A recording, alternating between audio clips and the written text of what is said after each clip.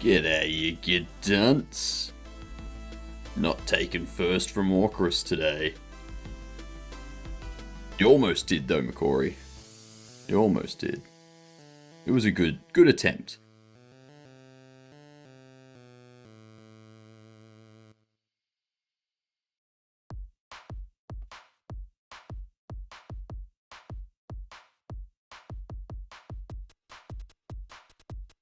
Alrighty. Everything is set up, I hope. Mr. 40 Headman, did you hear Microsoft is offering voluntary retirement to like 70% of their workforce because of AI? Yes, voluntary retirement. Oh, that is stupid.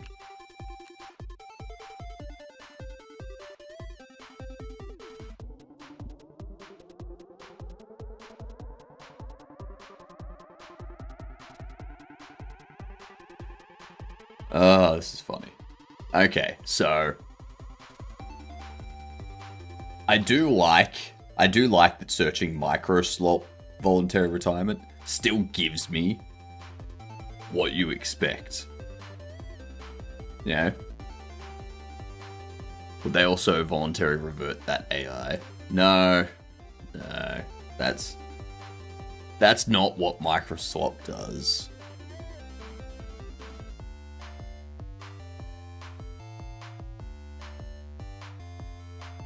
Offering a one-time voluntary retirement program for the first time in its 51-year history, giving thousands of long-service US employees a chance to leave with financial payout and extended health care as it works to control costs amid a massive build-up in AI infrastructure. Estimated 7% will be eligible based on the formula. Highly unusual move in tech world. Telco. I do think it's funny. It's like, you know what? Here's what we're going to do. Here's what we're going to do. We're going to offer this huge payout at this huge cost of millions and millions and millions of dollars to buy out all of these employees so that we can use AI. It's like the cost that you have just buy out all those employees is ridiculous. Jesus. Anyway, how we doing, Small? How are we doing? Also, Bear Norton Jupers. Don't worry, I haven't forgot about you. Microsoft did something evil. Wow, I know, right? Microsoft did something evil.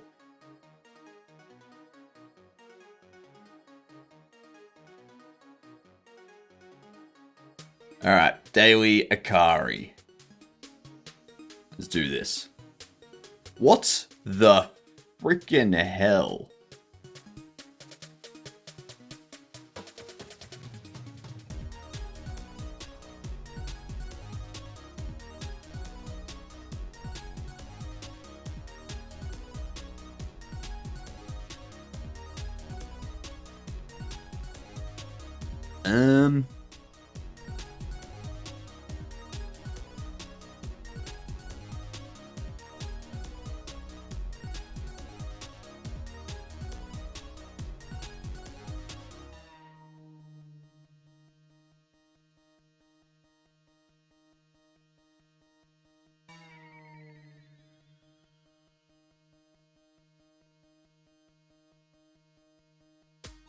Need that. It has to be like that.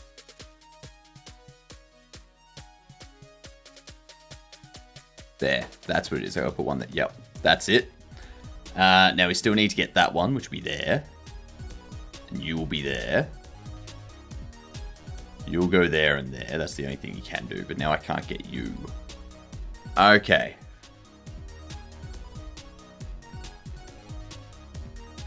No, I need it to be there. That's what we need.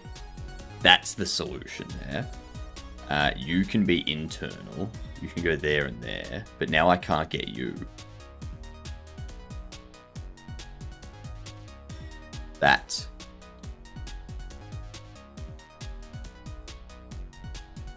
There and there. Okay, and then we can pop. If we pop that there, we don't need that there, we can go there. Yep.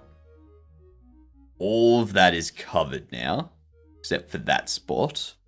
But now it is covered, so we're good with that.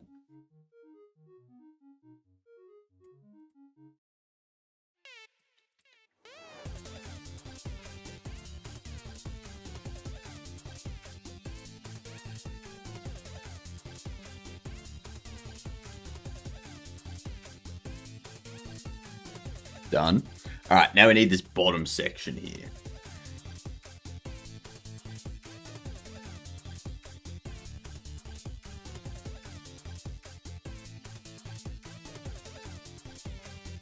Like that.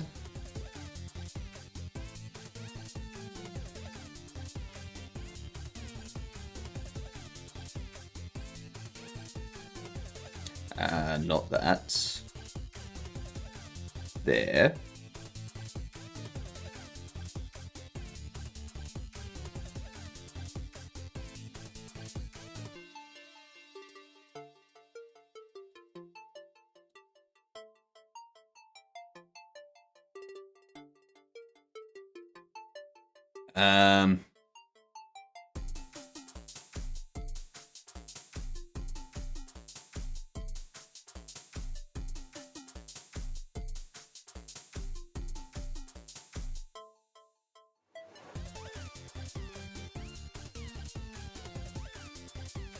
There we go.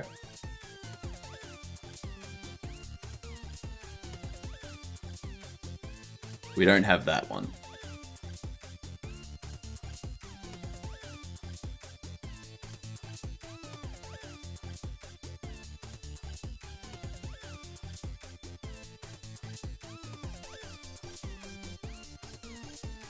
Now we don't have anything there and we can't go across the bottom, so we have to put that there.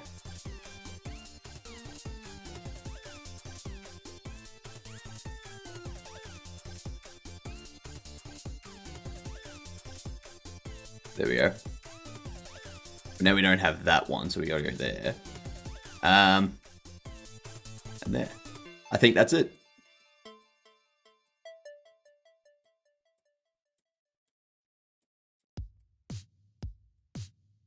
I can't put one there. That's our issue. Which means I can't get in there. That's okay. That's okay, because this section doesn't impact that at all. What up, Kalina? How you doing? There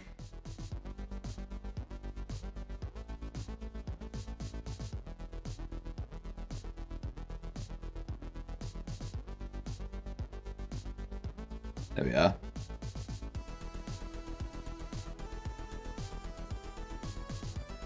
Let's make sure that all of this does work. Ah, that's our problem in there now.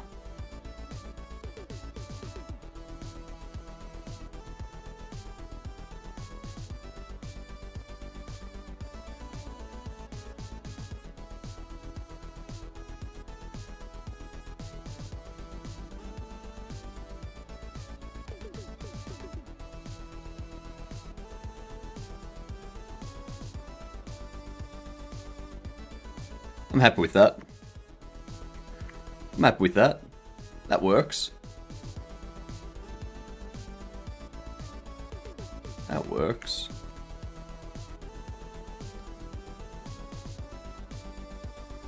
Alright. Done. Moving on. What are we doing today?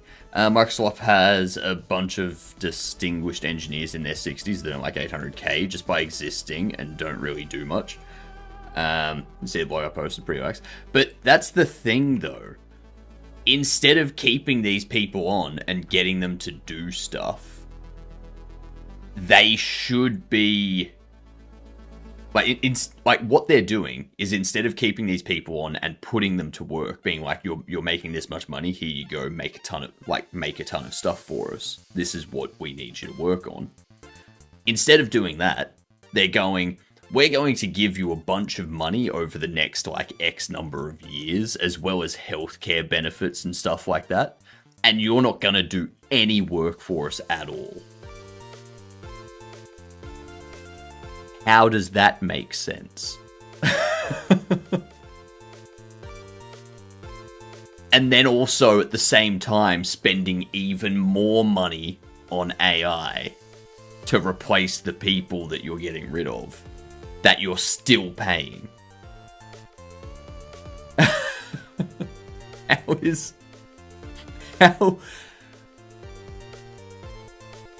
How? It's like that there is no longer cost savings.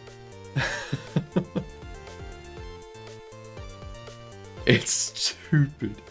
Bitwarden CLI compromised in ongoing checkmark supply chain attack. This package version is identified as malware. It's been flagged as Socket AI scanner. Confirmed the research team with malicious security. Nice. Let's go with the Bitwarden CLI was compromised as part of an ongoing checkmark supply chain campaign. The open source password manager serves more than 10 million users, blah, blah, blah, ranks, blah, blah, blah. The affected package version appears to be that, and the malicious code was published in that. The file included in the package contents. The attack appears to leverage compromised GitHub action, consistent with patterns seen across others. Bitwarden CLI builds were affected.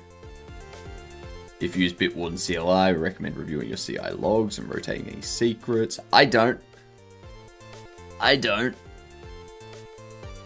At this time, the compromise only involves the NPM package for the CLI, Bitwarden's Chrome extension. Ha! I don't use Chrome. MCP server and other legitimate distributions have not been affected. Okay, so yeah, the Chrome, the actual browser extension stuff like that haven't been affected. Yeah, cool, nice. The same ones that popped Axios. Yeah. And that's the thing. Like, this is going to, what this stuff is going to do is one of two things. NPM is going to stop being used. Like, what I'm probably going to do is move my credentials out of Bitwarden into a custom self-hosted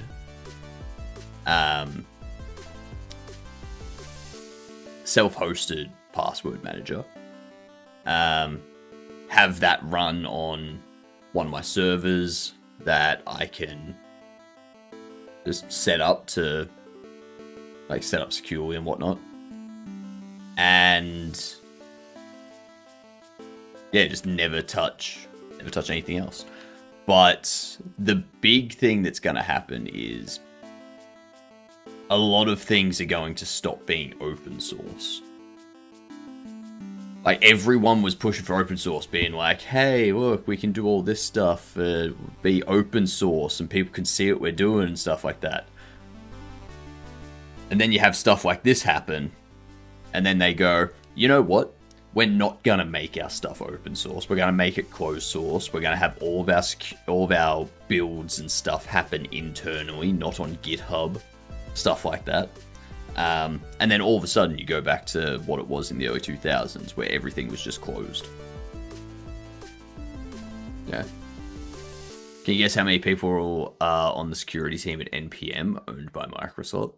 How many people are on the security team at NPM? I don't know, like 5? 2. Oh, yeah.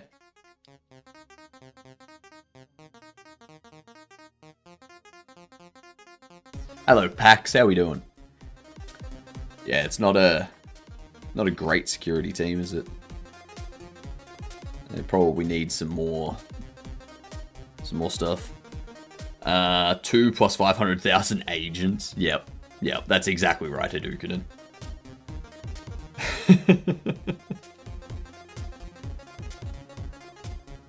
Aren't Bobbleheads trapped already? They can't leave the shop. This is a trapper that will capture them when they're running around the store.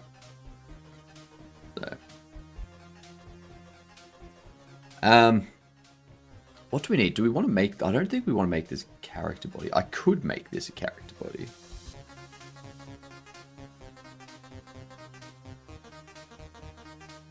I could make it a character body and go... Auto Trapper.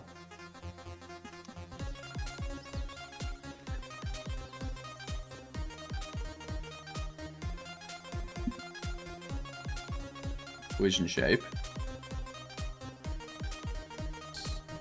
Whoops. Whoopsies. Oopsie doopsie. Take this. G'day, Nathir. How are we?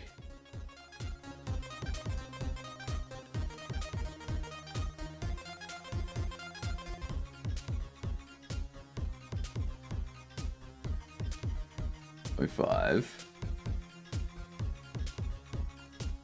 0.05.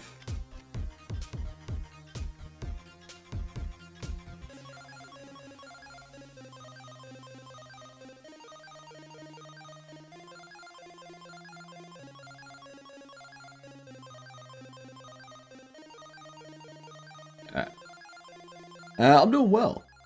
I'm doing well. We're getting some stuff set up.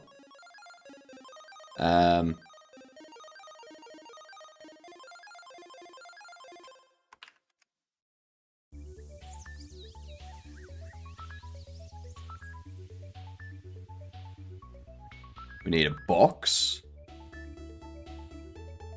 0.1, 0.14, 0.2. 0.05. Alright.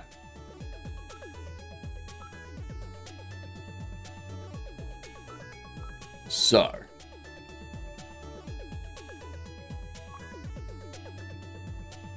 This being interactable.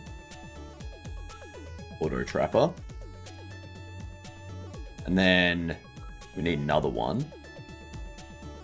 Let's change this type. Static body. Bobble Trap. That's what we need. And we need a collision shape. And a mesh instance.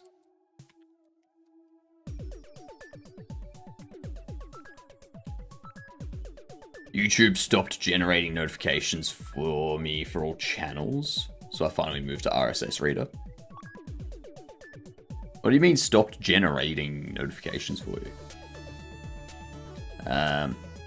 Who could have guessed? Summarize with AI.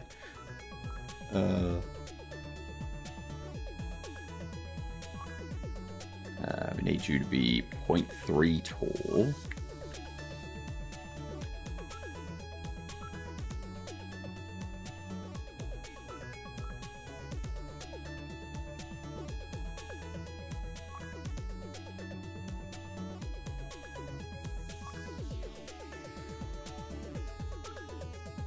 Alright.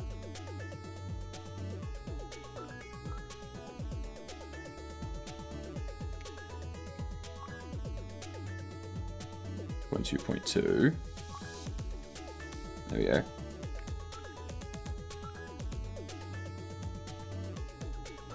Bobble Trap. So those are the two things that we need to work on today. I didn't get any notifications for 2 days. Interesting. I'm pretty sure I'm still getting notifications for stuff.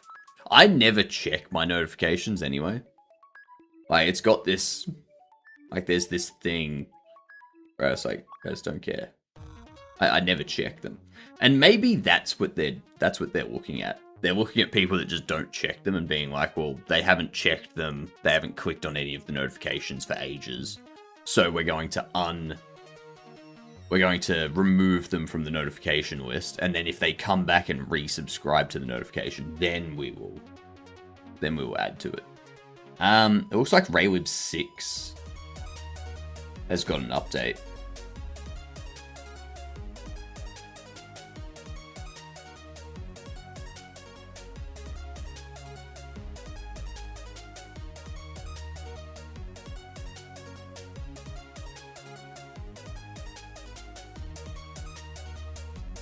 Alright.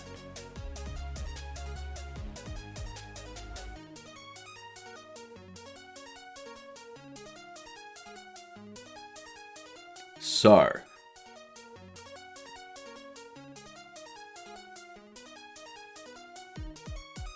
What do we need for the bobble trap? We need to set up its collision nose first. Its collision wires. It is an item. Masks world.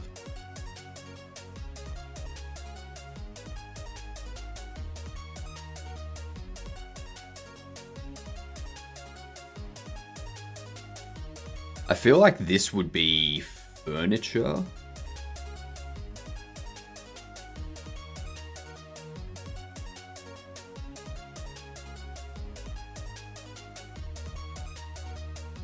Without being furniture.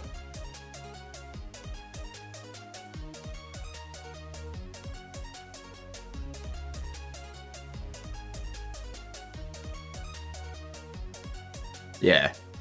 Sounds like YouTube is trying to do as many budget cuts as possible so they can get more AI tokens. They don't need more AI tokens because they own the AI system.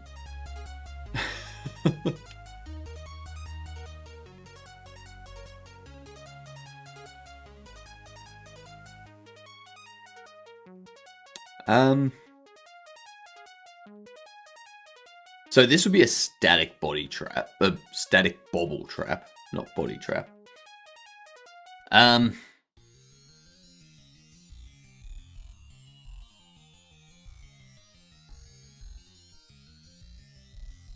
So it goes up and down. I have a lid that goes up and down. Technically, it is furniture.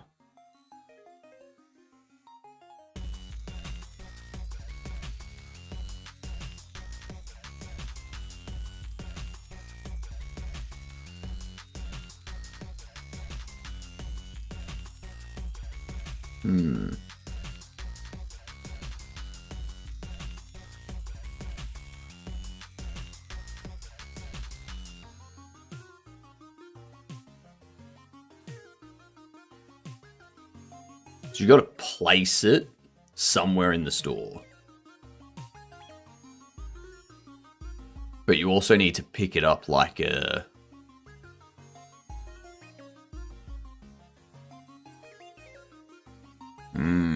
This one, this is gonna be tough.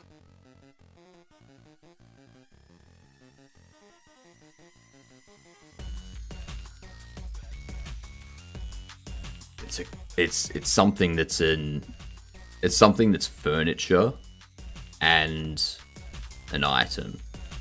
It's not furniture or an item. So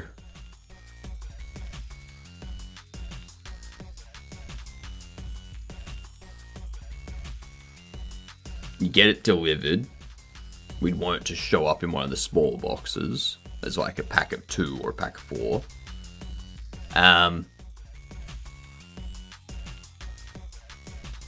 And then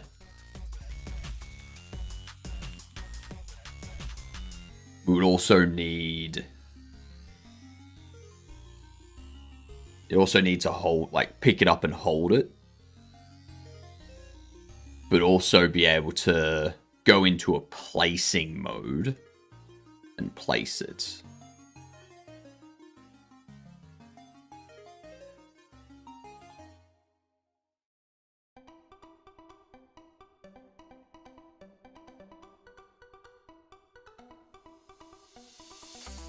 I have an idea. Do you have an automated trap in mind? Like you put it, Bobblehead goes in and door shuts down behind him. So that's what this one will be. The bobble trap is going to be a stationary trap where the Bobblehead will be attracted to it. Iliad! G'day, you good dunce. How yous doing? What up, Nourish? What up, Rhiannon? How are you today, Iliad?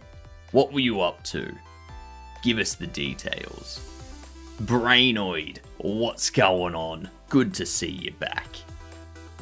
I'm currently listening to the Raylib 6 release video that Games from Scratch has put up. Because that sounds very interesting. Yeah. Get that Steam page done. Yes, get that Steam page done. Work on art mockups so I can get that Steam page up already. Hell yeah. Hell yes. I love it. How many raids before I end up in a stream I'm already lurking? 2 today. I mean, that's just... Isn't that always the way? Like, I lurk in so many streams and I end up in so many that I'm already lurking in.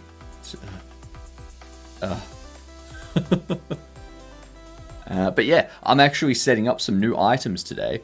So you can see we've got our bobble trap here. Got to run to the dentist. Have a good one.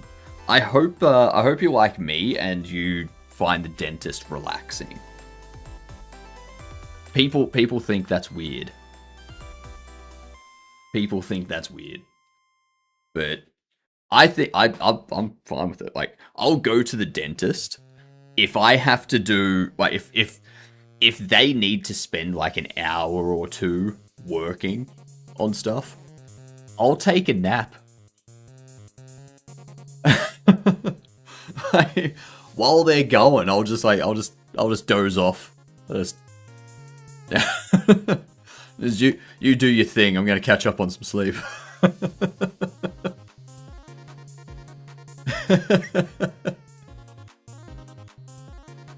I want to open up 6 tabs, lurk different game devs in each one, and see how long before they are all the same stream. Could be a fun experiment.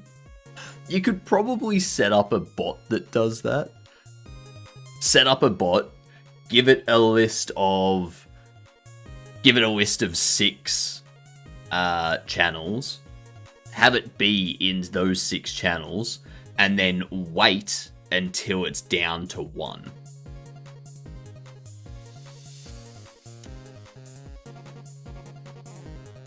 Every time they raid, you update the list to who they're in.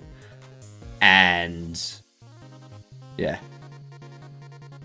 Clicking the very first link in a random article to see how long it takes to get to a special. Hello, Lean. How you doing? How are ya? I'm well, thank you for asking. I was just showing off our new items and stuff that you'll be able to get. So, the bobble trap here. What you'll do with this is you'll place it somewhere in your store, and a bobblehead that comes to life will be drawn to it. If they get within range of it, they will be drawn to it, and they will go in because there'll be like a tiny pint of beer, in there. You won't be able to see that though, but yeah. And once they go in, the cage shuts behind them, and then you have to go collect the trap and like throw them into, like, do whatever you want. Yeah, it's up to you at that point. But there's also going to be an auto trapper. And what this is going to do is it's going to be like a little vehicle. It's going to be a little vehicle that'll have like a claw on the front of it. And what it'll do is when a bobblehead comes to life, this thing will start driving around, and when it finds the bobble, it will launch the claw, grab the bobble, pull it onto the car, and then drive out the back and put it in the cage or the furnace, or just wait there until the player comes out to take care of it. Yeah. So yeah, there's... Yeah. It's gonna be fun. It's gonna be fun and entertaining and great. I'm switching to Linux. Nice. Smart.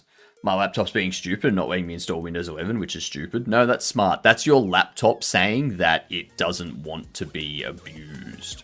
It doesn't want to be in an abusive relationship. So, yeah. I've done everything set up and install, and it won't install, so I'm switching to Linux. Good, good. Not having TPM, perhaps. Yeah, could be that it doesn't have TPM. Yeah. Yeah. What music software do you use for music SFX generation?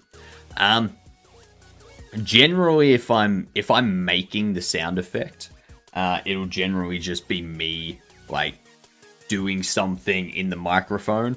You know, like if I want to slap, I'll just start up Audacity. I'll start recording, and I'll just go. Yeah. Done. Done. Yeah. Yeah. There are times when I go to what do you call it? Pixabay. I go to Pixabay and I find free sound community or something like that. And it's like this project on Pixabay that has CC0 sounds that you can use for anything. So, like, if we go Pixabay, go under here, you just go sound effects, you go something like a blop. And then you've got all this stuff here. And all like these things here are how I got my what do you call it? It's how I got my blop effect for taking it out of the box and putting it into the box. That's where I got the sound from. There's no issue, so you can see royalty-free sound effects.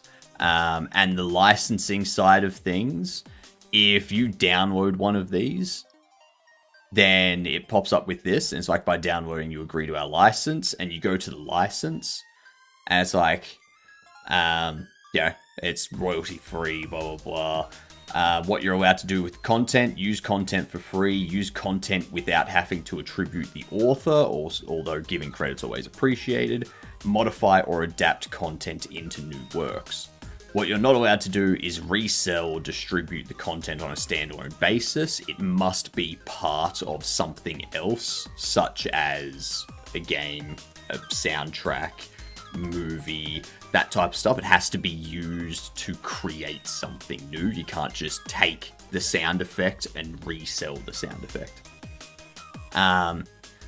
If content contains any recognizable trademarks, logos, or brands, you can't use it for commercial purposes. So if it has like a Coke bottle in it, you can't use that because you don't have the Coke license. Cannot use it for any immoral or illegal way. Cannot use content in a misleading or deceptive way. And you cannot use the content as any part of a trademark. So if you were creating a jingle for a product, you can't use these because that jingle is a trademark. You know? If you take an image, you can't use that image in a company logo because that company logo is a trademark. Stuff like that. But if you're making a game, perfectly fine. Perfectly fine. You can, yeah.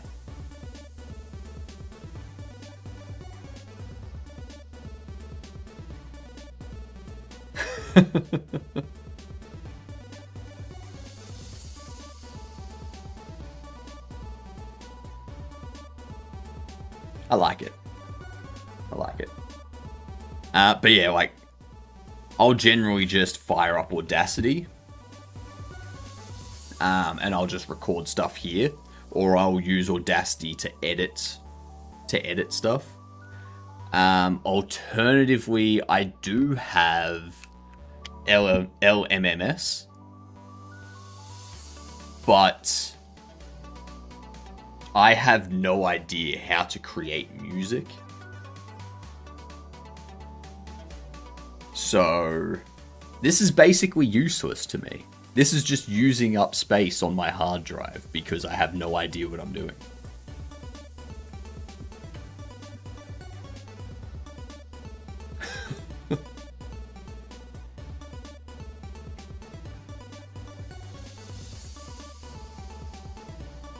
Okay. So we do this.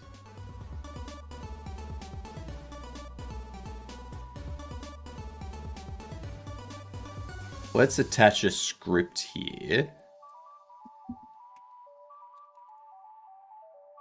I have it inherit furniture.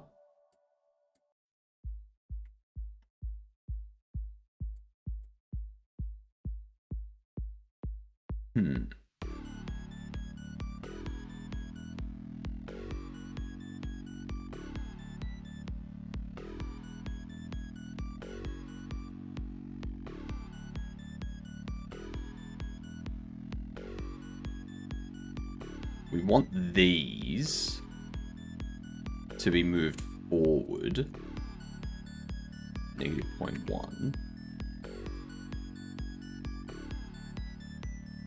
Negative 0.1.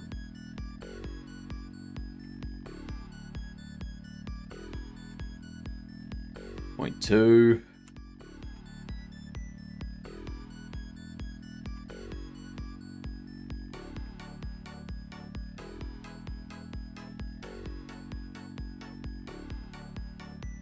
Let's be that's negative 0.1. There we go. So that there's just so that the player can't walk into it. That's all that is.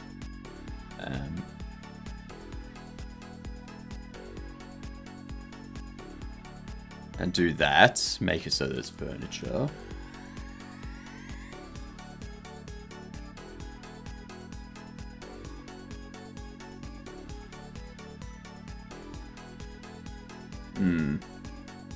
I don't think I want this to snap either.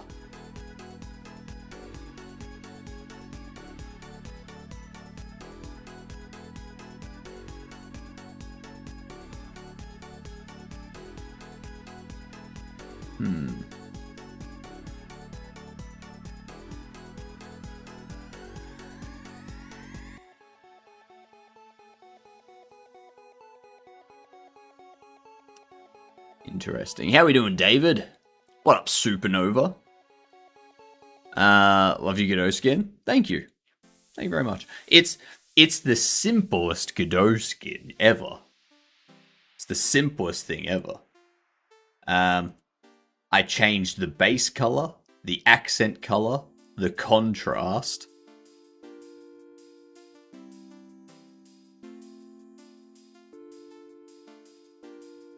And the fonts. That's it.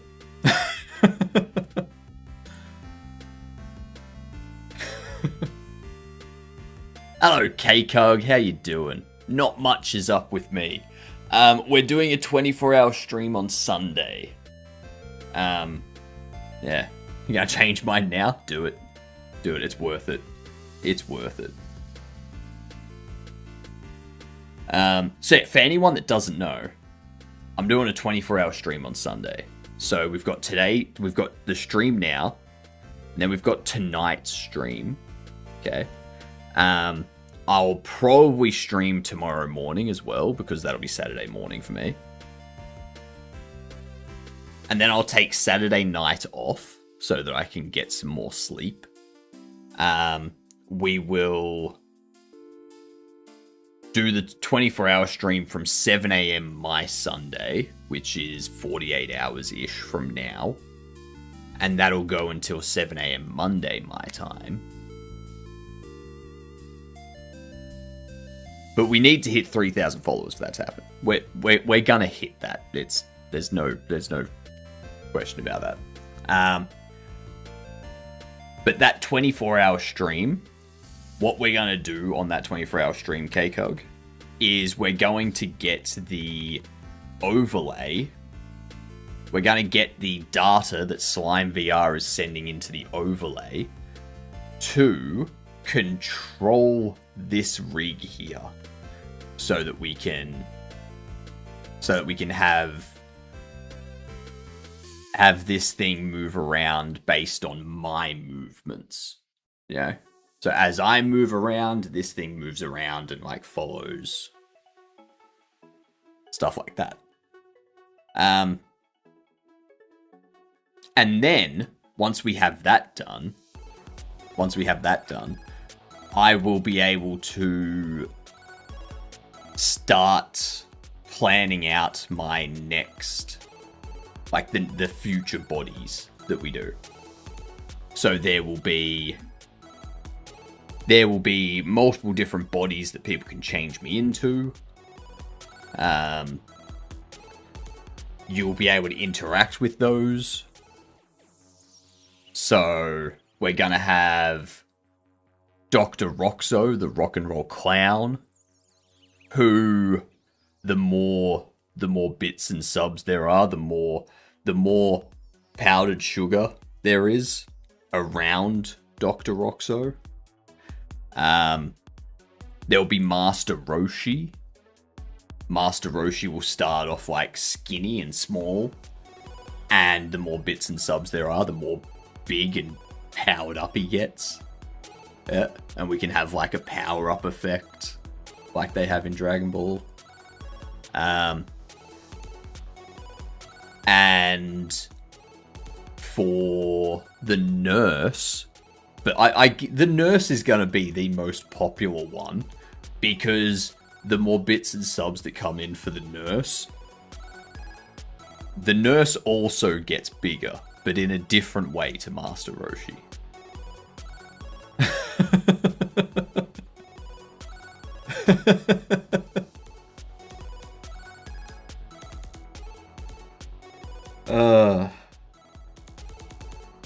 I'm gonna have an art competition too. We'll start an art competition. I'll tell everyone the details on Saturday, and we'll have a 1 month art competition. Like, it'll run for 1 month. What up, Avinity? How you doing? You are indeed third. Congratulations. Body Shop Simulator.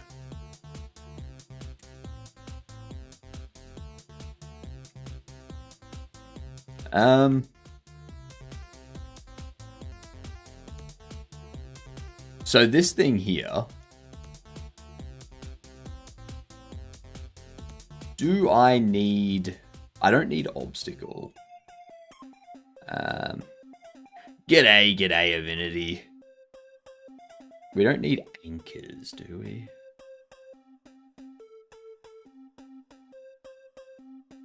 Would that need to snap somewhere?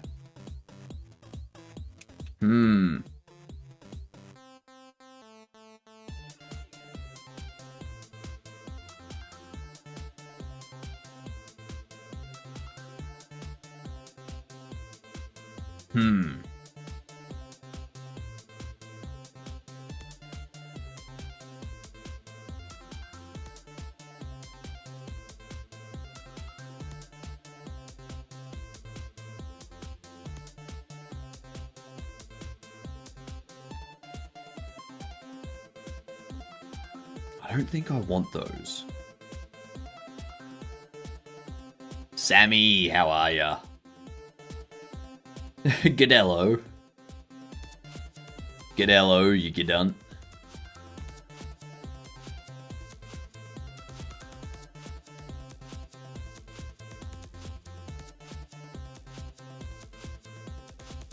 If we do that...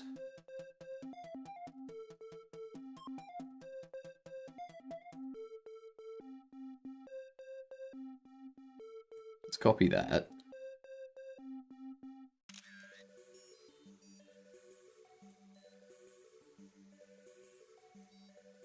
The vectors here can be 0.1, maybe 0.15.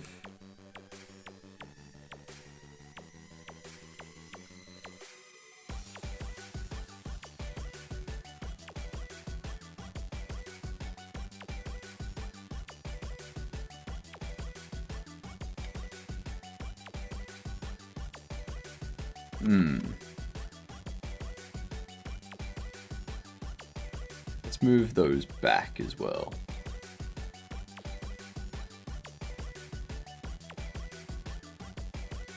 Like so.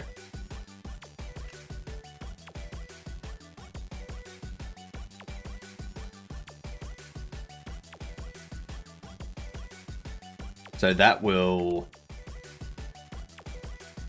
allow the mesh to, like the navigation mesh to be carved a little bit bigger so that NPCs don't get stuck.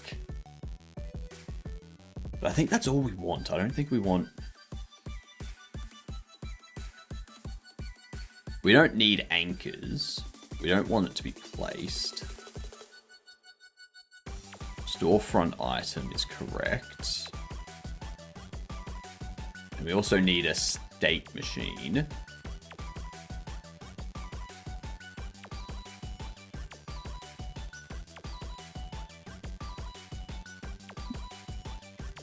Need a node for idle, held, placing, placed.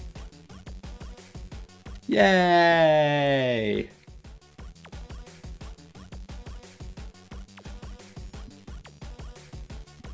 Idle, held. What else was there? What did I say? Placing. Placed. Some other stuff. Yeah. Yeah. That'll work.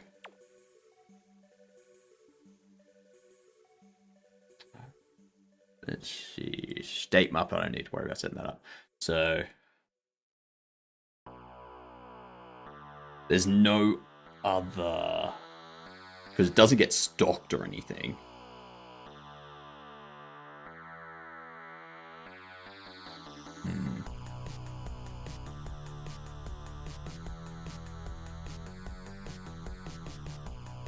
Alright, I know what we'll do. I need to change myself here. There we go. Make sure I'm not ringing in my ears twice. That would be a nightmare. Ooh, g'day, you dunce. How you doing, Zed? I like that Godot running GD script in the application. Nice. How are you doing? How was your stream? How's the dungeon crawler that is it's Kenshi inspired, isn't it? Right? Kenshi. Doing good. That was surprisingly easy. Nice. Nice. Love it. Love it. I'm just setting up some traps today for our bobbleheads, so that the player can place traps around the store. Mouse traps ain't got nothing on these. Welcome in, y'all. We are just dealing with simple shapes. That's it. Nothing else. Based on Kenshi. Mostly done with it, but was using it to solve bugs I found. Nice. Nice. Good to hear. Well, if you need to go take care of stuff, please do.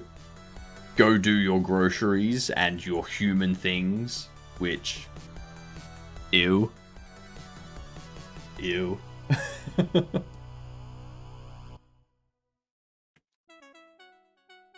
I'm just going to try and figure out what I'm doing here. What am I doing here? That's right. Ew. Yes, off to buy orange juice. Ah, orange. Honestly, I probably need some more citrus. I should buy some lemons and oranges.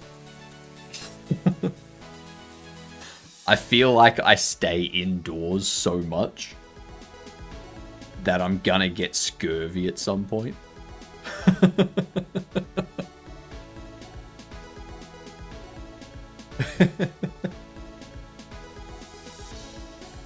Ooh.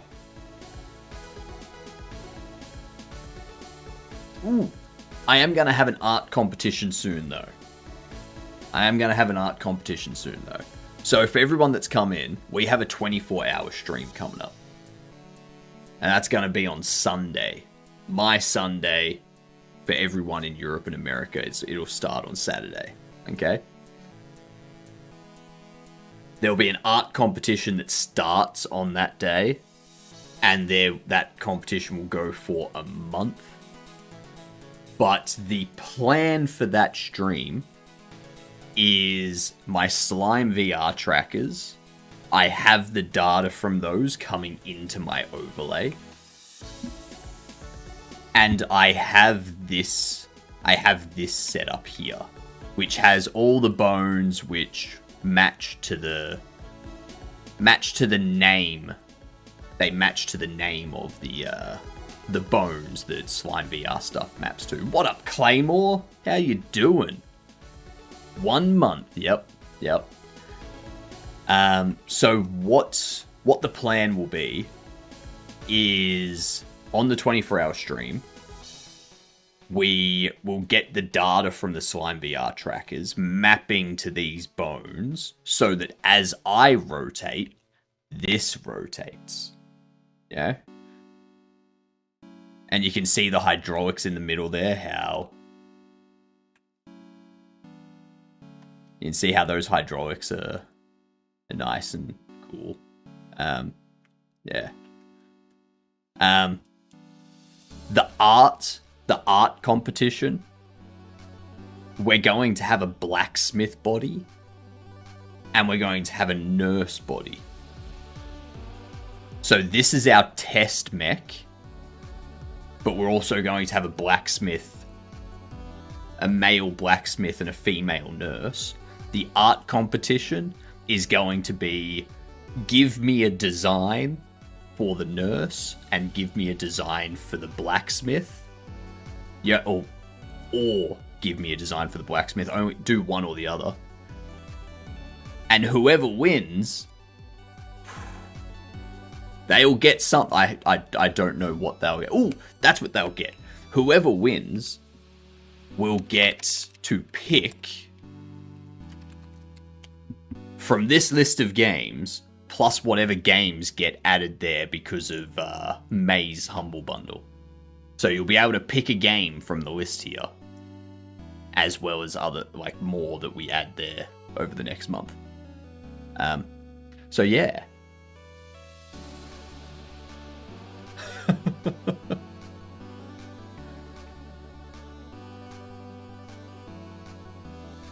And then we'll make those bodies, just the bodies. It doesn't need head, doesn't need hands, just the bodies. Because my head and hands are going to be projected from them. So, yeah. Might give me a reason and enough time to actually work on something not related to my games. Hell yeah.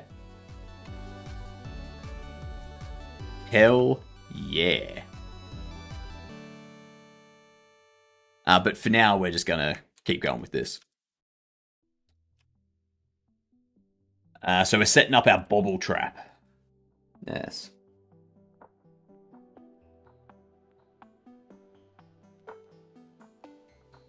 I was pondering my next game a little bit today as well. And because my next game is going to be a puzzle game as well. A 3D puzzle game. I was like, how would I set up the logic to validate if the puzzle is successful or not? And then I was like, a behavior tree. Because a behavior tree returns success or error or running. So you just have like the different points in the behavior tree.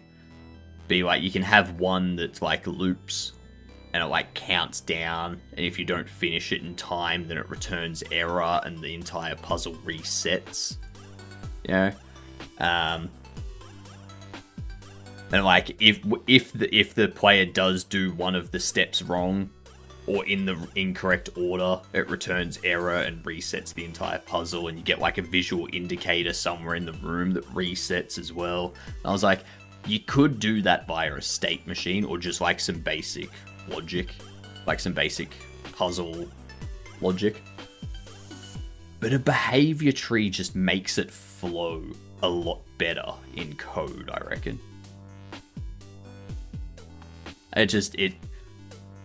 The flow of the code, how the code functions in a behavior tree works very well with a puzzle. At least a basic behavior tree. Like I'm not talking a full-fledged behavior tree.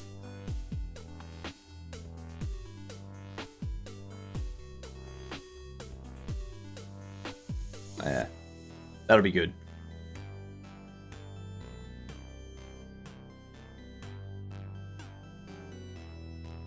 So what are we doing with this? Idle, held, placing, placed. Idle, held, placing, placed.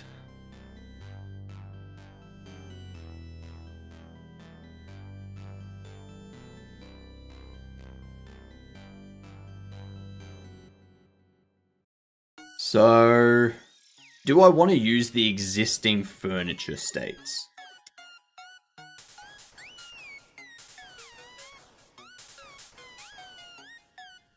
It's empty.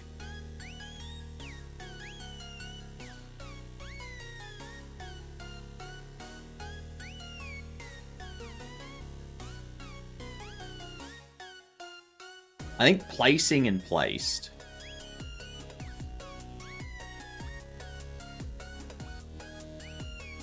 I think we can get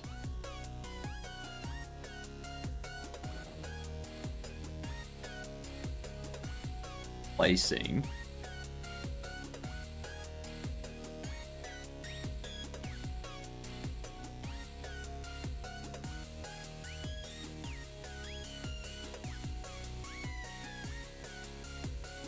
Placed.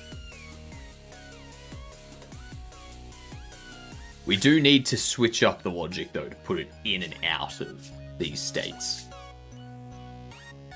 Ooh, fancy. 205. God damn, Sammy.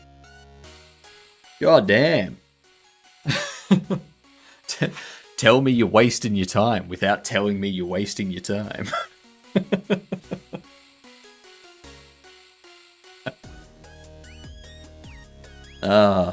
Nicely done, Sammy. Nicely done. Need another hobby? Clearly.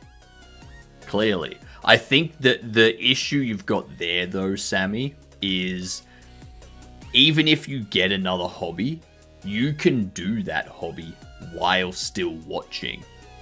So that doesn't solve the issue. Yeah. Yeah.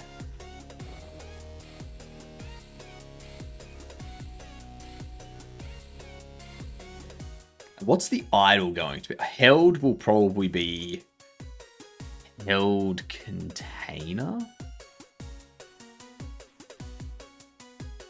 No, it'll be held item. Attached script.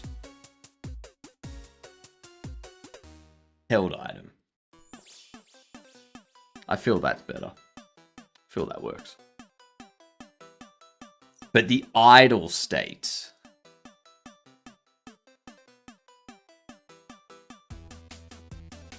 Attach script.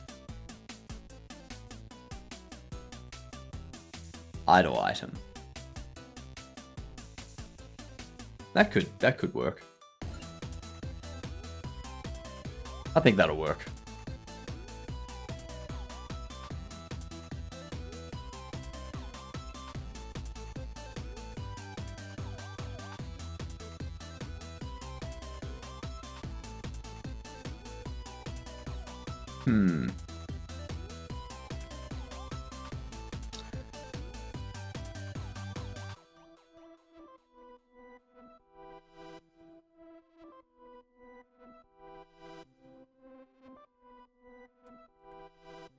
I don't think any of these need anything. So we need the...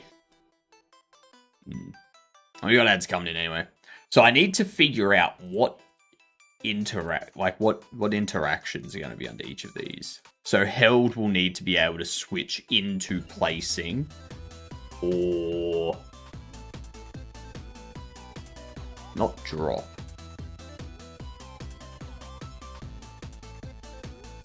Yeah. Held will need to be able to switch into placing. Placing will need to be able to either rotate left or right, or place, or go back to held. Placed will need to be able to go into held or placing. And idle will not need anything because that'll be controlled by the box. Yeah. Alright. Alright, we got ads coming in. So let's guess the game. That's a house, not a game.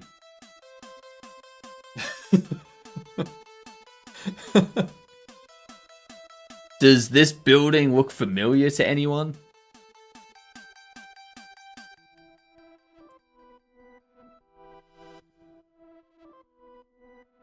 Doesn't look like any building I've seen in a game.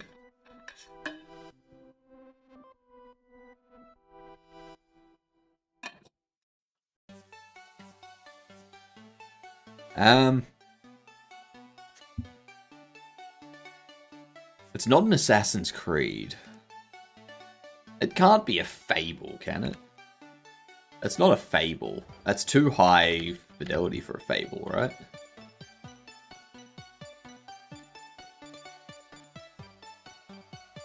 I don't know. Maybe it's like Fable 3. This is GeoGuessr.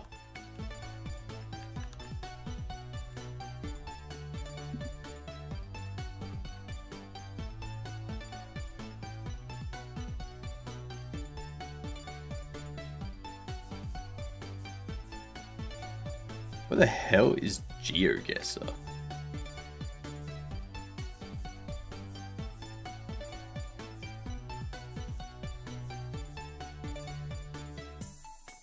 How is it not GeoGuessr? It could be a racing game.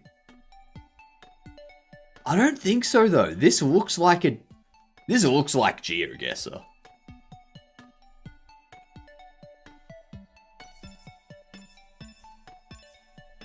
Like, there is no GeoGuessr in this list, though.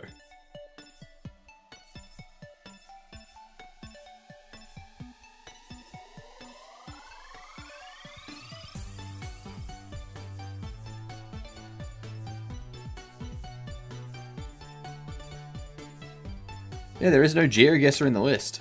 So I guess it's got to be like a Forza?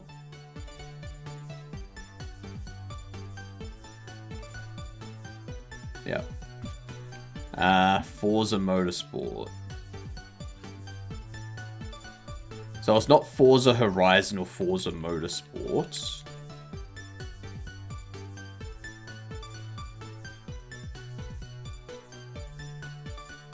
Forza Horizon 5? Alright, what Forza?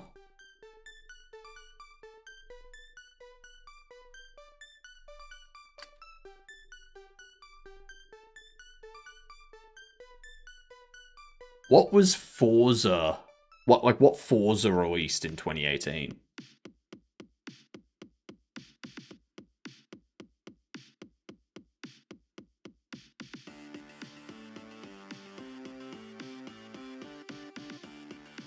Horizon 3?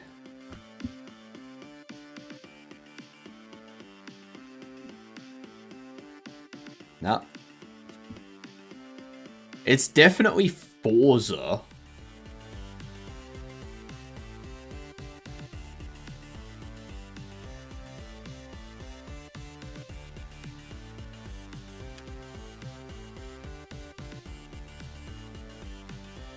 I don't know. Forza Horizon 4. I hate it when they do that.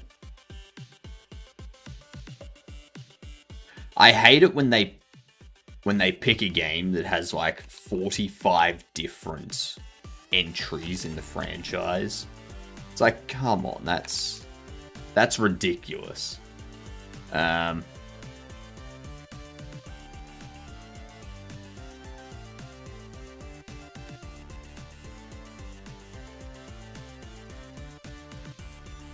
Um,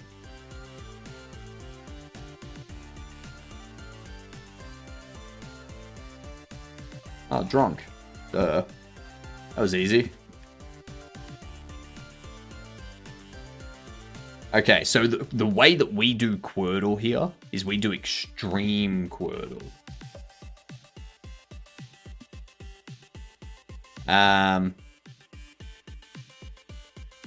Stray.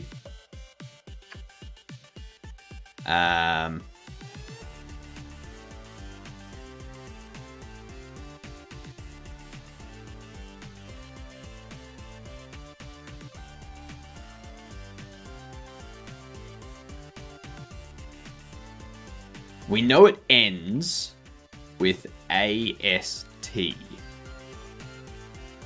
Yeast.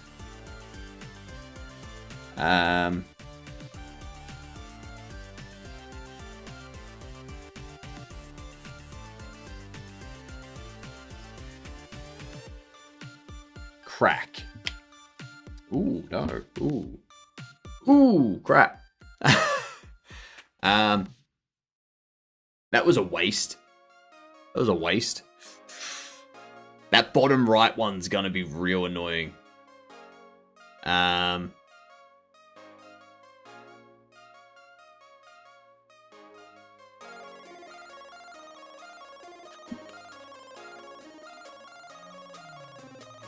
Wharf. Ah, yeah. Yeah. Okay. Shit. What up, Fanny Slam? I just woke up and need to leave the house in 20. Oops. Bloody New Zealanders. Vowel.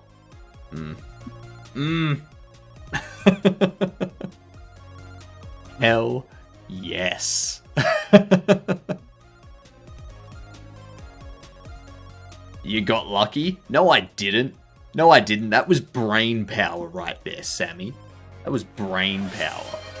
Let's hydrate, Fanny Slam.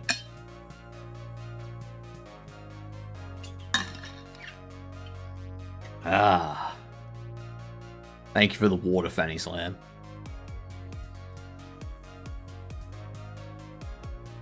Okay.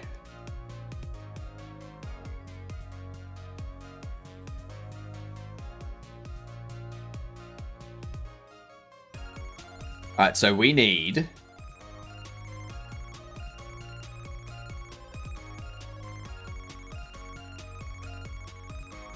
I've started one game of chess a day. Somewhat because of you. You know it. You know it. I am the one that causes problems. Yeah.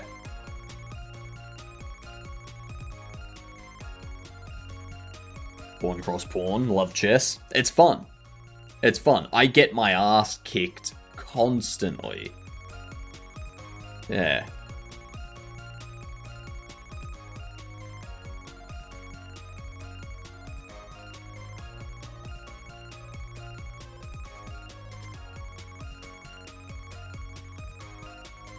See, interactions.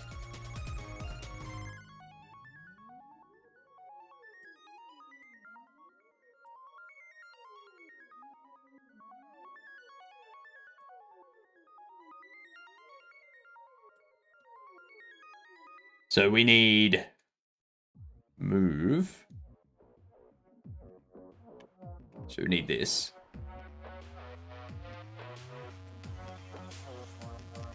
Placing. So that's interact.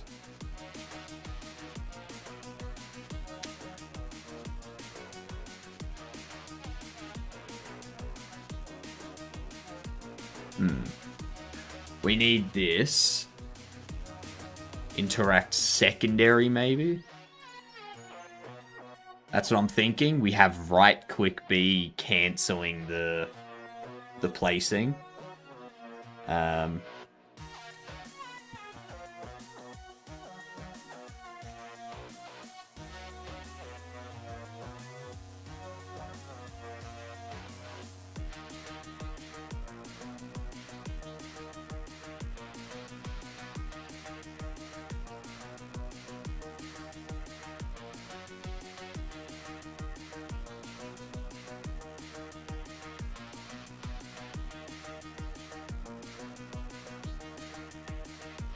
And then under what placed?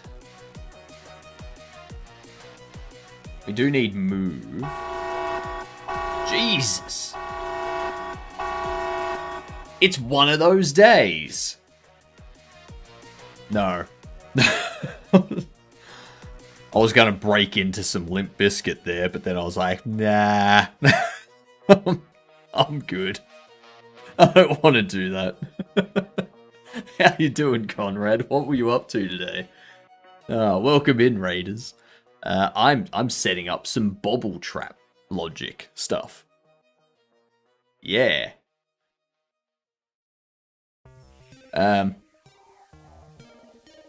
What were you doing today, Conrad? Give us the details. Give us the details. This here is going to be our first bobble trap. This is just some very basic mesh stuff. Yeah.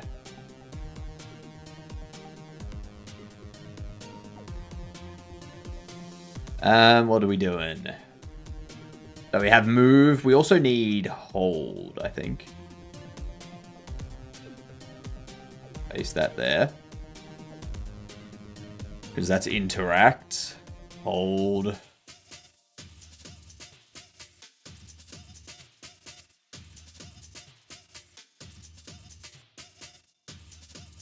Actually,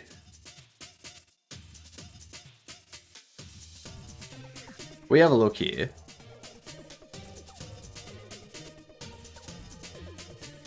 Shelf.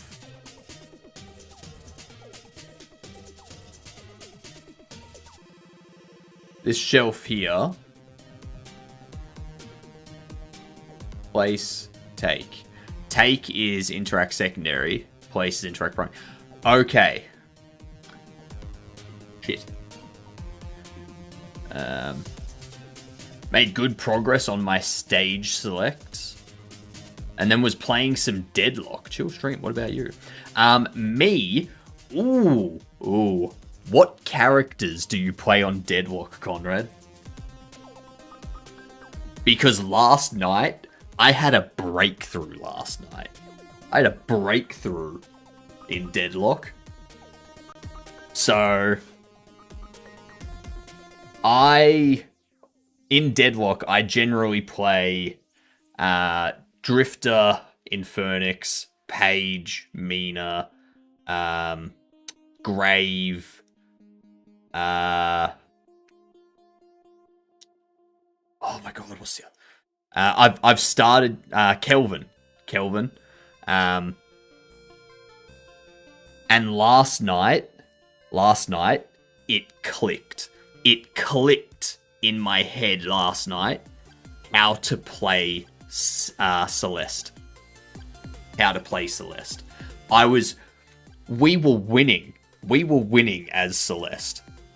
Like, while I was playing Celeste, we were winning. And then all of a sudden it clicked. And I got like 6 kills in a row. I was like, I figured it out. I know how to destroy people. So yeah, that was good. Celeste players, I won't speak. I'm trying to get good with every character.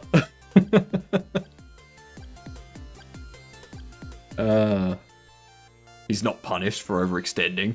He's a mad joke. Infernus is great. Like, yeah. It's ridiculous how... the best I've ever played, though, on Deadlock was with Mina. When I ended a game... Like, our team just wiped them. Like, we were just destroying them left and right. I ended up no deaths, 10 kills, and 12 assists. It was excellent. During lane, his flame stacks are insanely OP. Yep. Yeah, Infernus is great. Like, especially if you can get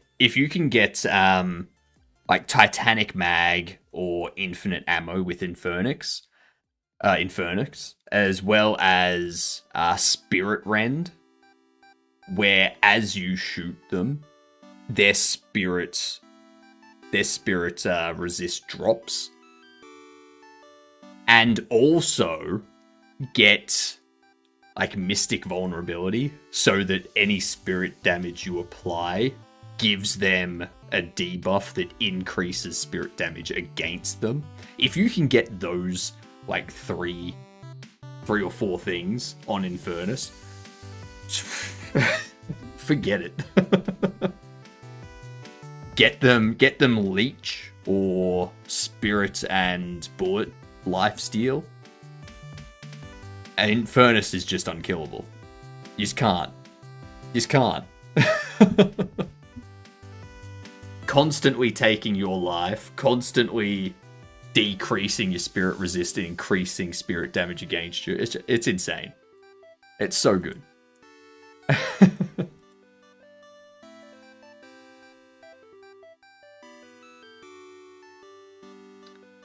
So places that...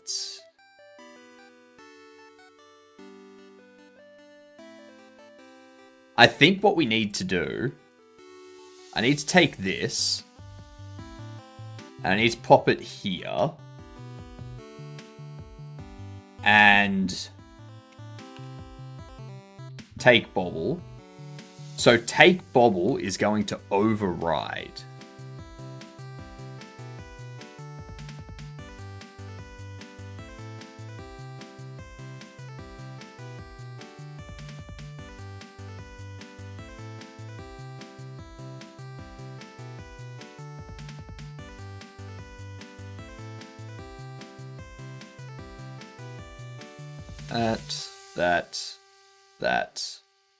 that.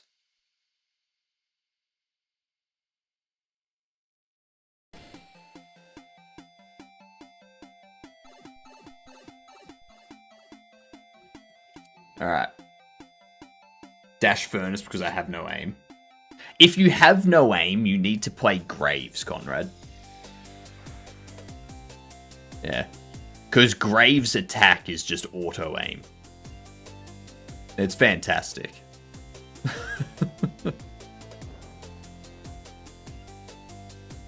Graves is nice. It's pretty good. Now, my favorite way to play Graves is Leech if I can get it. Otherwise, Bullet Lifesteal. The toxic bullets.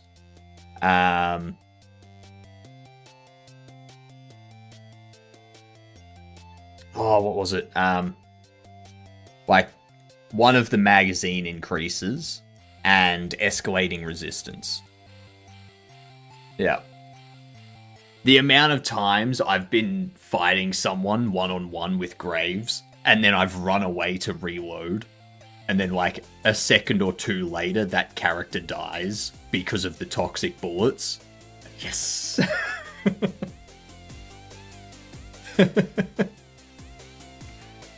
With black necklaces, looks like Skull. Yeah. I'm surprised at how well they have gotten Deadlock. That's very fun.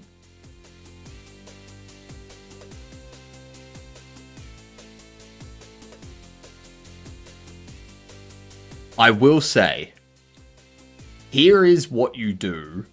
If you are playing Mina, the way you start, especially if you have like if you have an opponent that's playing Grey Talon or someone like that, someone with a flying or floating ability, you take Mina and you use Mina's ultimate as early as you can while that character is in the air.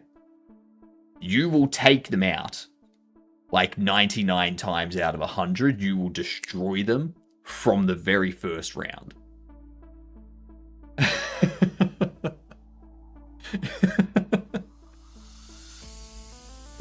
Because they're in the sky. They can't run and hide from Mina's bats. So they just have to sit there and take it and hope they don't die. But they never last. They just go down straight away. It's beautiful.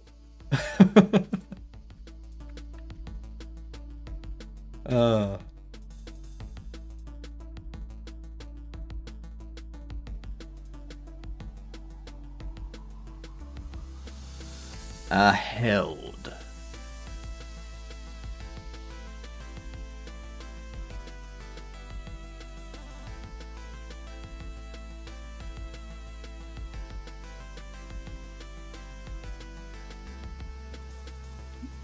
Lacing.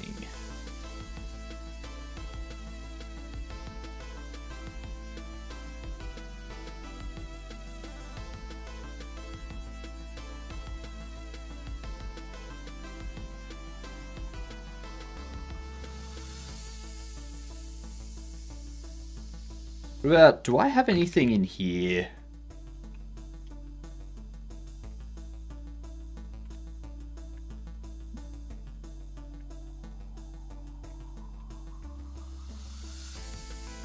Let's see.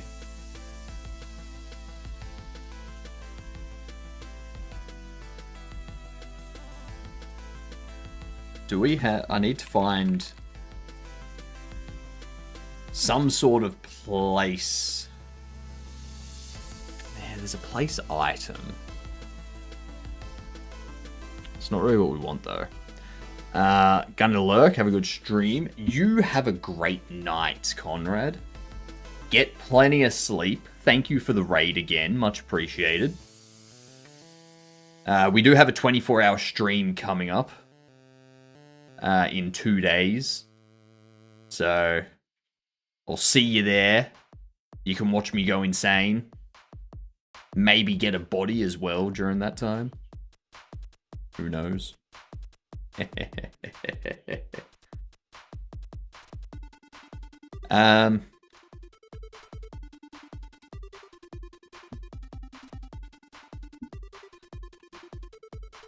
Place trap.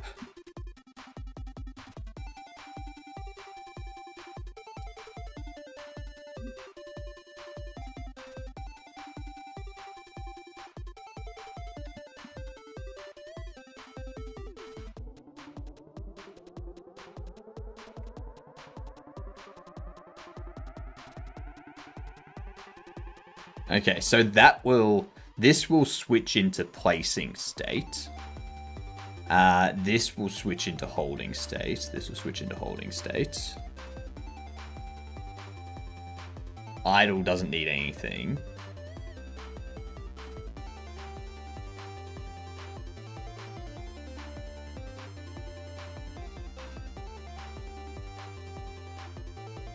Okay, so we set that up.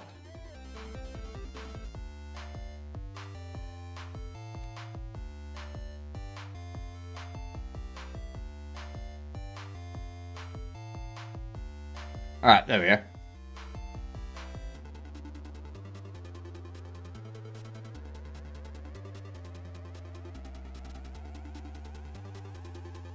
I think this state machine...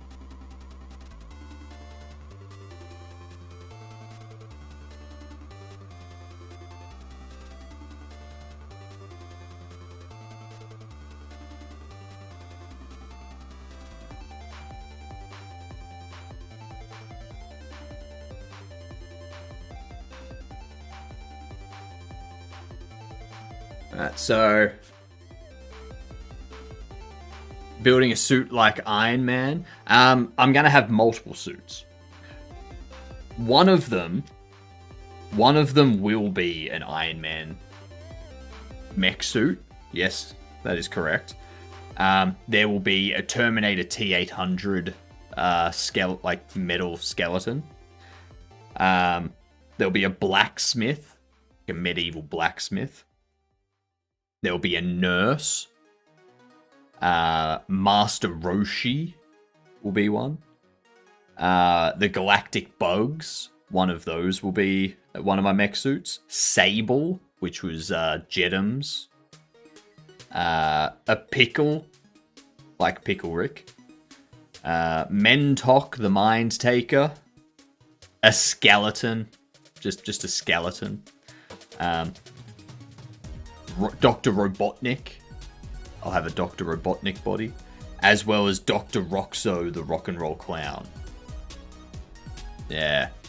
Are you planning to end us all? No. No.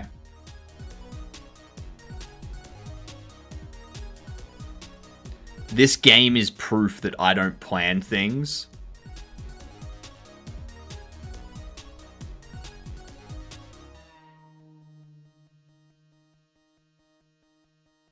It's going to be very cool. It's going to be very, very cool.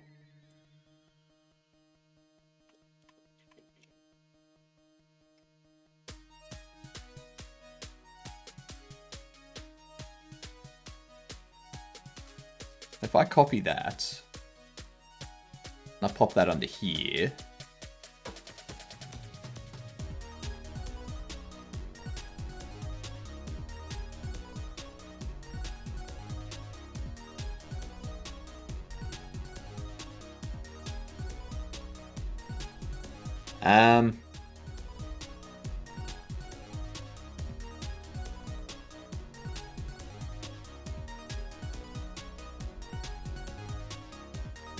how do we set this up? How are we going to have the auto trapper work? Hopefully it reminds people of Mr. Electric from that movie, if you remember.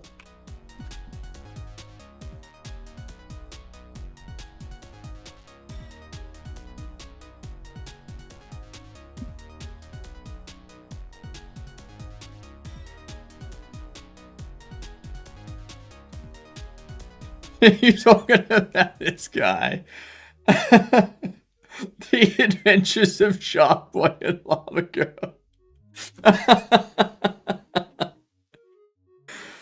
Oh, no. No.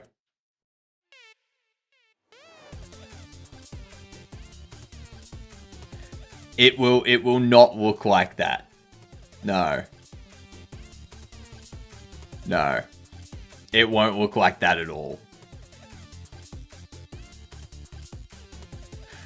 Looks pretty good though? No. No. It'll be more like, oh, what is it?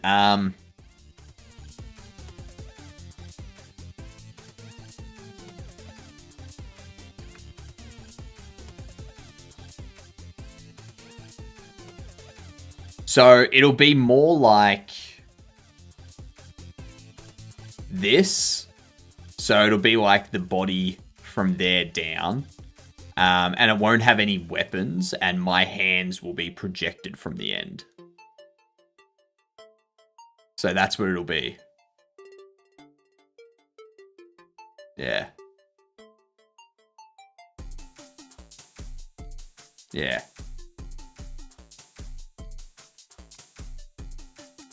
Have similar metal texture too. Yep. Yep. They're going to... I'm going to have a variety of them. So some of them, like Dr. Roxo, will look more cartoony than say, the nurse or the blacksmith. So the nurse, the blacksmith, the Iron Man, the Terminator T-800... that type of stuff will be like high quality, like realish looking stuff. Dr. Roxo, Master Roshi,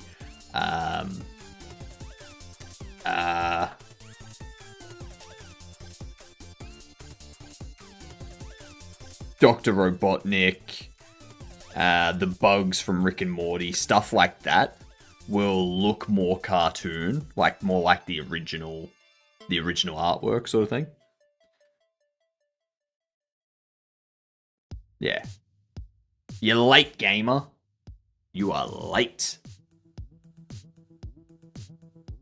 Will it change the colors?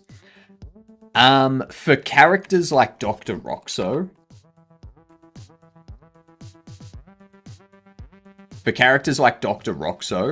I'm gonna have this white jumpsuit, and this white jumpsuit here will change colors with my projection color. So if I go multicolor, then he'll get this multicolor leopard suit, which the colors will move like they do on me. If someone sets me green, then that becomes green. If they set me red, then it becomes red. Yellow, it becomes yellow. All that type of stuff. There.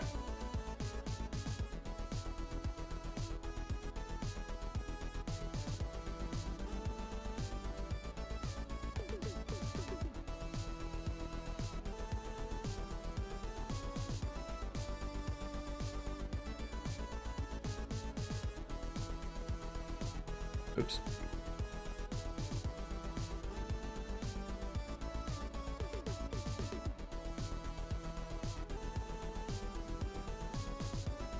Alright.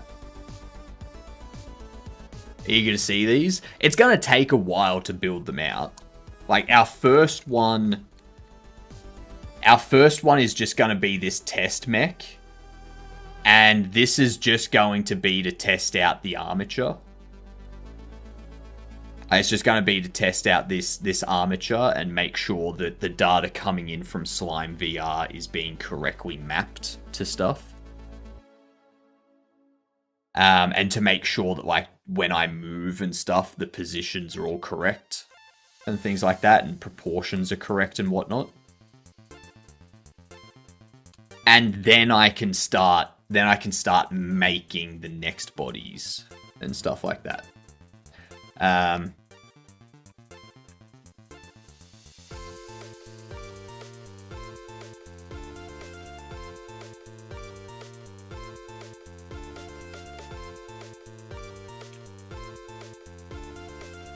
Alright.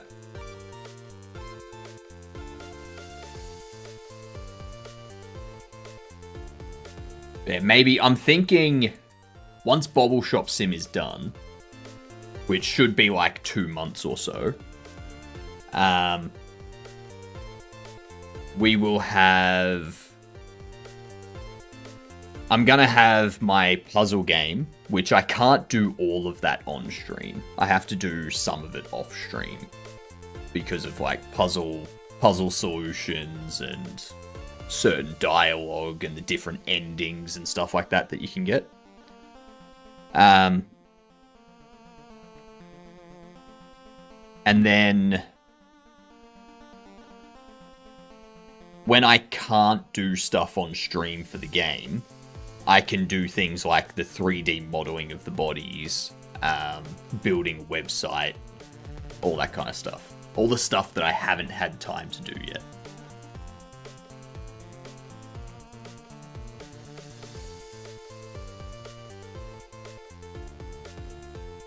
Get rid of that.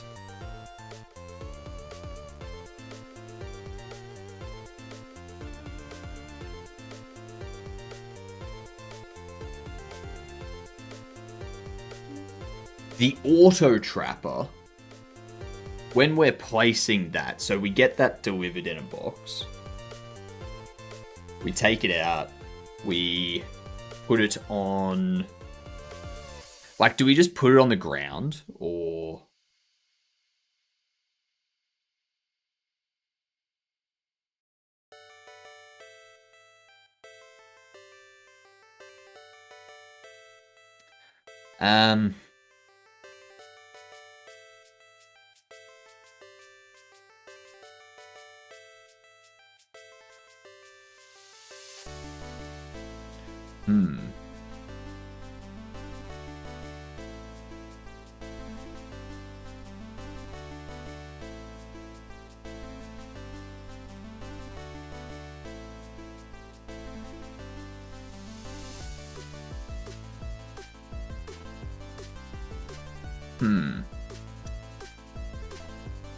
Because this is going to drive around on its own.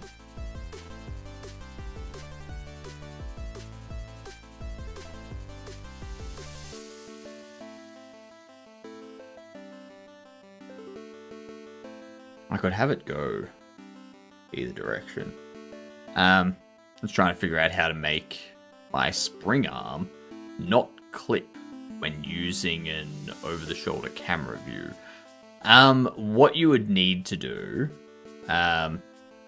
so the spring arm,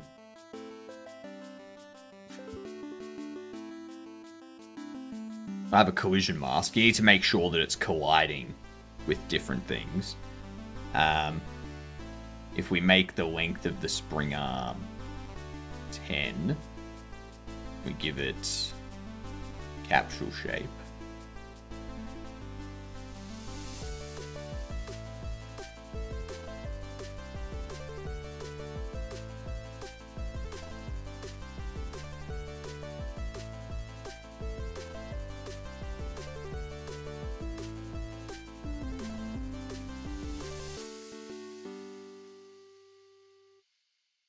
Why can't I even see it? Ah, that's right.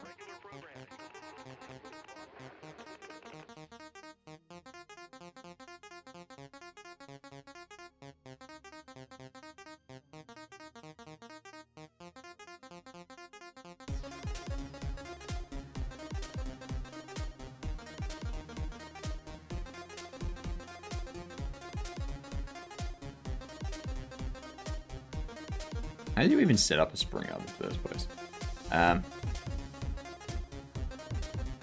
There it is. There it is. It was blending into the blue. That's what its problem was. So yeah, this would automatically be pushed back to the end of the spring arm. And what you would need to do is you'd give it this collision. So you give it this collision shape.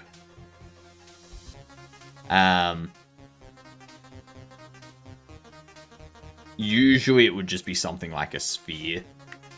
It's like 0.1 or something. And then that sphere will collide with things.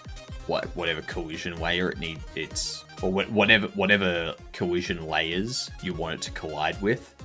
So that way, when it's...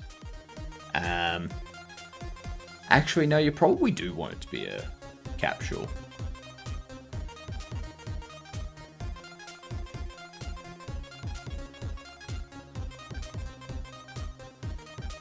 But yeah, I'm not sure if it's...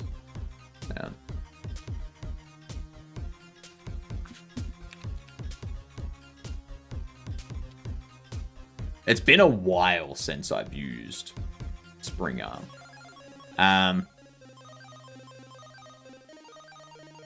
Spring arm shape.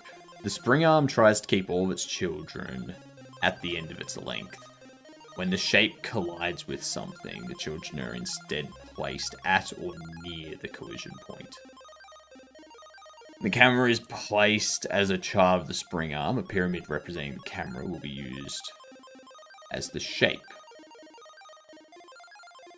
This pyramid represents the near plane of the camera. Okay, so you don't actually need a shape. You don't actually need the shape because the camera's view is what's used as the shape. And what'll happen is if that's back here, it will try to detect things in front of, it will try to detect a little bit in front of the camera. Like right there, sort of thing. And if there's anything between the object and the camera, then it moves the camera forward to that collision point. So you set it up like that. Then you got the camera pivot. You got the spring arm. Leave the shape of the spring arm empty. It'll use the camera's pyramid shape.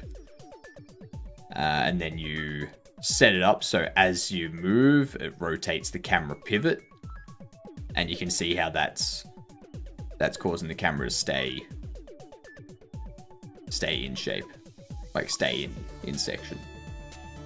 I don't know why it always changes to that.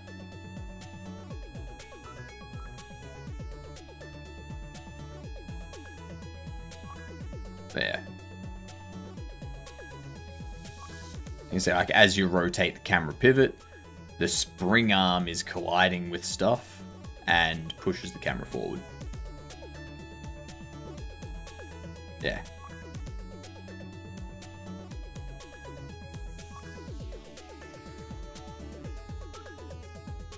Was Namka. Let's I'm gonna distract. I can't.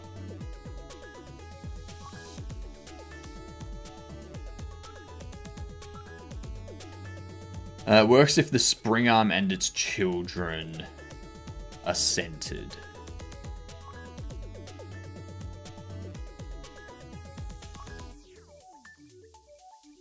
What do you mean? Because I think that's where the camera pivot comes into it. So I'm assuming you have your node tree is the character, the spring arm that's been offset from the character's position, and the camera underneath the spring arm. I assume that's your hierarchy.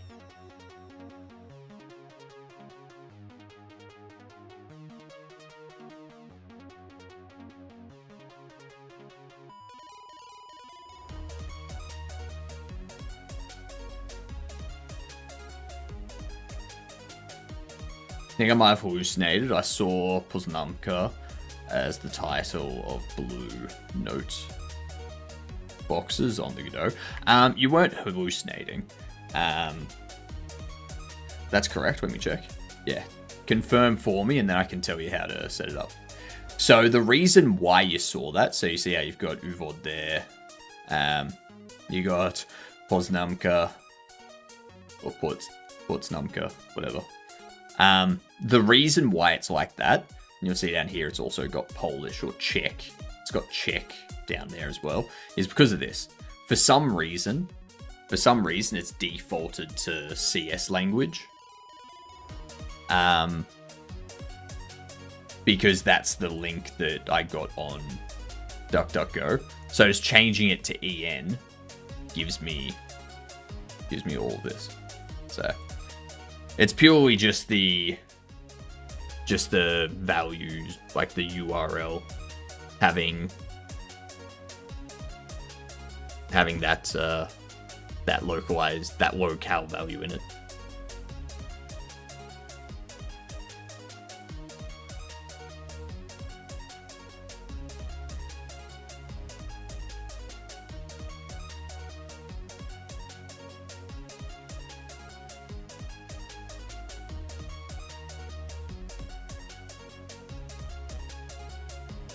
Do need to be able to hold it so we can put it away.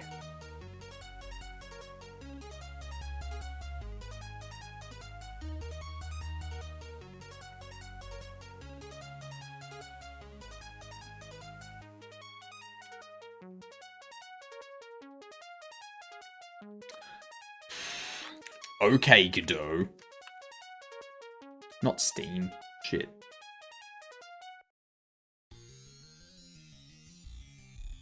I didn't want to open up Steam. My bad.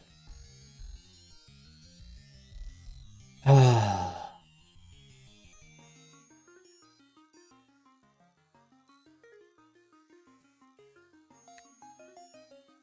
we go.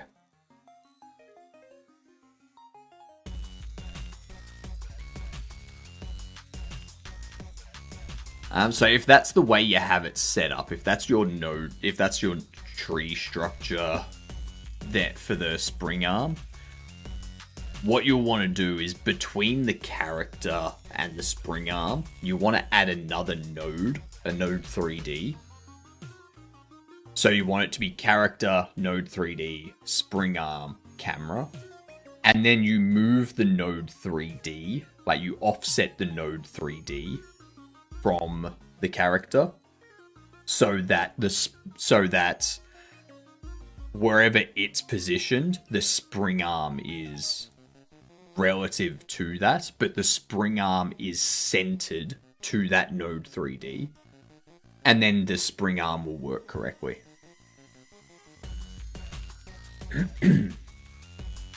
And then if you want the player to look up and down, you rotate that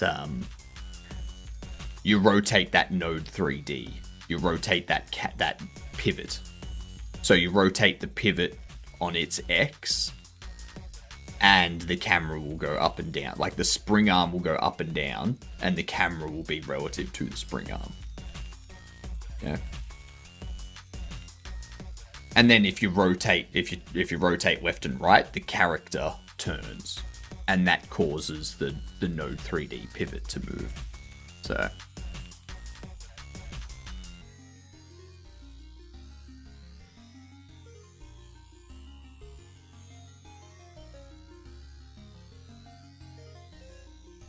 Okay.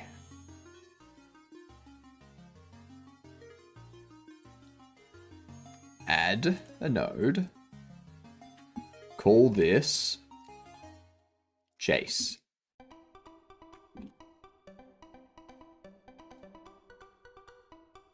Attach a script.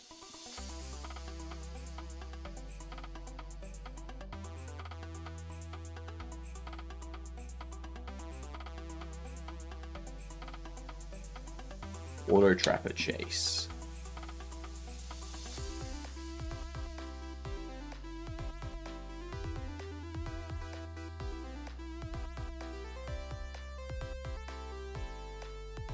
Hold.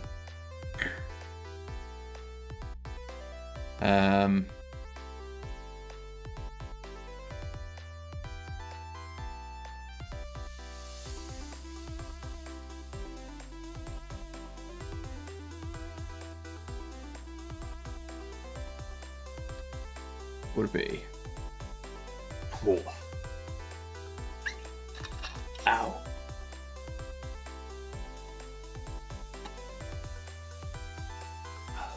Something just hit my tonsil.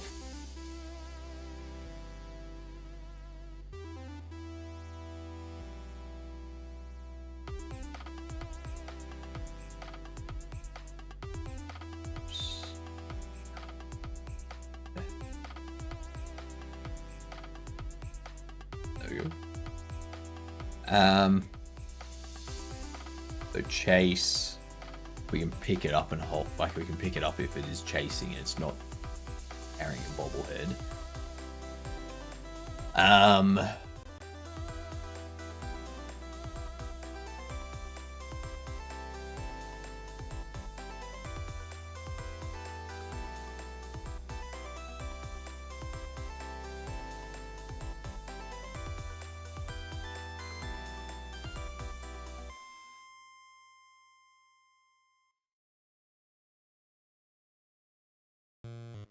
And what else do we need?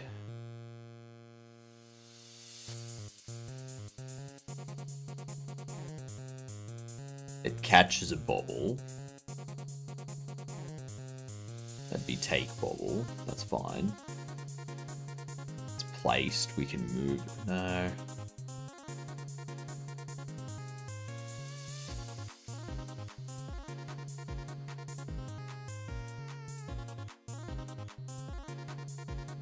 For a gap in there. That would work.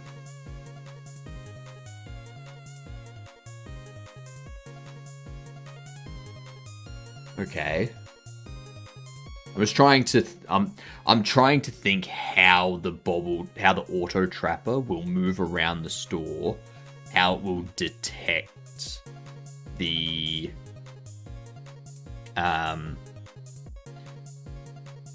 how it will detect the bobblehead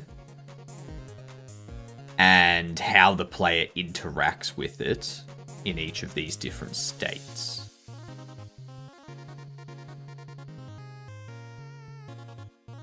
So when it's idle, it's in a box. It's been put in a box. We're not doing anything with it. It's idle.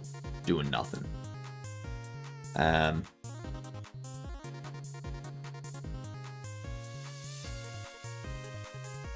held is the player holding onto it so they can place it.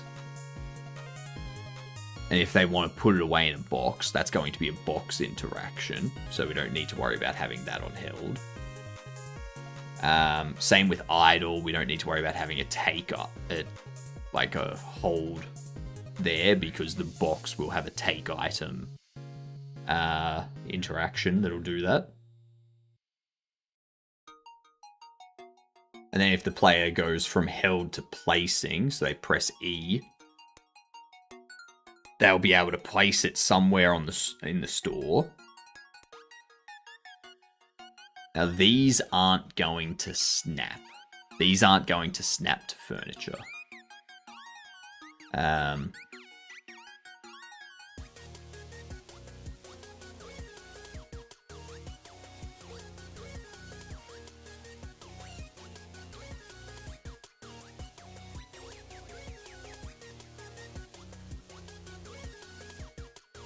That should be fine. Bucky! Wait, didn't I do this 2 days ago? Probably. My subscriptions are no longer monthly based. They're now daily placed. Or daily based. So every 2 days you have to... every bi-daily. So every 2 days you have to resub now. Yep. That's...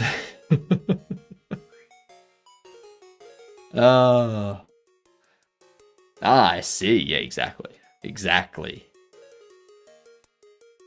Yep.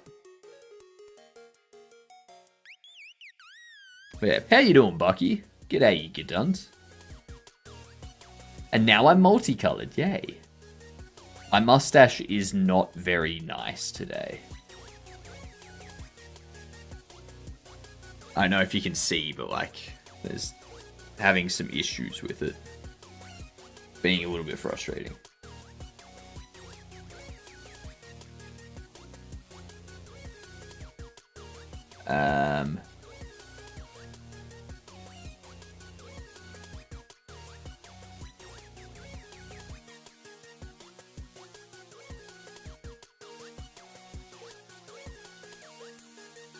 Doing okay, taking care of kittens, nice. Smart man. Smart man. Last thing you want to do is mess with them. We've all seen the movie.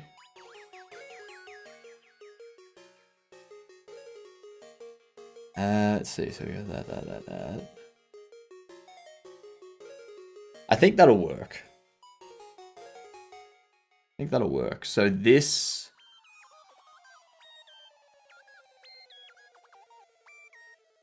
be furniture.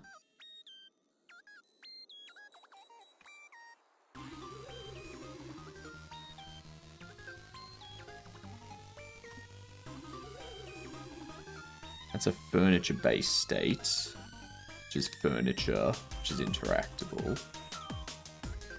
And if we go into here, interactable-based state, character interactable. Okay.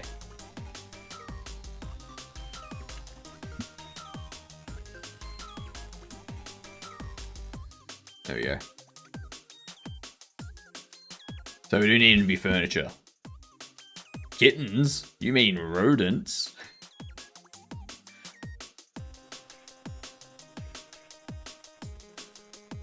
I do agree that dogs are infinitely better. Yeah, but each to their own. If people want to have cats as a pet and be incorrect, that's their choice. That is their choice.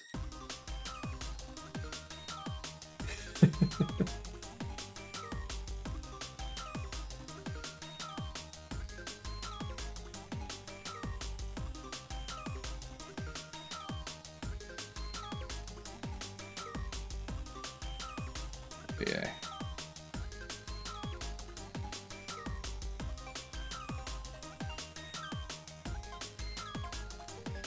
Second band motion? No.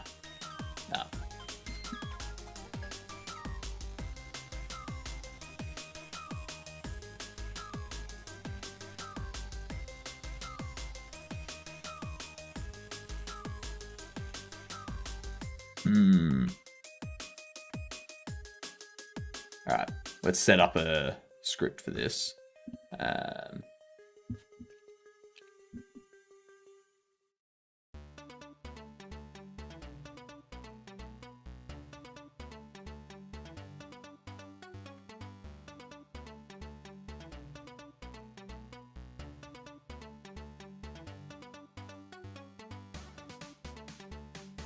There we go.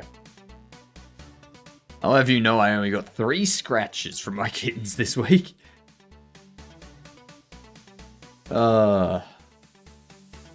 Kittens are on the higher end of cute rodents.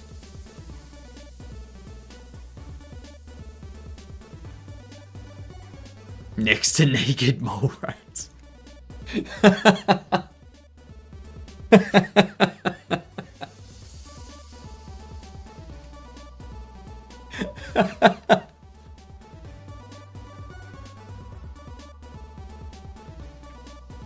Way to just throw them under the bus.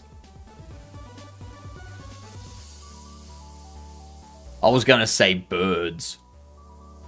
Yeah. Birds are rodents.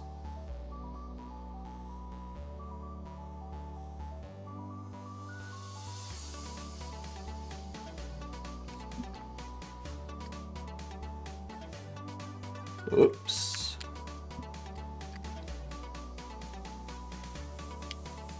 Placing.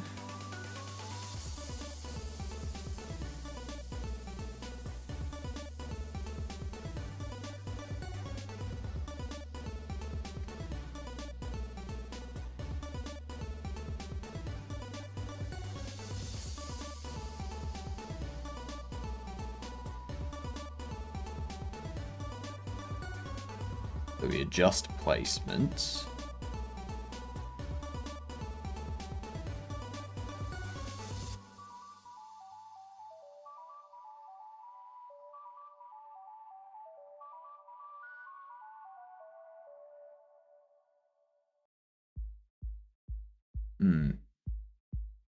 Birds aren't even mammals. That's correct. They're still rodents. That's how horrible they are. At least mole rats are only loud when they're in pain. He doesn't know he's not even technically alive. No, I'm just saying that birds are so bad that they cross the threshold and they're a rodent even without being a mammal. That's all I'm saying.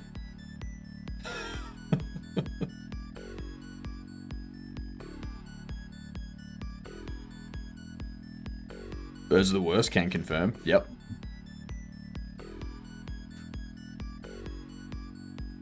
I mean, look at this thing. Look at this thing.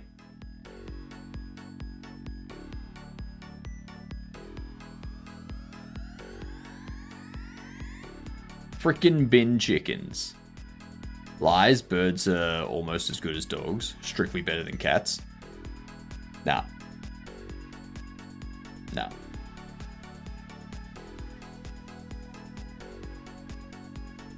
I'm sorry. These bin chickens need to be removed. Need to get rid of them.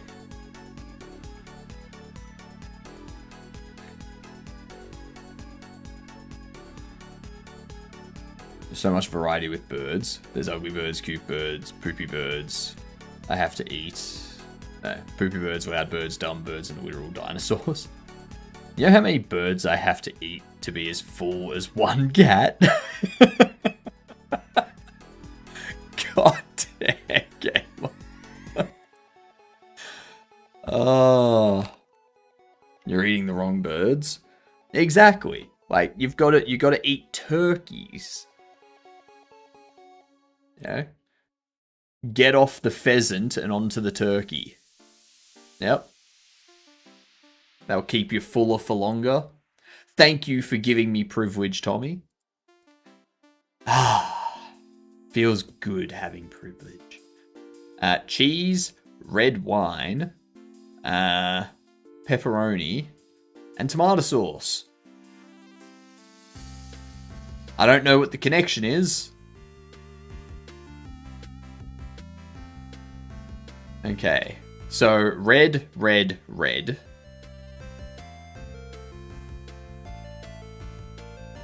Callaway, no. Cabin ink? No. You can't write W. Or else it doesn't work.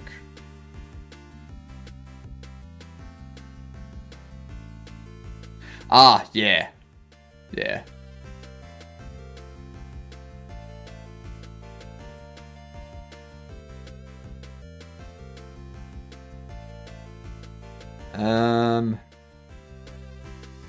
Helicopter, taxi.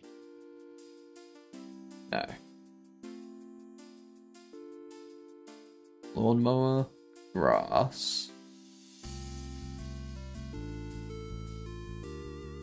God damn. What is this? What are the connections here? I know those three go together. But we need one more for them.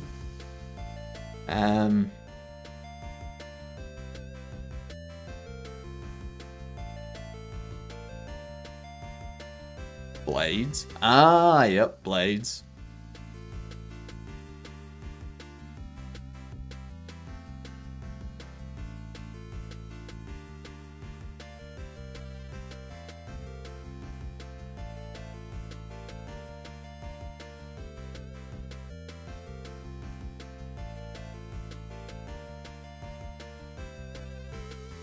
What the hell does suction cups go with?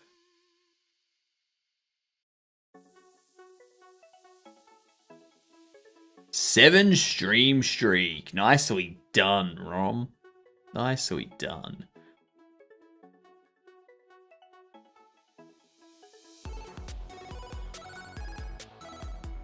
Dough, tomato sauce, pepperoni, cheese. They all go on pizza.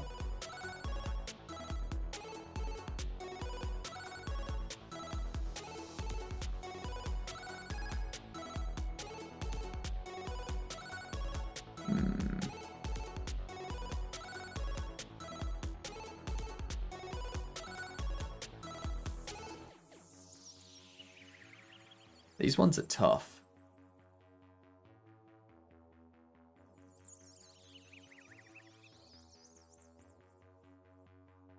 Ink.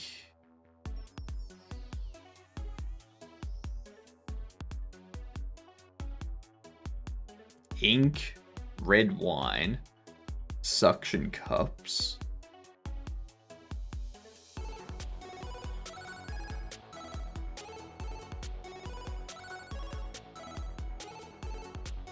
I don't know. I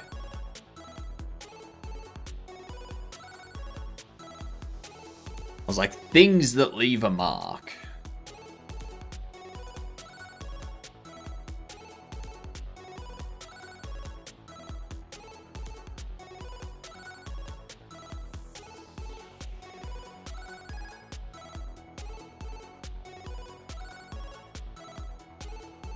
Cabin, taxi, arms.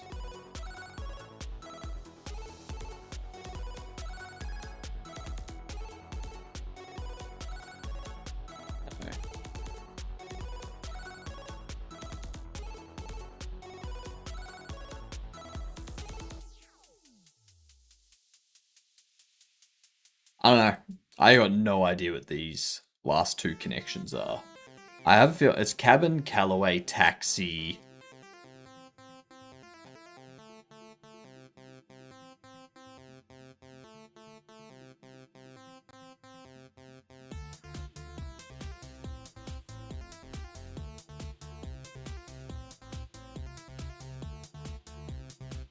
I don't know. What is it?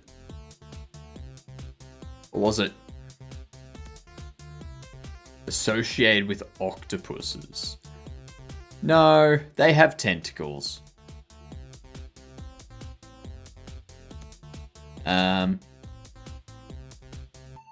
Ink I would associate with a squid, not with an octopus.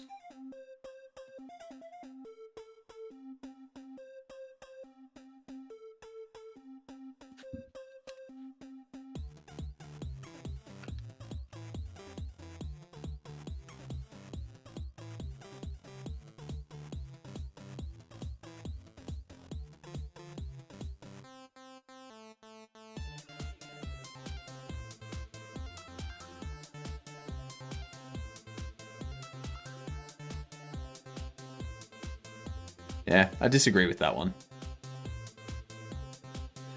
What cab might refer to? Cabin, taxi, Callaway apparently, and red wine is a cab sab. Right. Right, it is dumb. It is dumb. Okay, so under here, where do we check the anchors?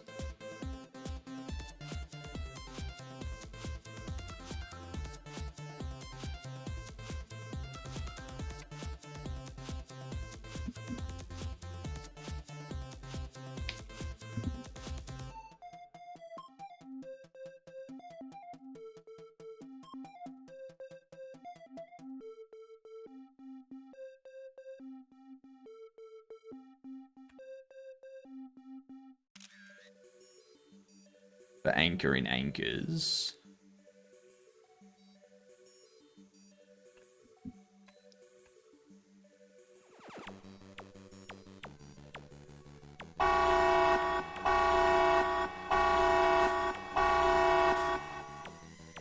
G'day, you dunce. How you doing? Now, was that a chicken you were making, or was it a swan, or a goose, or... What were you doing, Otter? Because the title said chicken. But I was like, that's a long neck for a chicken. What up, Reft? Otter raiding in with the zoomies? Hell yes, with the zoomies. Was a Canadian goose. The jerkiest of the goose. That's true. That's true.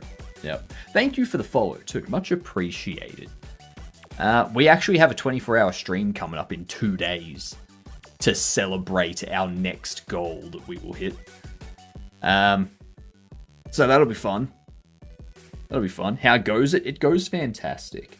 We are currently setting up some Bobble Trapper stuff. Trying to figure out how to get that all set up and working. But we've done a lot over the last week. Over the last week, we've got NPCs, like customers stealing, employees stealing money if you don't pay them for a week, bobble containment for conscious bobbleheads that can be sold to customers, a trolley for moving multiple boxes at once, employee security logic, repairing bobbleheads now like slowly go back, like rotate back into position, and we're gonna play sound effects as it's happening, like cracking and popping sound effects, and also updated logic for customers taking items off shelves. I'd say all in all, not bad for like a week and a half of work. That's Bobble containment sounds like Ghostbusters bobbly thing. Not quite. Not quite. So the containment thing...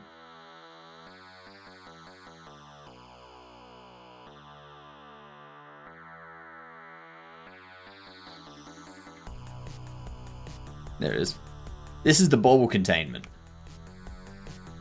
So it's just a little glass box. Something that you would see Annabelle inside of, for example. It's got the pentacle on the bottom, and the bobblehead that's placed in the middle. The bobblehead that's trapped inside this floats up and down in the center, and is like slowly moving. I can actually show you. I can actually show you exactly what I'm talking about.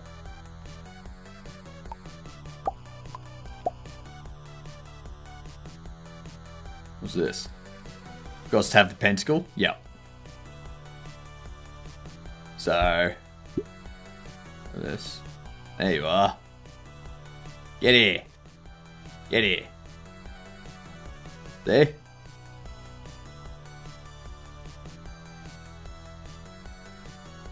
And you see how he's still moving slowly, but he's like suspended. So he's like moving slower. And then you can put it on the shelf, and you can sell it for a ton of money.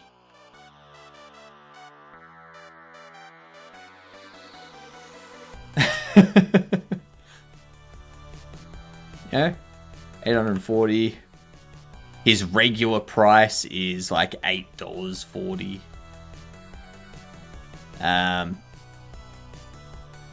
So yeah. Yeah.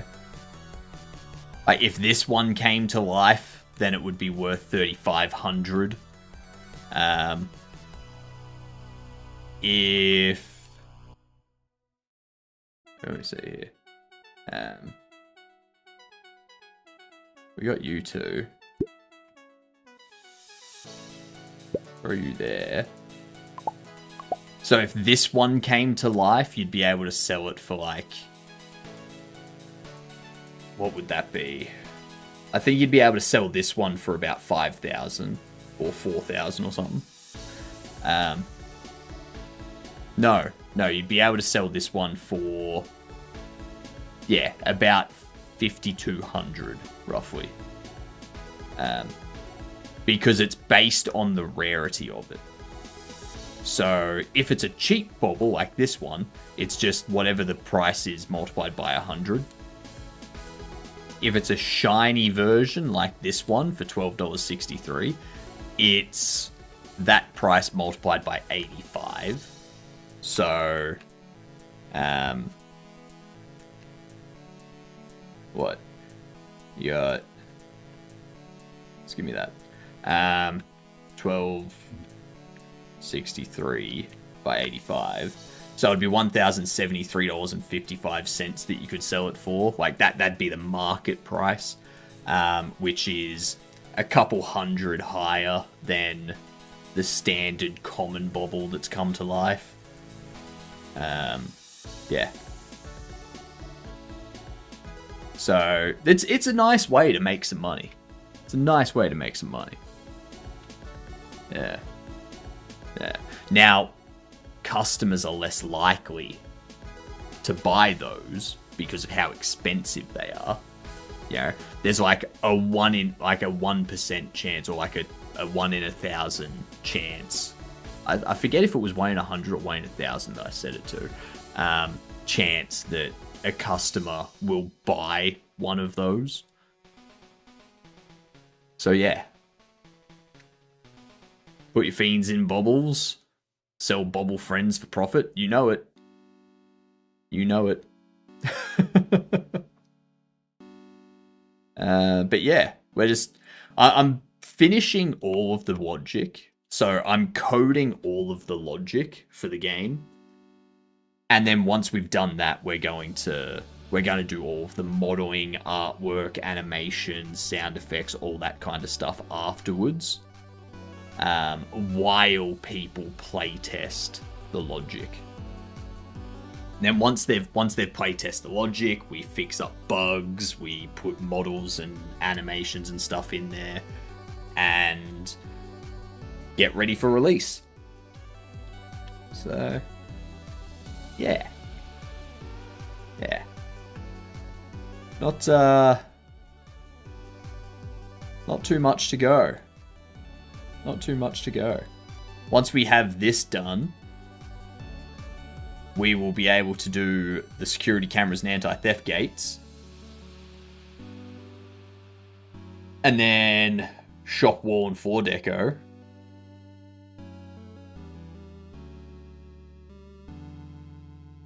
And that's the last of the coding, I think. I think that's the last of the programming.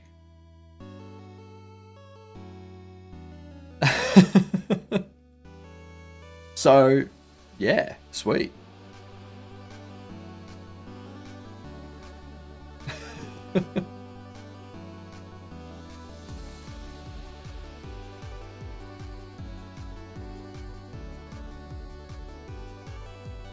It's very good progress.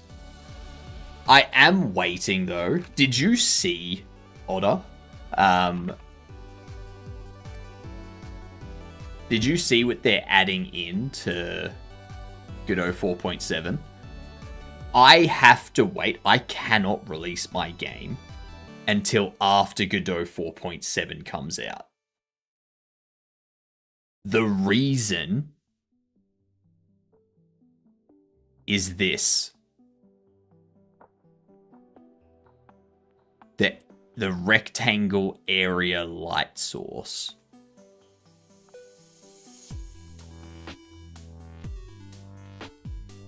So, what I can use this for, currently, what I'm doing to light the store up, is an Omni light that turns on. Yeah. The problem with this is you can see in the corners, it's not really lit up. Yeah. So, 4.7 is too buggy currently. Yeah, exactly. I need to wait until 4.7 is officially released. Like, I'm not upgrading to 4.7 until they've had an official release, and maybe even wait until 4.7.1. Yeah. And then I can change these lights here to be rectangle lights, and I can just have it be the size of the store. You turn on the light, it lights up this area. You extend the store, the area light extends out this way. Yeah, and it keeps extending with how many you purchase. So that's what I need to wait for. And I don't think this 4.7 is going to be released until probably mid to late June. Because I can see the betas starting up around mid-May. They will start doing betas. And then they'll do release candidates early June. And then they will put out the full release mid to late June, I reckon.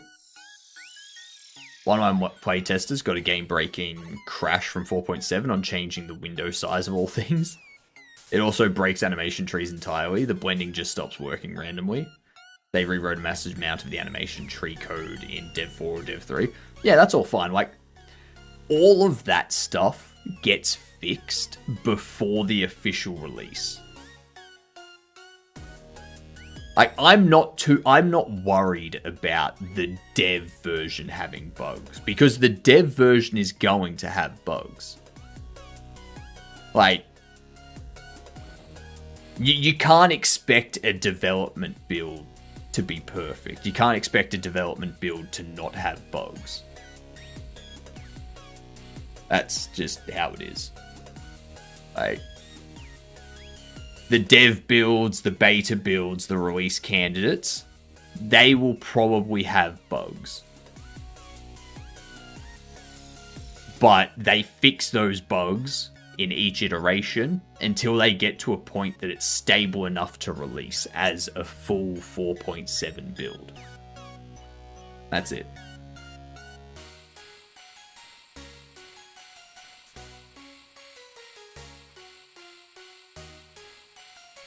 It was more bugs than I've seen in previous dev builds and release candidates. Might wait to actually upgrade my game until 4.7.2 comes out. But that's the thing, like, is it more bugs that you've seen because those bugs are impacting the things you're using compared to previous builds where the bugs were impacting things you weren't using? Like, how are we quantifying this? Is there, if we look at the GitHub, Godot, and we go to the issues, and we go,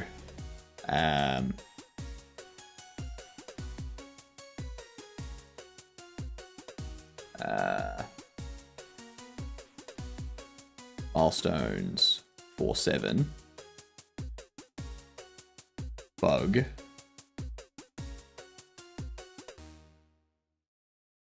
And we go, what? How many? Does it tell us how many there are? Open 95, closed 507, 522.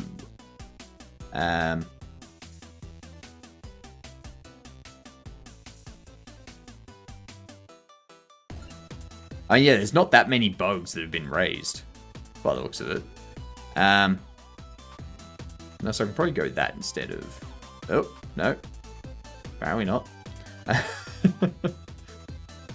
So looking at bugs for 4.7,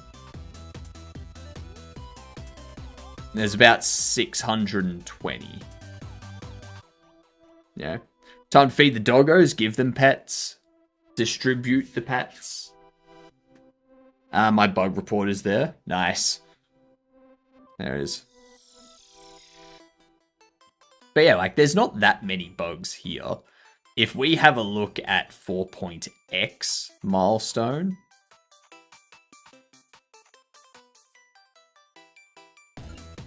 yeah.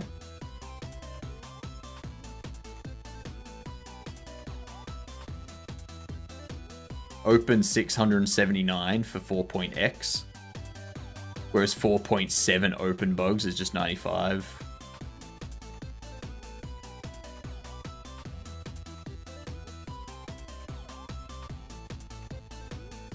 Yeah. Unfortunately, we can't have a look at, like, 4.6. Yeah. If I get rid of milestone.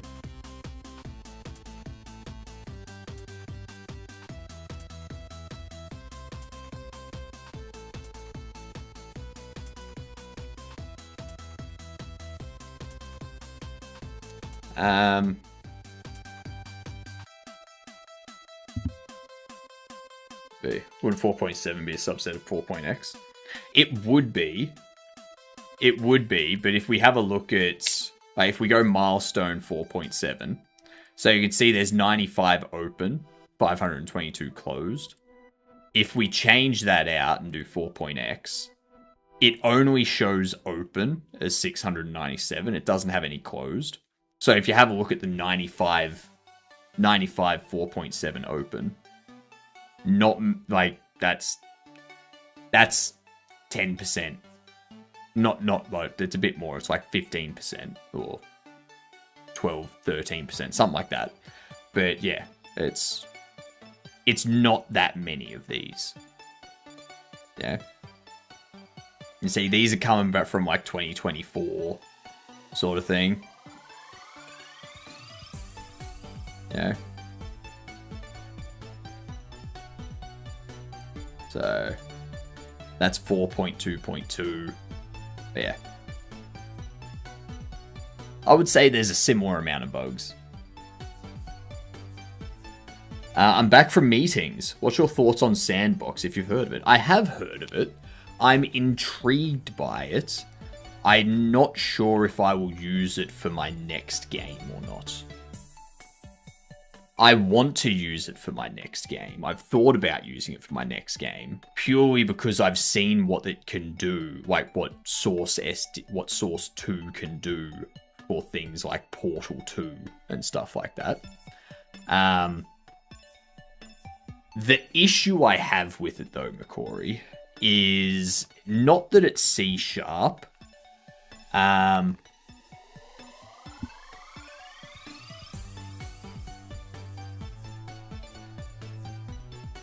So under here, there's nothing in here that says I would be able to write a library in C++.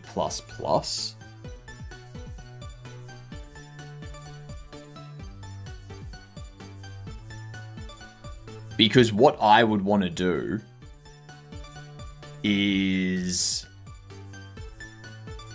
I would want to write a library in C++ that handles data aspects So it handles managing inventory data, adding and removing things from inventory, sorting inventory, all that type of stuff. You know, transferring things between inventories, that type of stuff that has nothing user interface or collision related or physics related or anything like that. Stuff that's purely data.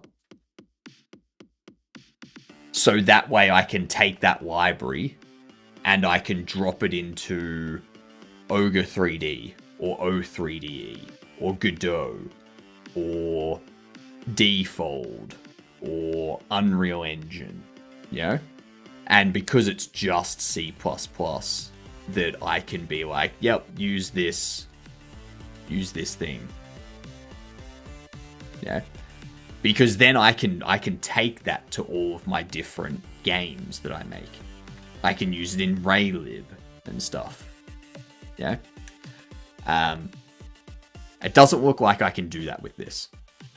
It looks like you can create libraries, but I have a feeling that they need to be written in C#.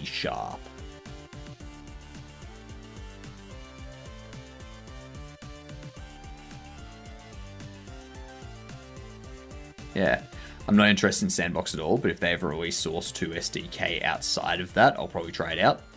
I think you can get access to the Source 2 SDK. You just have to be under...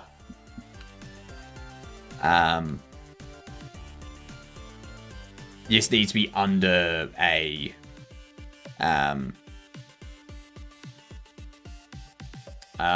agreement or something. Yeah.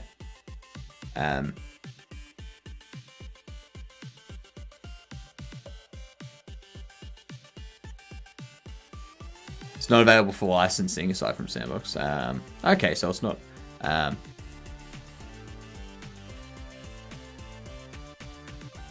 Unlike the Source engine, which relies on third-party middleware like Havoc IVP, Source 2 engine completely switched to Valve in-house Rubicon WebM royalty video audio. Okay, so yeah, there's no licensing you can do for it. I reckon if you make some good games and throw them on Steam and get successful, I think Valve would happily let you use Source 2 on some sort of under some sort of NDA, where they're like, you must follow these requirements when publishing. You're not allowed to stream the source code. You're not allowed to stream using it. You can't show people interfacing with it. Like, you can't do anything. Like, you can use it to make a game, but you can't. Yeah. I would imagine you could probably swing something like that if you were really successful. Like the guy for Face Punch. He got really successful through Gary's Mod and Rust and whatnot. And now they're like, hey, we've worked with Steam to do this. Yeah. Yeah.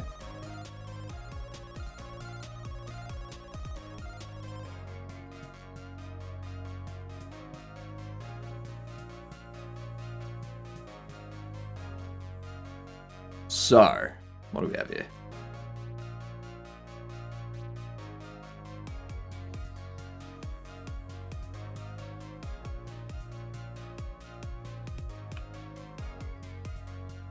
What was I doing?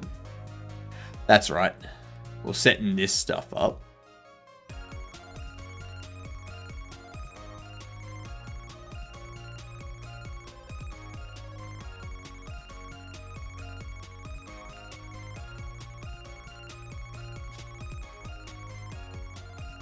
Mr. J, how you doing?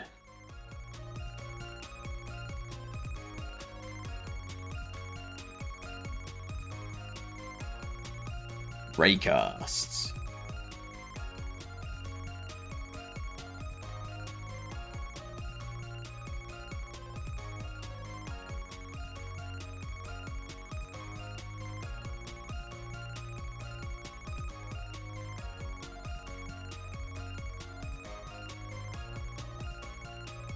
Copy that.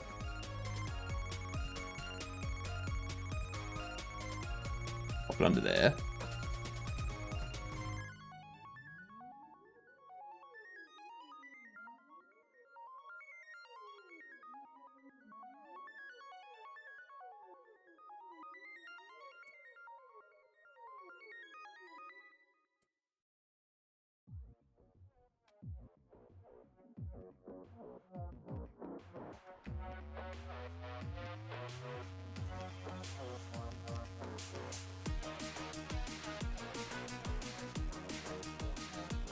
There we go.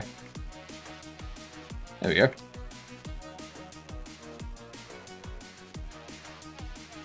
How you doing, Blinky? From what I heard, it's also akin to Gary's mod, where people can have their own game servers up for people who play in Sandbox itself. Yeah, so it's a combination of things. So you can use Sandbox to play other people's games, or you can use Sandbox to make your games and put it on Sandbox for people to play. Or you can export your game that you make and put it on Steam as like a standalone game for people to play. Still not good. Things are dragging me down. It'll happen. It'll happen. Yep. One thing I've been interested in recently, I've been thinking about recently. So, you know what aphantasia is? Yeah. Specifically the type where you have no internal monologue. You know? Do you own any rights to a Sandbox exported game? Like, can you upload it somewhere besides Steam? I think that depends on how they build Sandbox. How they do the exporting. Let's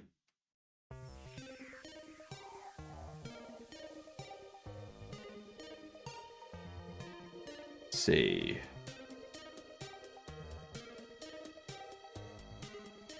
Open source, code's on GitHub, MIT license, do whatever you want with it. Share your game effortlessly, just click to publish, everything uploads automatically, is instantly ready to play.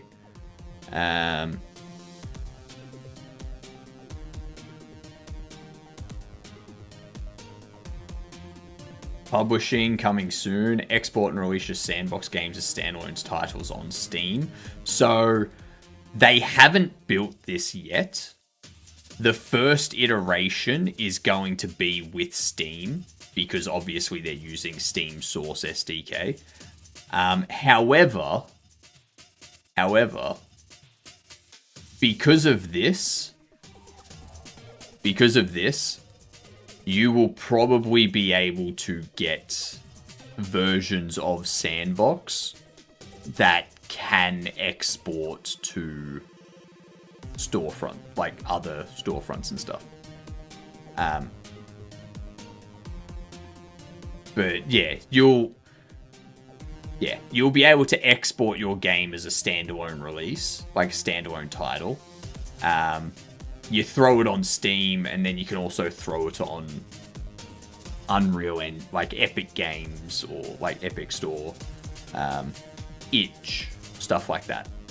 You know, maybe like I'm thinking in terms of like PlayStation, Xbox type stuff. Xbox, yes, because Xbox will have access to Steam in the next gen consoles. PlayStation, you'd probably have to wait for that type of stuff. Yeah. Matori, giving me a hot sauce. But yeah, you'll probably need to wait for the PlayStation export stuff.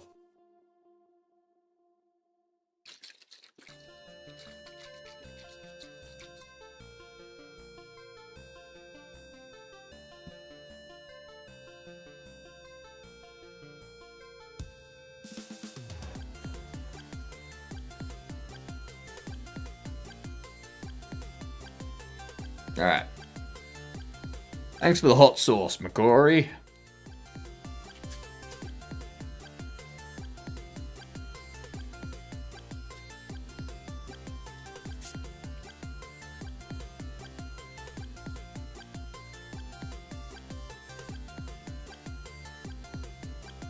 Just compile the public GitHub, start messing around with it.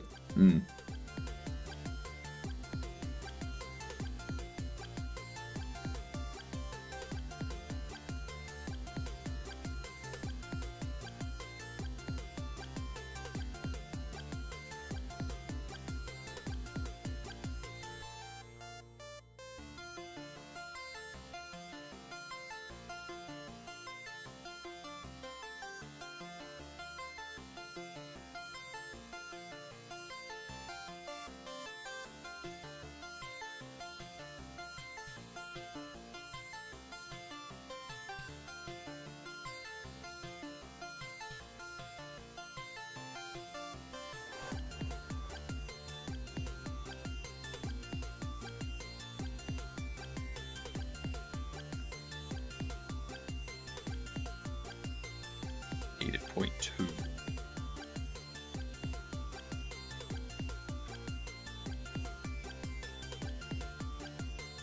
There we go. Raycasts are back in spot.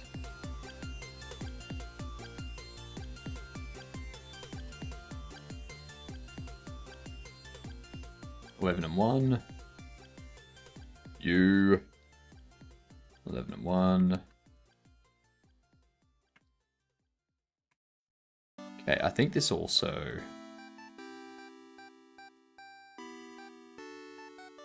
Oh. Alright, so that handles that. We got the raycast. We don't need to worry about anchors for this.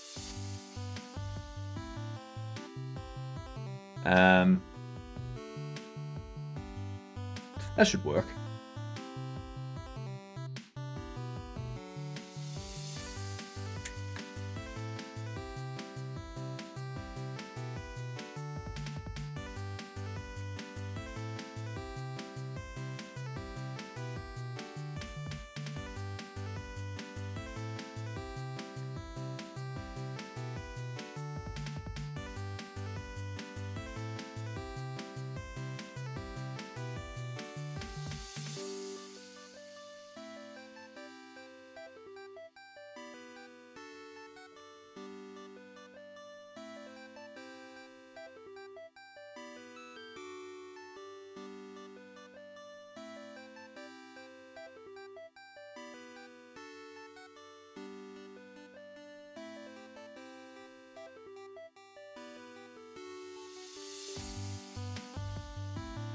Anchors.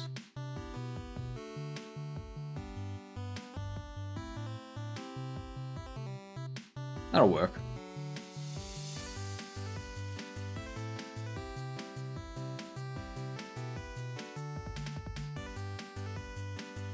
All right.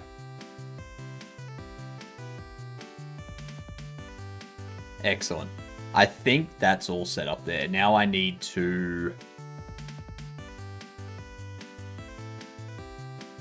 Because your setup is Bobble Trap.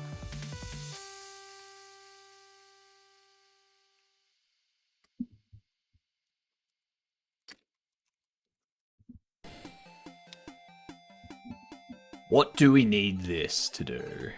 We do need to set up a get interactions.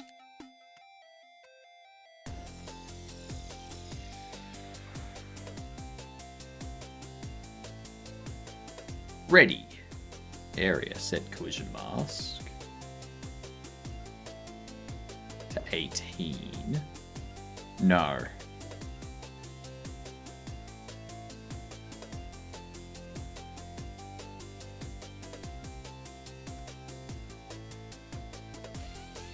We need to have this change. We need this to do...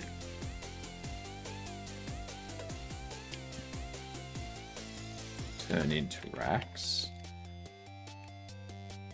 figure out interactions.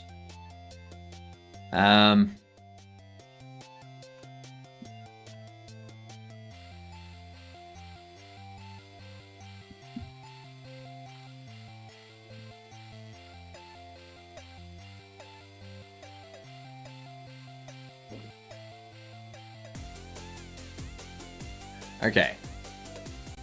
Okay.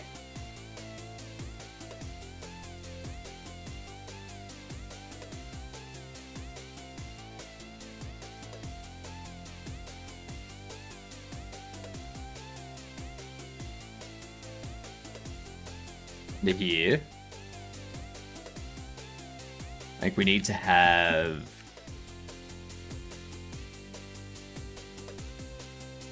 Bobble.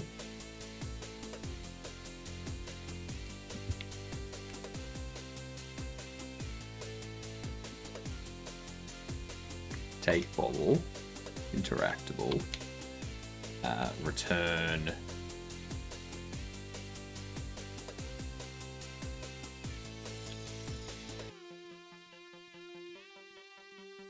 Bobble. Switch states. Enums. States. Held.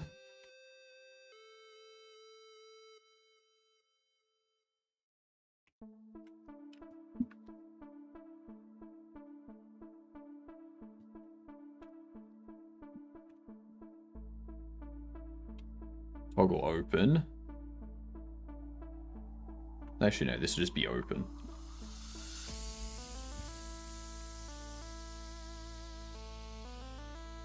Open cage.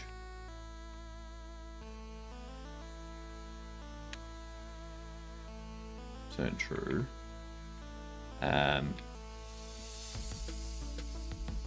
Open. Held. And Bobble. Set up position tween.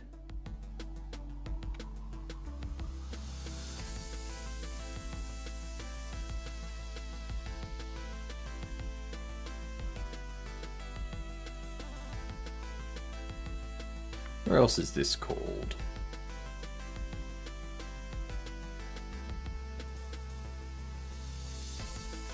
See, that's just its hold offset.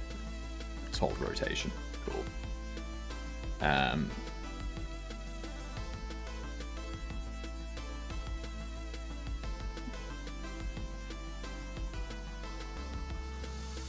So we do that.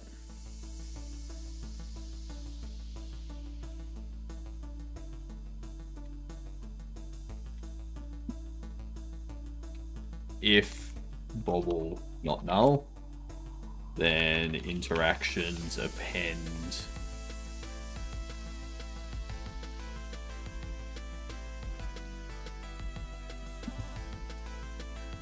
take Bobble.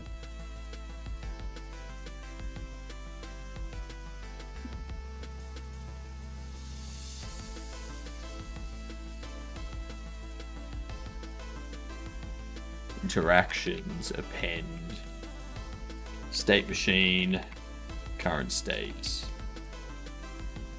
get interactions.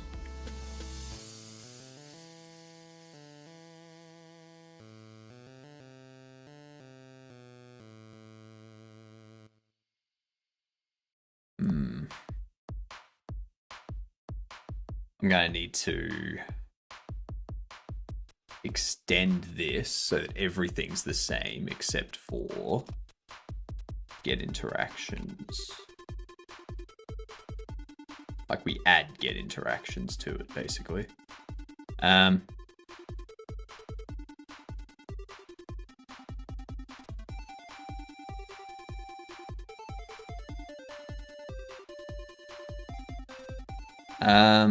Shit. That's gonna be a bit. That'll be a bit of work. That's alright, we can deal with that later. We open it.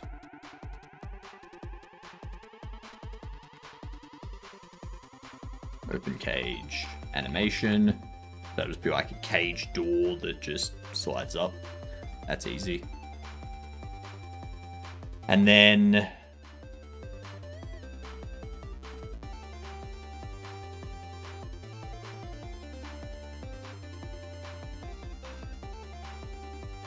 We need to set up an area.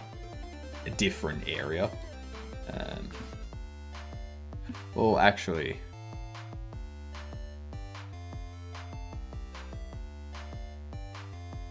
Yes.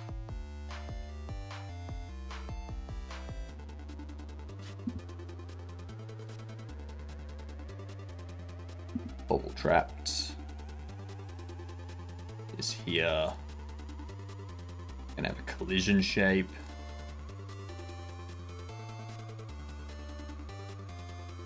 You are masking Bobble. Your collision shape will be a cylinder. That will be 0.1 high.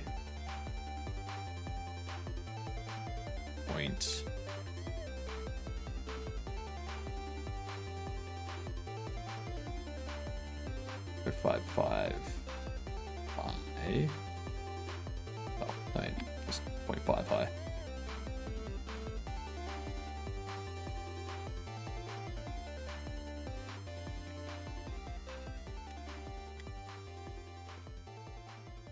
Over there, so it's center. And we have the radius. Be 0.1. But I don't want it to be quiet like that. I'd rather it be 0.02. So once the player reaches in here, that's going to be an issue.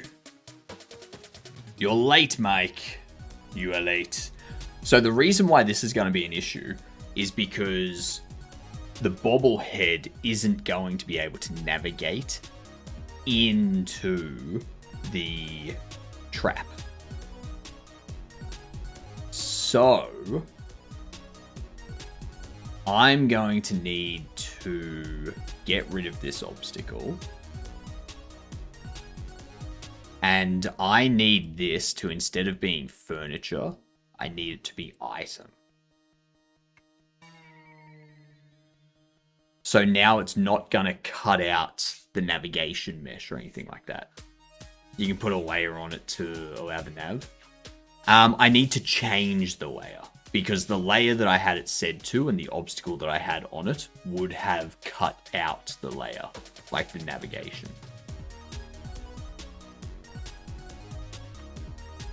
So that's what we need to do there. But the other problem we're going to have with this is that it's too small to fit the navigation in it. Because our navigation map, if we have a look, where are we? This here has that cell size as 0.1. Agent radius is 0.2.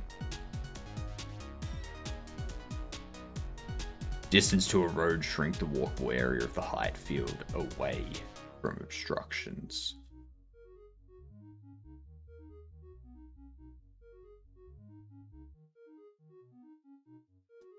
And that's half of our problem. Because even if I put it to 0.1 and bake.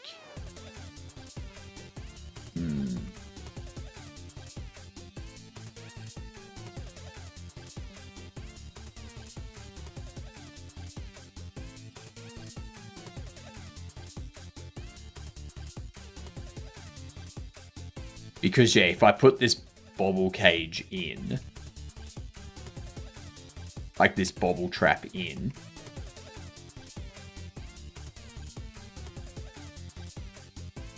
then the nav mesh isn't going to fit inside it, because it's going to need to, it's going to have this little bit there that needs to,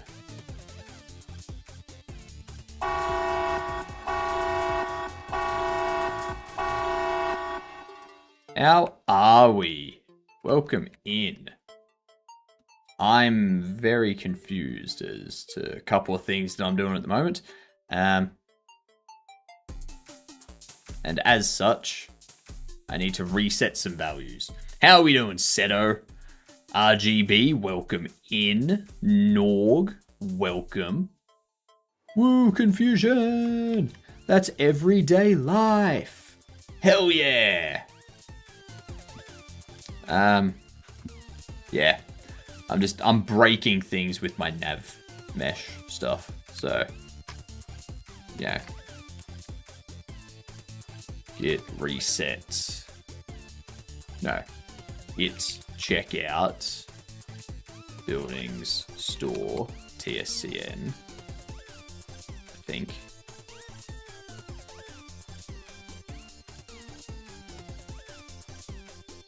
Yes. Git checkout buildings store TSCN. Yeah, what were you up to, Seto? Doing well, fixed a bunch of bot stuff and all of it worked. Nice. Back to having my bot cleanly close after stream after raids.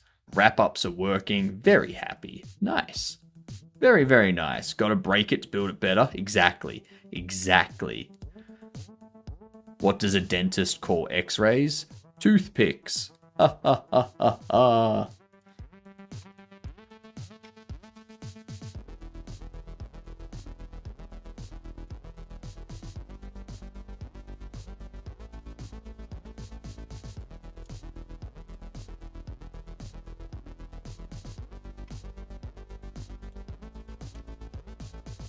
I gotta do more work on my overlay. That's actually what we're doing. Actually, in 2 days from now, we're doing a 24-hour stream.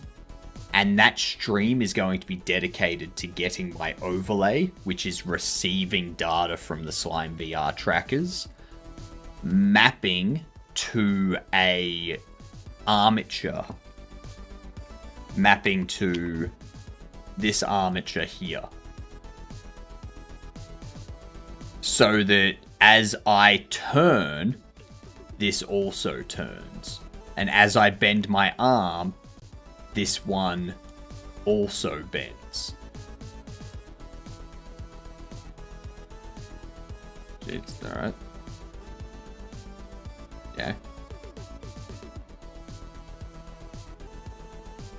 So that's going to be what we do for the 24-hour stream. There's some stuff that I need to fix up with this still, such as when you rotate, you can see how these move away from the socket. So I need to fix that up, and I need to actually set up some bones for these to make sure that when the arm bends, that there moves down and closes up into that and things like that. So we need to get that stuff set up at the start of the stream. And then we can start getting things working amazingly. That's going to be the plan. Exciting stuff indeed. Super exciting stuff. For now, what I'm doing is I'm trying to figure out this bobble trap. How to make it so that the bobblehead can move into the trap and get caught.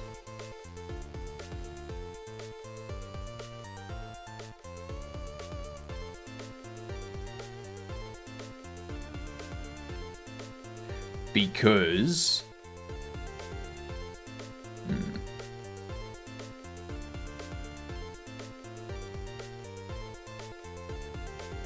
the navigation mesh is not large enough to withstand, like, fit into this area. It's not small enough to fit into the area. So if I put the collision there, the navigation mesh would ignore it. Or it would just, like, cut out completely around it.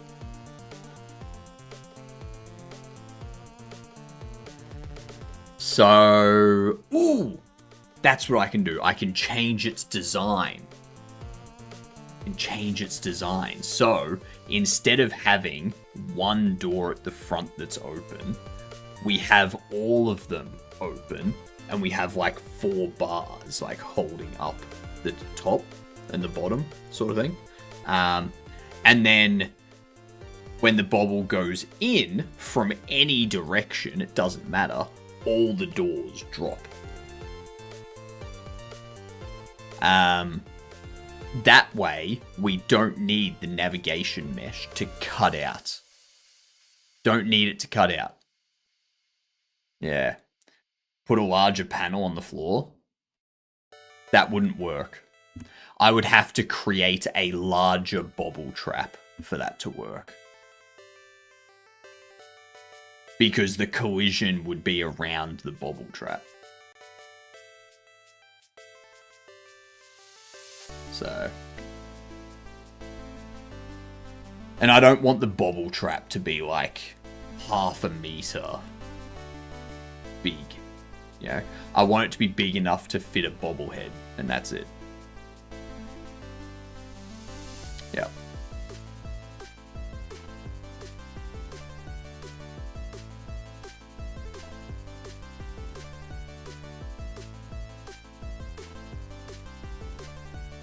Navigation obstacle 3D around the trap model.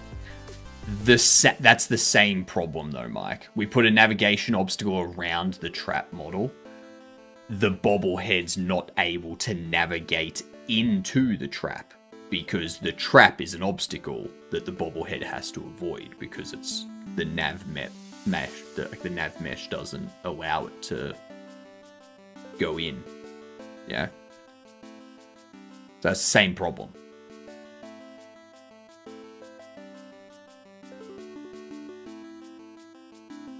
It doesn't matter. I've got an idea to solve it. We can move on.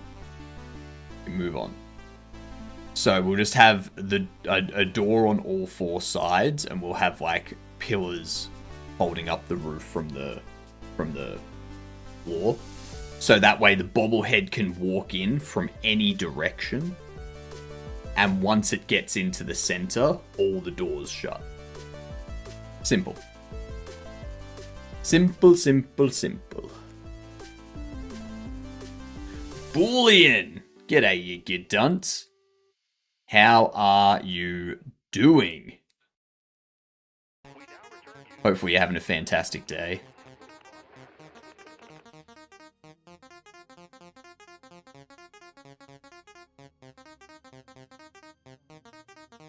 You're doing? Nice. Nice. Don't do more, because if you do more, you're going to be tired. You're super tired.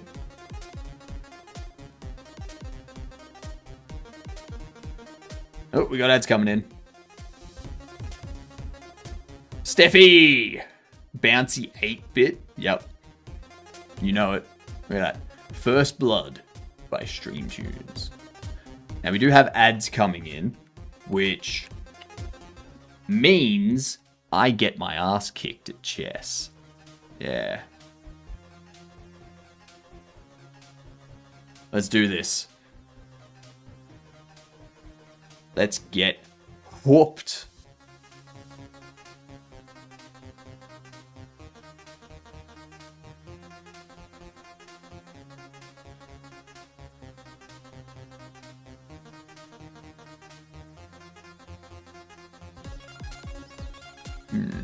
Go there.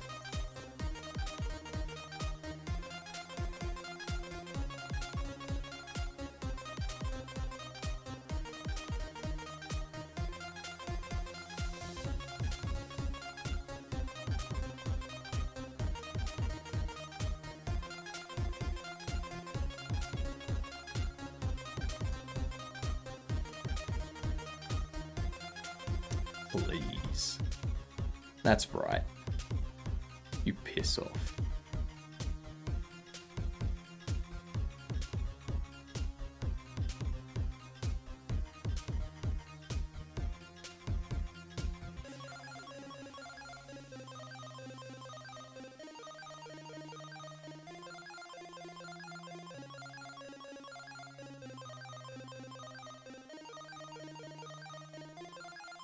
Let's go there.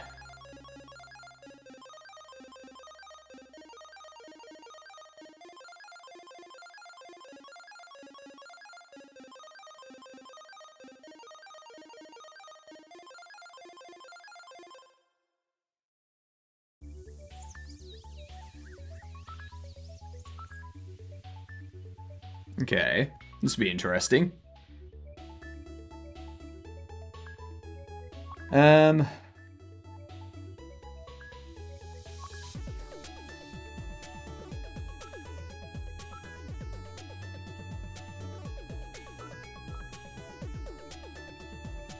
I'll push you there.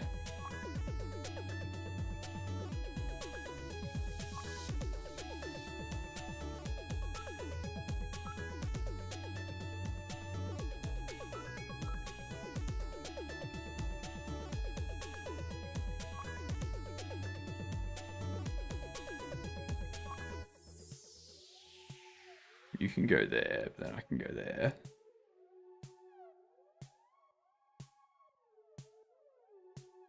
You're very, very cornered.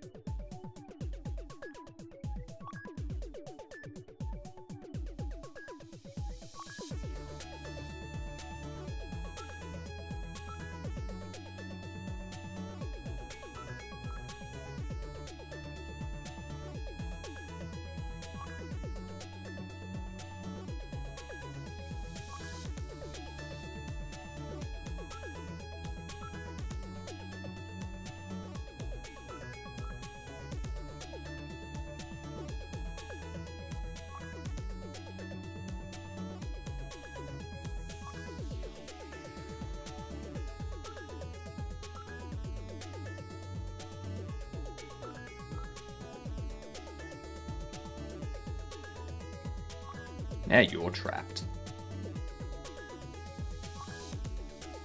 Or that.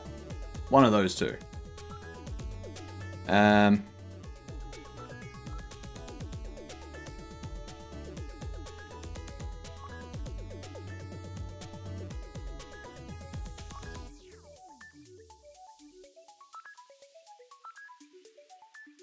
What if I just go back here?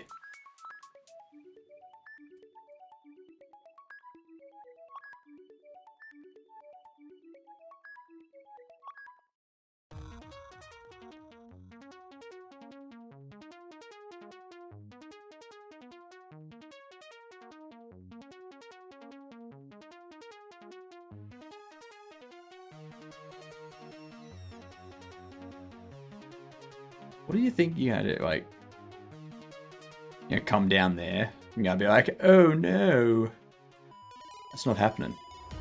I'm gonna go there, because you'll come down here. I'll move you up there. You take, I take, you take, I take.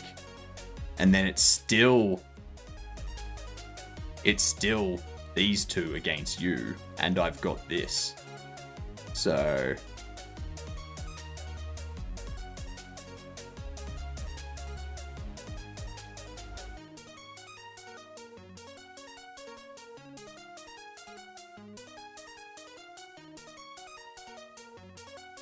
see.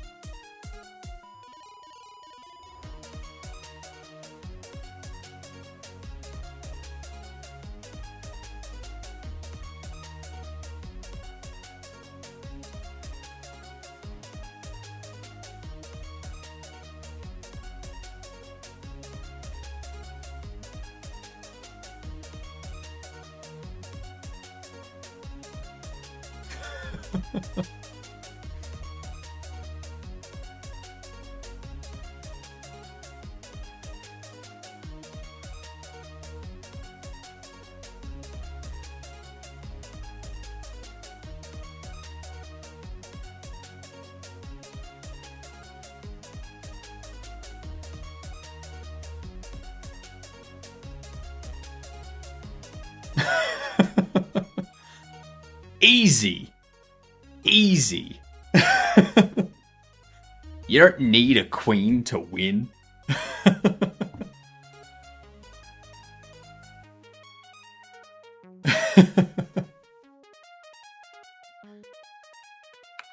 Yeah. Alright, so we've got that figured out with this bobblehead here, with this bobble trap here. I do need to change those. So I need to set up a new placing state. So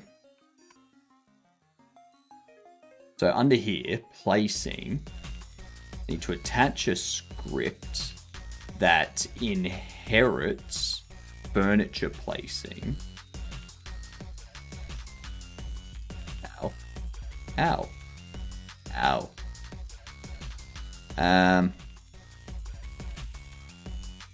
Oh shit, but that doesn't have, yep, okay. So, under here, we need to go class name, furniture placing.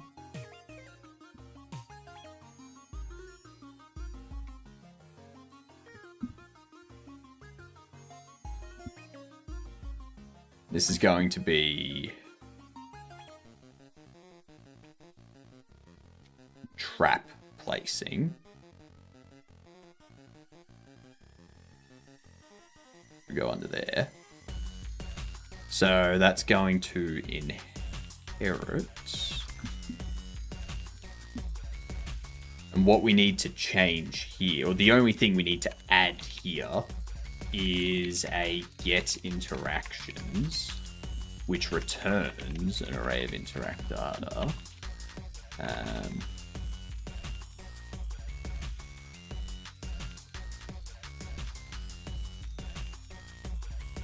Return interacts. We go if character Bobble is, well, actually interacts append array interactions, because it does have an interactions there.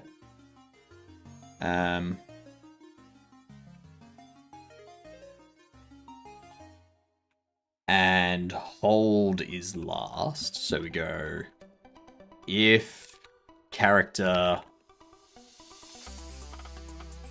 Bobble is not null, interacts pop back, and then we return the interacts. And up here, we append those there, and if Bobble's not null, we append take Bobble. So if there's no Bobble in the trap, we can pick up and hold the trap. If there is a Bobble in the trap, then we open and take. What, take Bobble, interact secondary. So we need to set up interact secondary, interact,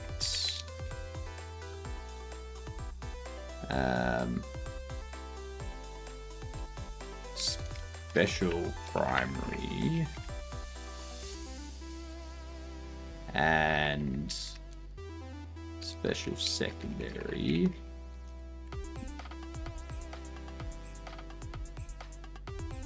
Interact secondary, special primary, special secondary, interact secondary. Parent signature for special primary, special secondary, interact secondary. Okay, bool, return true.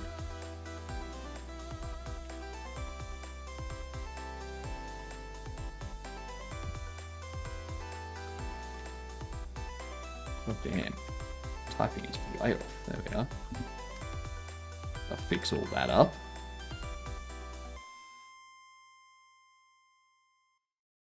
Okay.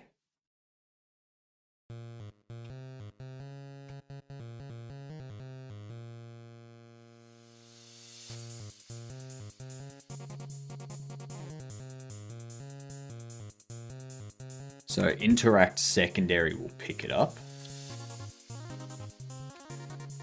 I think I can go return state machine, current state, interact secondary.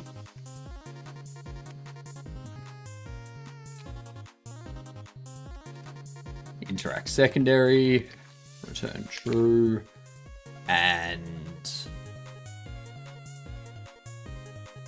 this will be placing. So placing will go into hold.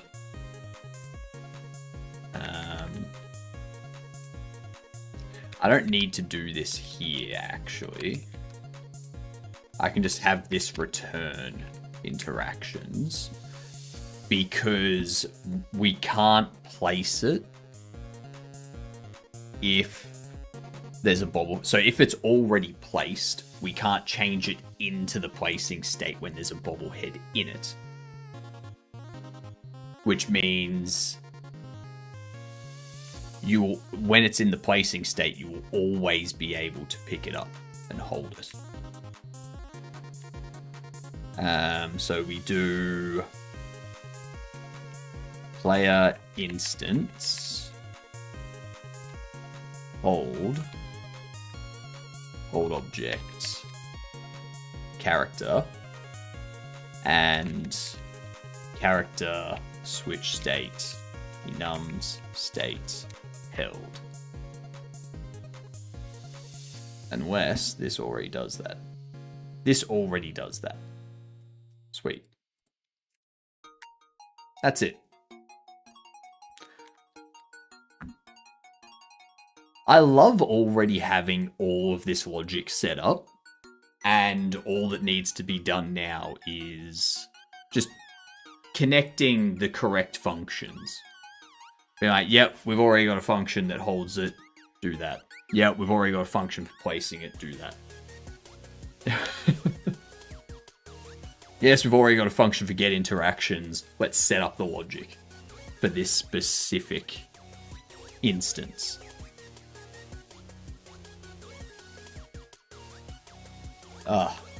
It really makes the end of the development process a lot faster.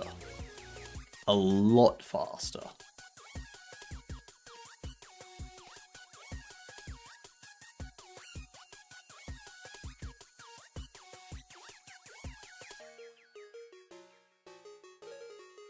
They failed to get properly interact. Yep, so that's fine. So that's placing. Placed, I think. Also. Yep, so we also need to override this.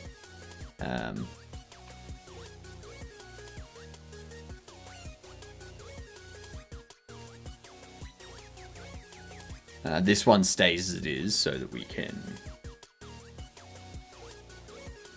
yeah, have it take care of like these rotations and stuff like that. Interact secondary we're overriding here, so we don't need to worry about that. Rotating. Process, physics process. Attempt place. Yep. Perfect. I'm good with all that.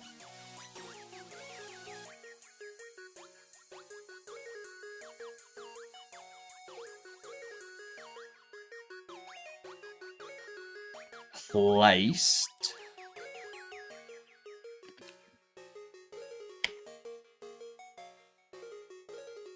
Placing and pack away. So yeah, we need to have this as class name.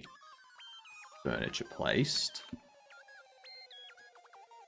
Attach a script. Furniture placed.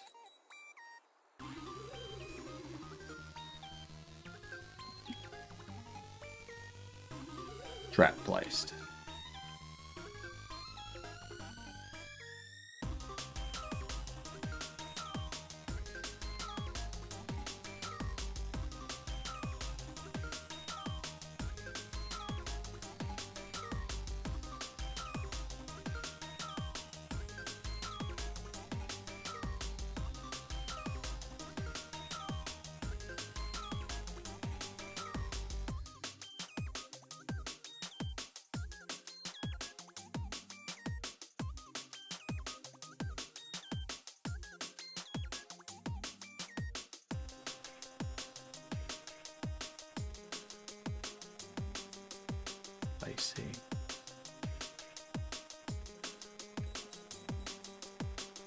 trap placed.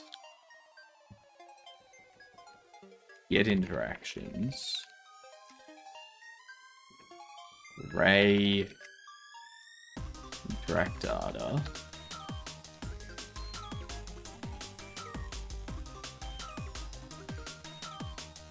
For now, I'll just have it return interactions.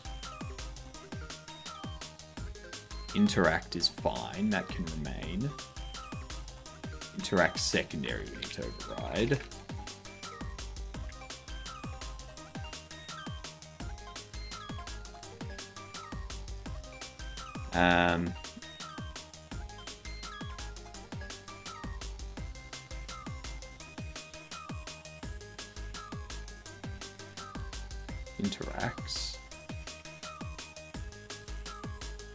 Interacts append array interactions. If character Bobble is not null, then interacts pop back, because we don't want to be able to hold this if it has something in it.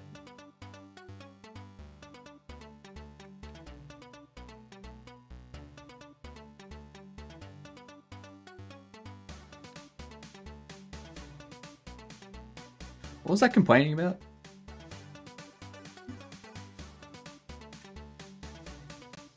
Interacts from node Bobble Trap.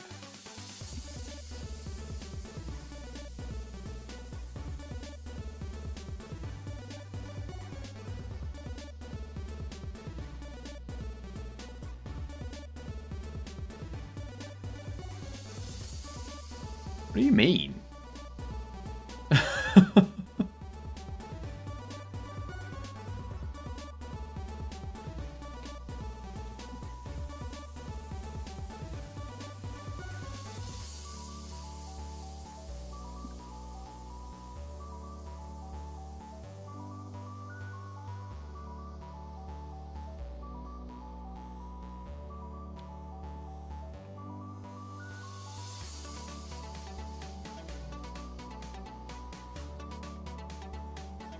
I think it's going insane.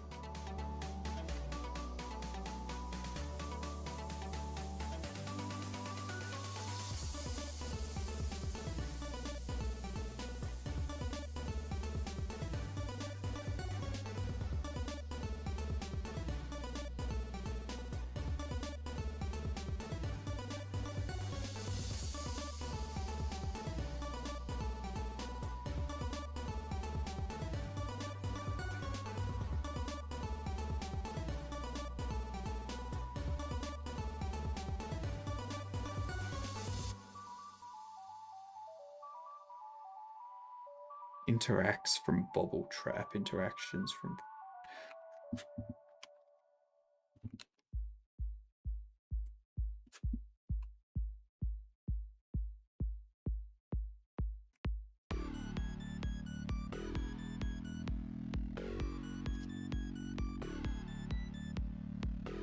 A pass error. What's the pass error? Signature doesn't match parent. Parent signature, interact all. Oh, it's talking about this.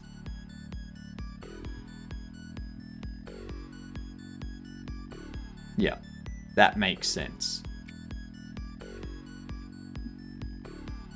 That makes more sense.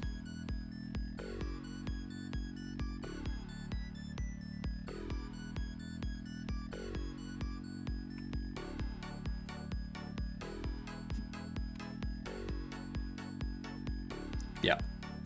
Okay. Now the reason they return true is because we need to know if they are being handled by this object here. If it's not being handled, then obviously it moves on to the next interactable. Oh, we don't need... Hey, if... Yeah.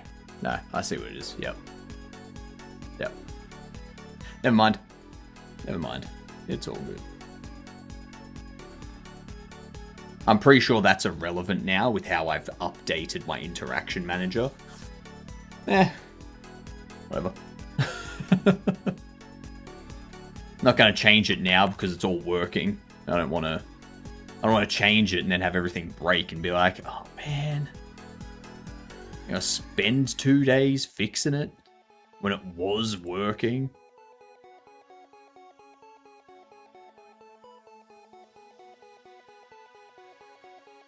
Okay, so the trap's placed. We pop that out. This here, if it's interact secondary, we want to hold the object.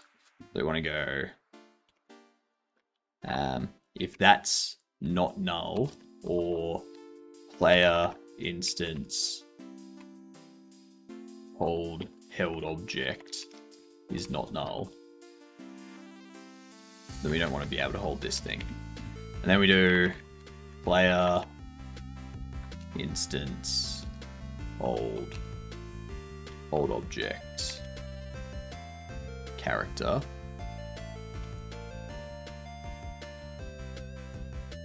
trap placing. Oops.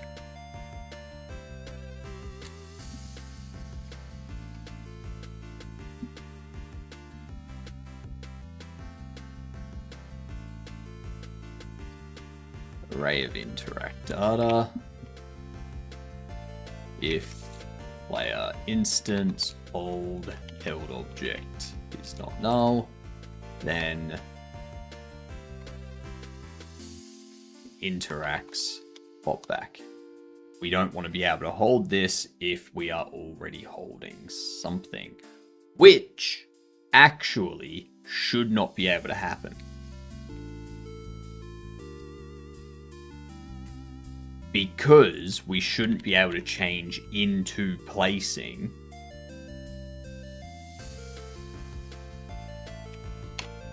if player instance actually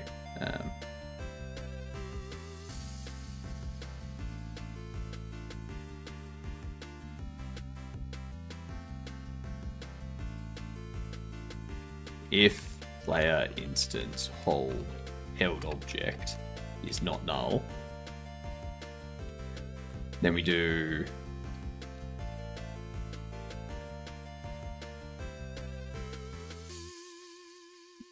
return interacts. We don't want to, so if we're holding an object, we don't want to be able to pick up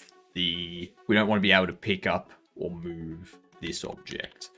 So if that's not null, or player instance furniture is not null, we don't want to be able to place this, like change it into placing, or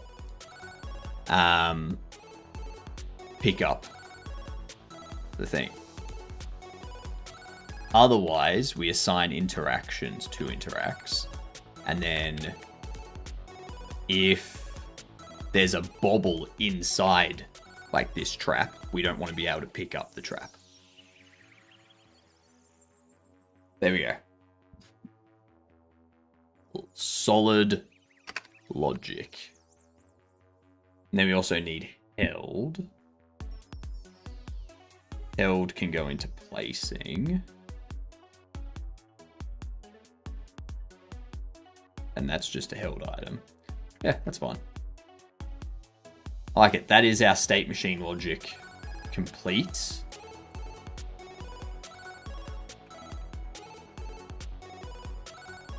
And for our bobble trap, we go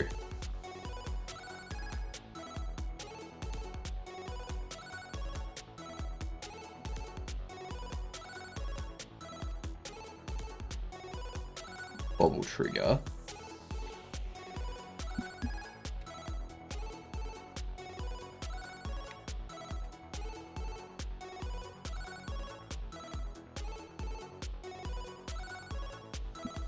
Bobble trigger. Why aren't you?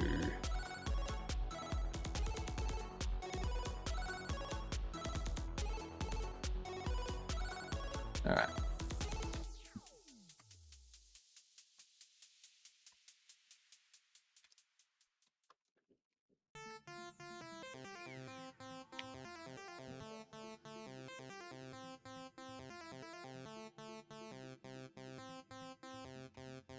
There we go.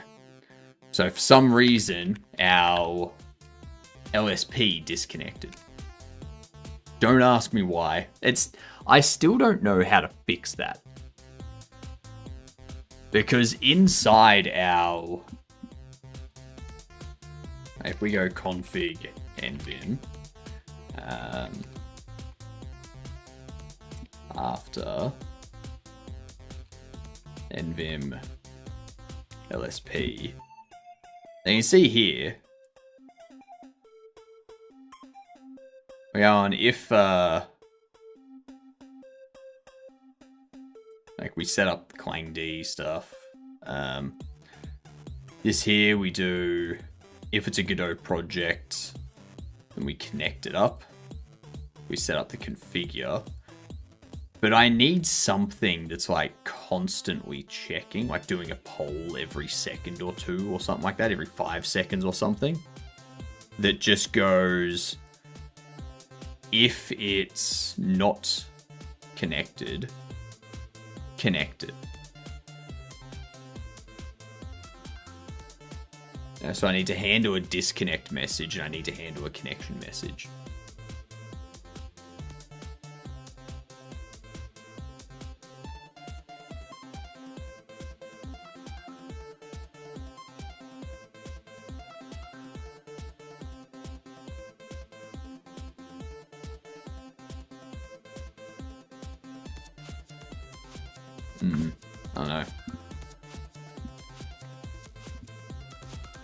I don't know enough about NeoVim to be able to figure that out. Anyway. Body entered. Can,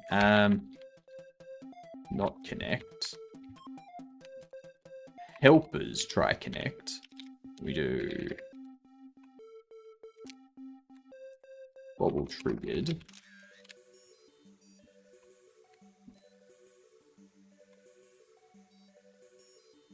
Bobble. We go.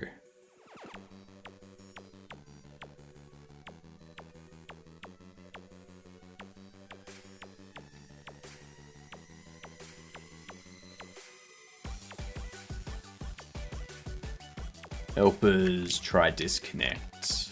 Bobble trigger. Body entered. Bobble triggered.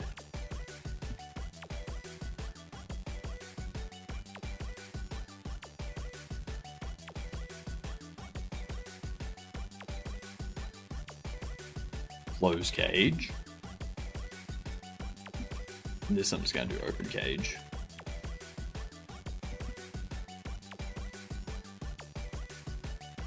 I could do toggle cage.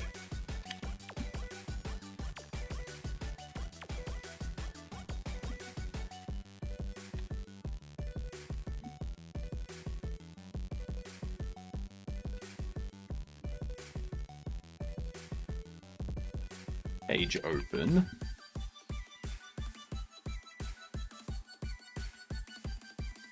Go. If cage open. Else.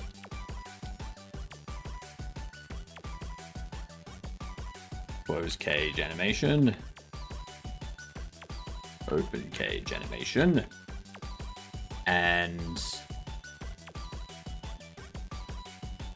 if we take the bobble, we also want to do helpers try connect, bobble trigger, body entered, bobble triggered.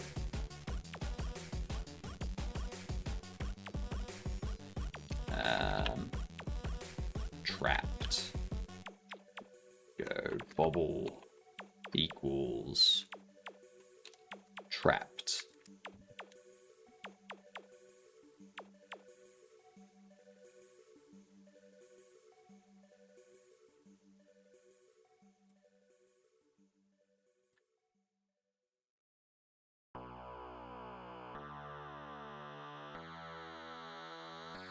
I'm also going to need to set up a save.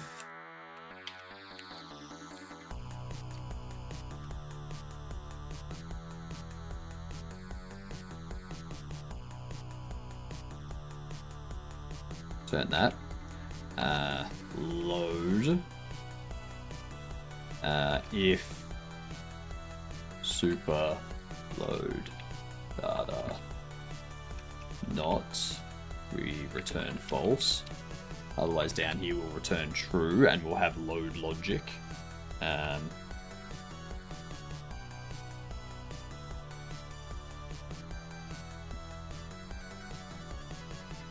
Save dict set cage open to cage open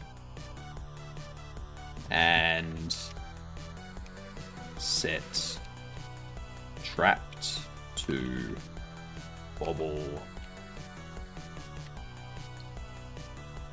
item data resource path. If bobble is not null, save dict set trapped rarity bobble rarity. In here,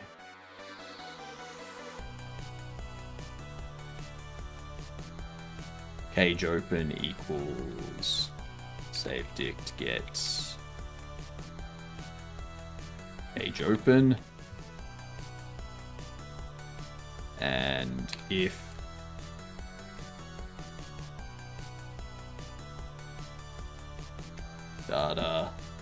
data has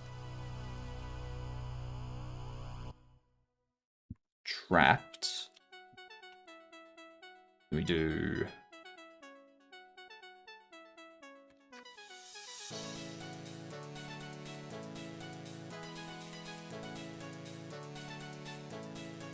bobble equals game state asset cache instantiate the bobble, have bobble item data assigned data get trapped bobble rarity data get trapped rarity.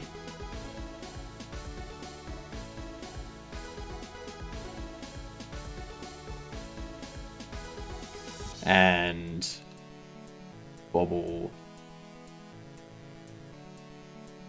position will be bobble trigger position.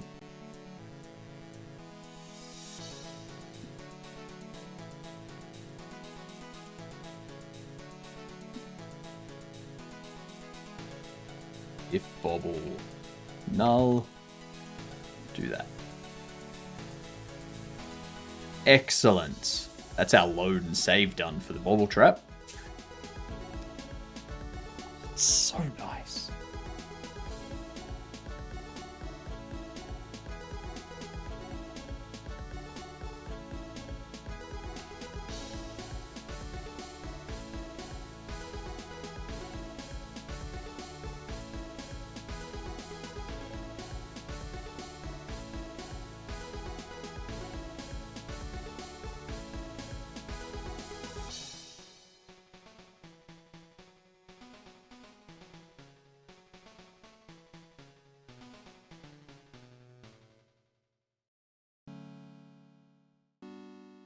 Trapped rarity. Trapped rarity. Position. That's what we need to do. This here.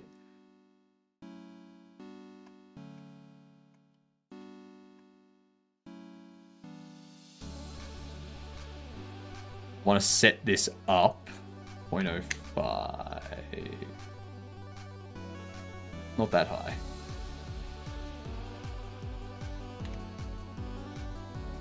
0.02. You're a bit too far forward though.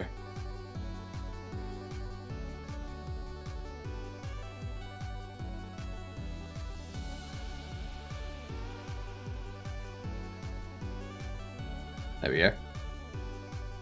So make that center.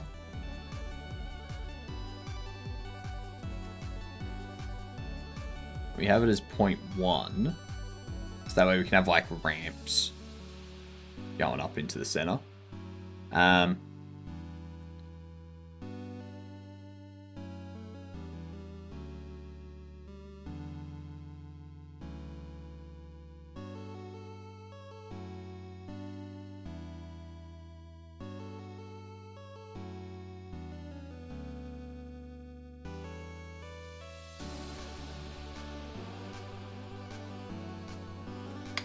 Zip. No.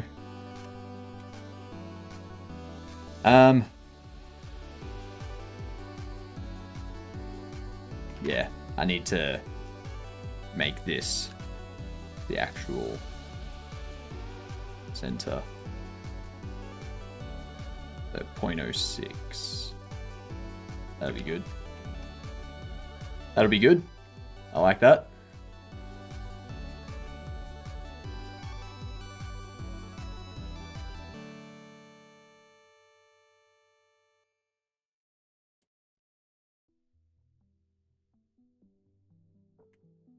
I'm happy with that.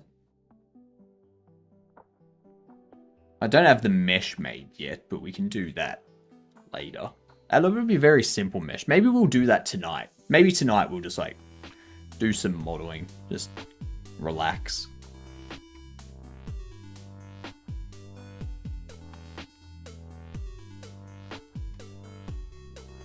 That's all that. Now this thing here.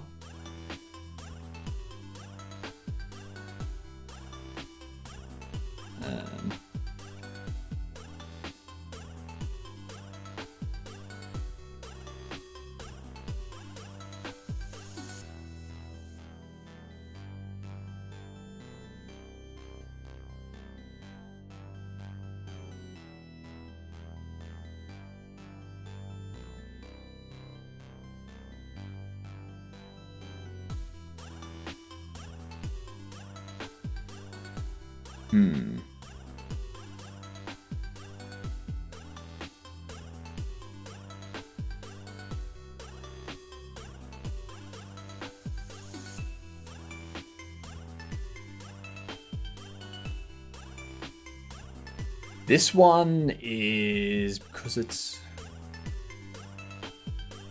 So this is a character body, so this is going to be different again. This one won't be furniture. And because it's not furniture, like it'll basically navigate around itself as a character. And so it'll be interacting with furniture and such. Ground, furniture, bobble, deliveries. It's not going to care about NPCs or player. It does need to interact with floor and backroom floor.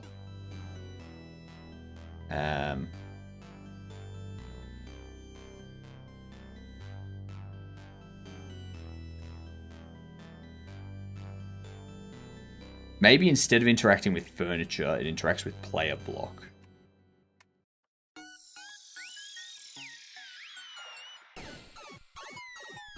Because all furniture has a player block, but it's less collision based.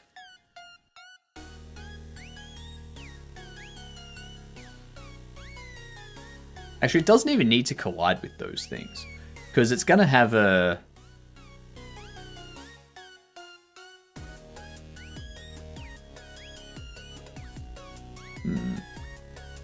I get it. I think I need the spring arm. With the spring arm, I need to rotate the pivot, like it says in documentation. Just need more. Yeah, so you rotate the pivot up and down to have the spring arm rotate, and the camera at the end of it stays where it should be. And if you want to turn around, there's two things you can do. One, you can rotate the player left and right, and the pivot and the spring arm will just go with the player's rotation. If you want a free look, like a free rotation around it, then you can have it that when they're holding shift shift or something, or when they like hold alt or something like that, the rotation rotates the pivot. And then when they let go of alt, the pivot lerps back to behind the player. So you can set up those types of things with the spring arms camera pivot.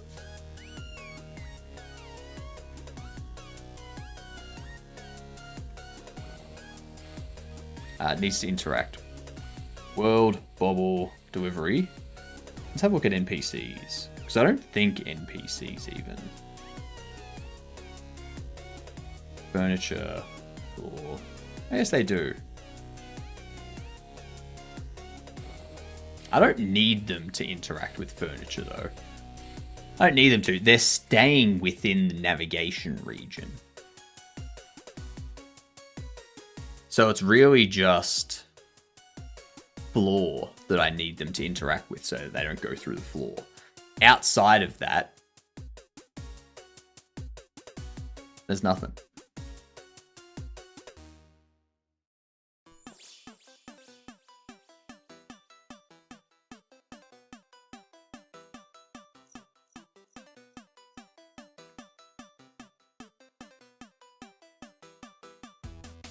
Auto Trapper, same thing. Just needs to interact with world and floor. That's it. And the Auto Trapper can be an item.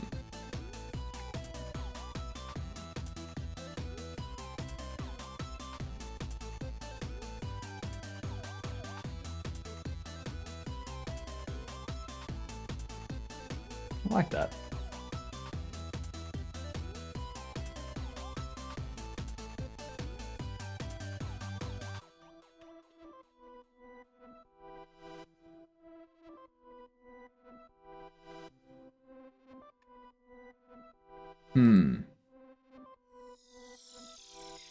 The next thing.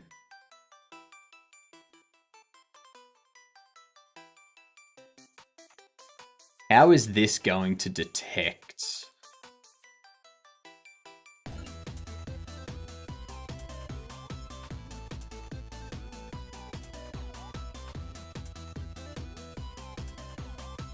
Oh, that's the other thing I need to do. This here, we need to have this. Ah, you don't. Okay. So I could set this up as a rigid body. Just set its linear velocity and rotate it towards where it's going to be next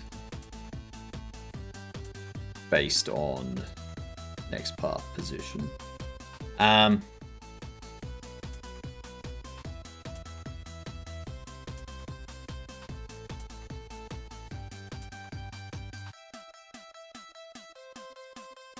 Yep. I'm going to change this to be a rigid body.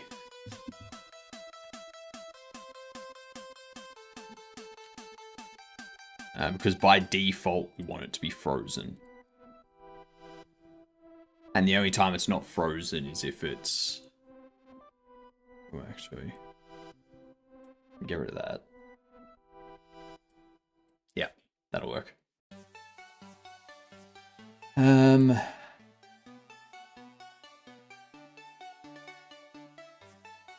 Here's a question for you.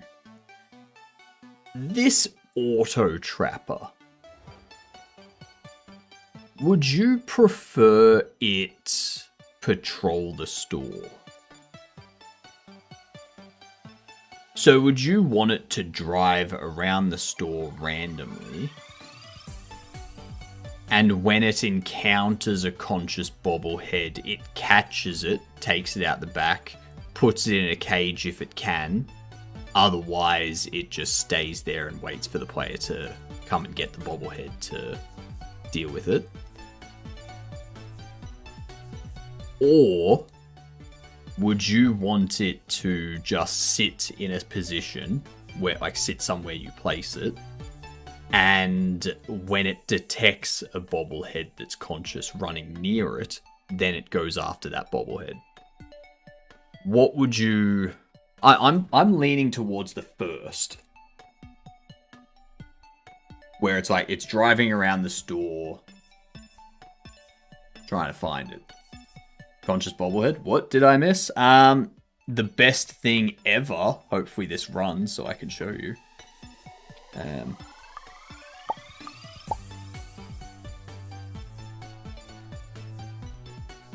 There he is. Look at him.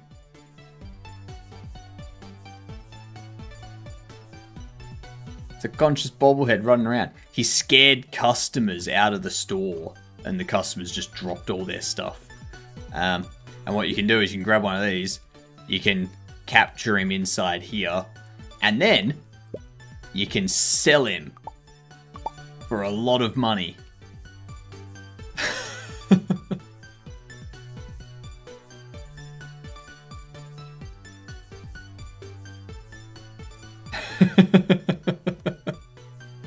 Pretty good, isn't it? Literal slavery? No. No.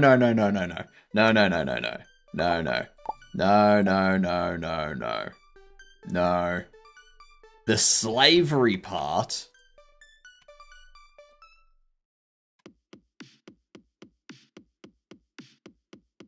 The slavery part is this. Okay? That's the slavery part. Now, when an NPC brings in a broken bobblehead, you place the broken bobblehead there, and then this guy will start repairing it. And once it's repaired, it pops over here. And then you give that repaired bobblehead back to the customer, and they pay you for the repair. That. Yeah. Or you take him and you burn him.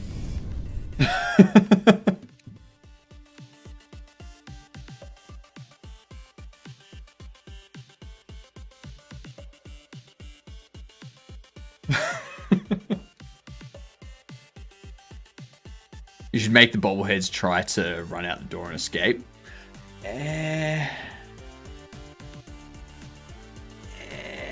That's a lot of effort. Like, that's a lot of stuff to implement. The reason why I'm not going with that is because I want the bobbleheads to remain in the store. Because while the bobbleheads are running around your store, if a customer comes across that bobblehead that's running around, they get scared and run out of your store, dropping all of the things that they were going to purchase. Get a glitch. So if I have it that they leave the store, it stops that from being something that happens. And you don't need to worry about the bobblehead running out of the store. You can just let the bobblehead run out of the store and leave. But by keeping them within the store, you have to do something about the bobblehead. You have to do something about it. Otherwise, your customers are just going to keep running out of the store, giving you bad reviews for your store having these weird things in it. And you have you don't make money at that point. There's no money being made at that point. So you have to do something about the bobbleheads.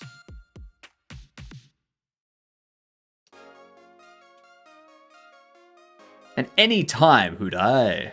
I have no idea if I'm pronouncing your name correctly. I'm just gonna say huh. Who. H-U. Who.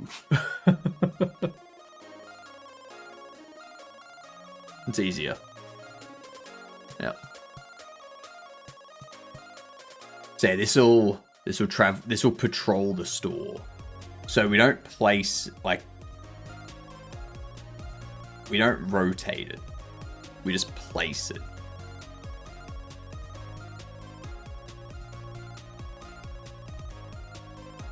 You can pick it up. You don't move it.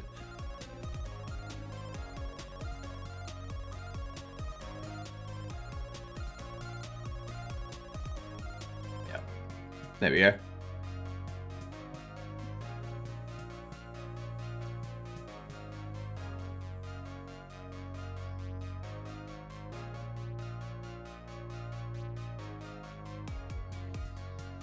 What up, LMR? Hello, Salvador Dali. Salvador Dali wishes. Salvador Dali wishes. Yeah? Look at that. Look at that tiny thing. Come on. Come on. Please. Please. He wishes. It only comes up to his eyebrows. Come on. Come on. He wishes.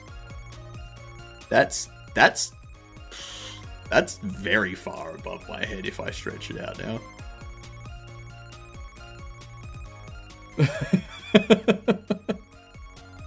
That's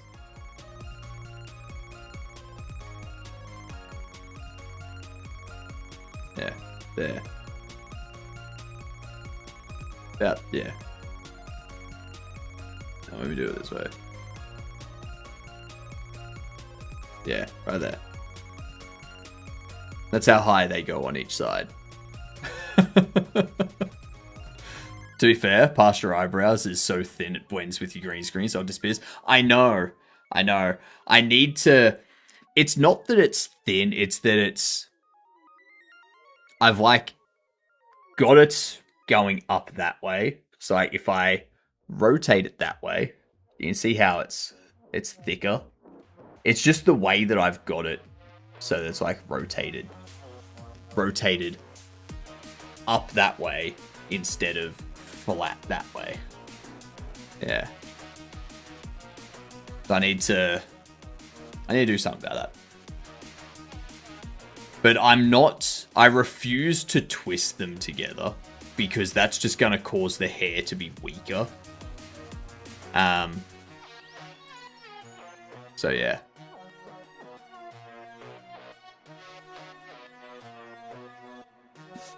Tried styling my stash into handlebar. It gave me nothing but pain and suffering. You're not supposed to use them as literal handlebars. It's just a name of the style. That's it.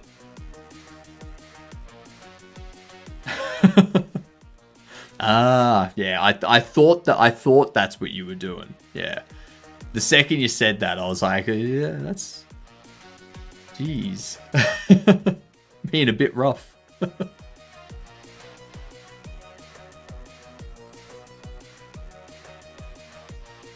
Alright. So now that we have that done...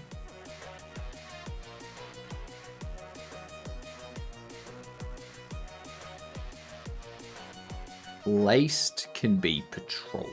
Like, placed will do its patrolling around. This will need... nav agent.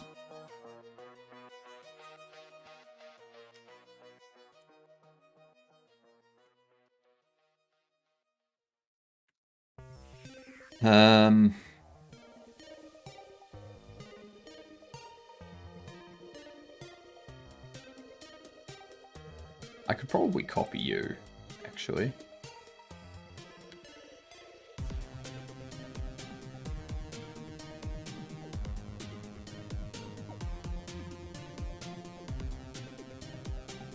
That works. That all works. Teal! I am now teal. I think I just need to get rollers, as I learned the hard way that the mustache wax isn't doing the heavy lifting alone. I have to wet and style my mustache first with dryer, then apply wax. Really? I just apply the wax. So I have glasses, which is helpful because I apply the wax. I have it going upwards, though it does stand upwards okay while the wax is setting. But because I use my glasses to have the, to like confine the hair to here, if I now take off my glasses, the wax is set in that spot. So, yeah. Can't leverage my poor eyesight that way. Exactly. Yeah, well, there you go. You just got to grow it longer. That's the solution to your problem. Grow it longer.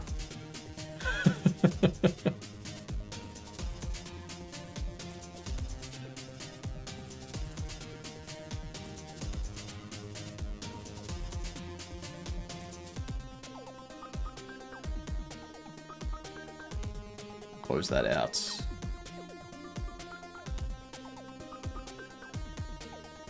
We need a bobble detection. I need area 3D.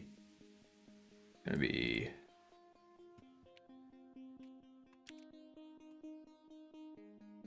bubble detector.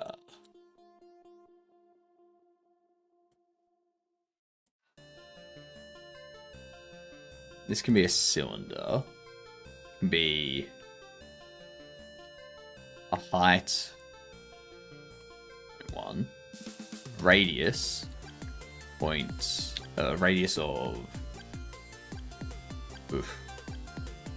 Bit too big. Radius of 1.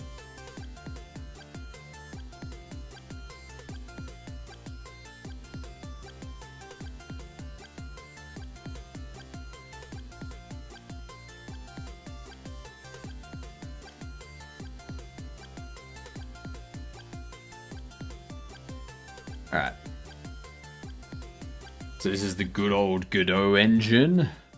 What was the other software you code in? I'm using NeoVim. So that's NeoVim above me. That's Obsidian over to the side.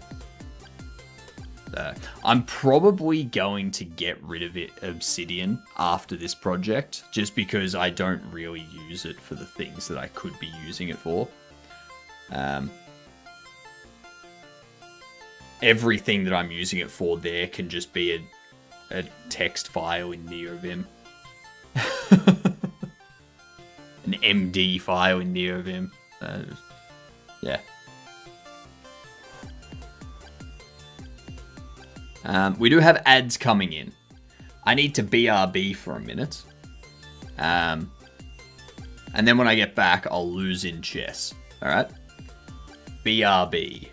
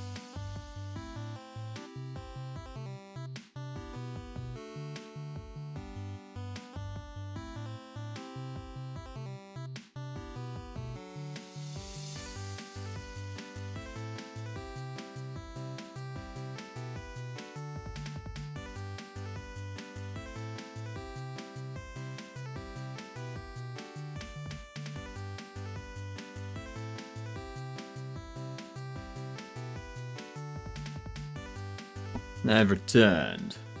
Good night, LMR.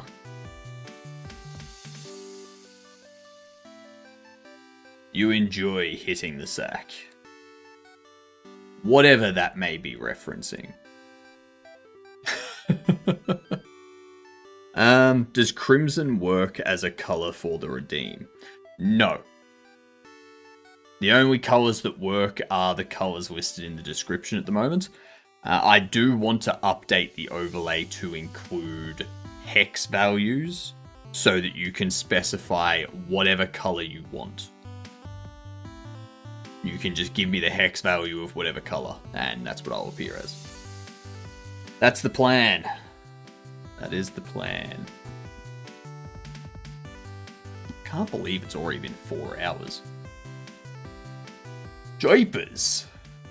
I feel like I think about the stream. Like I'll be in the middle of the stream and I'm like, man, I'm not getting that much done. And then the end of the stream comes around and I'm like, God damn, I got that much done? How?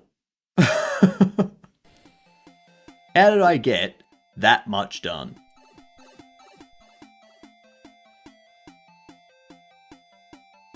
Doesn't make sense.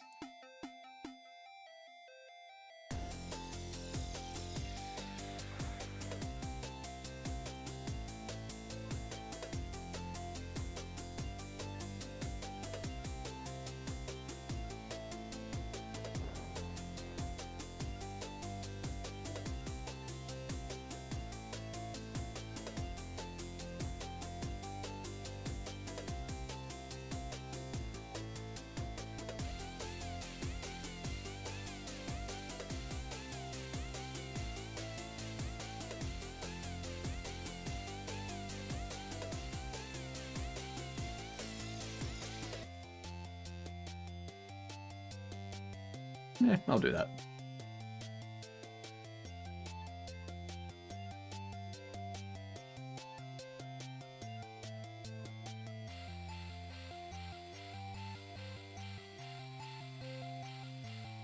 Mmm.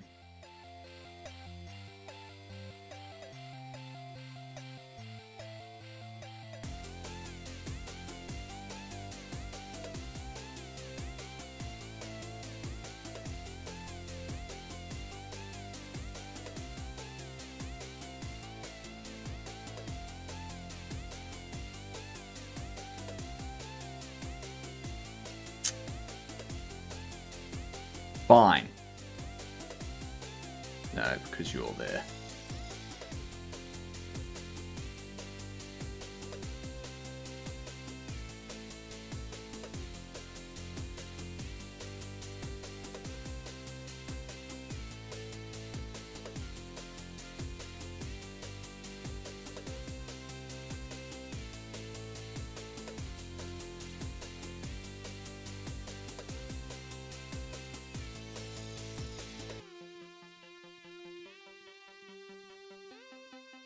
Mm-hmm.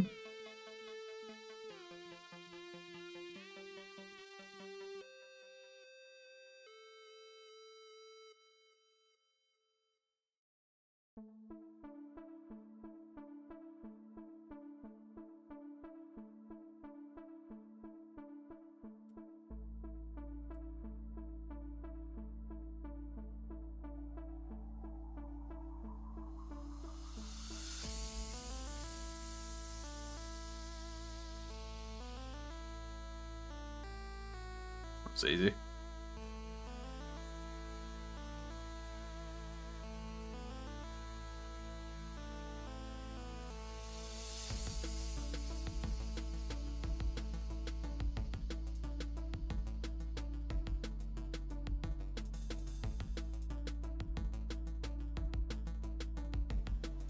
I'm gonna stop you moving.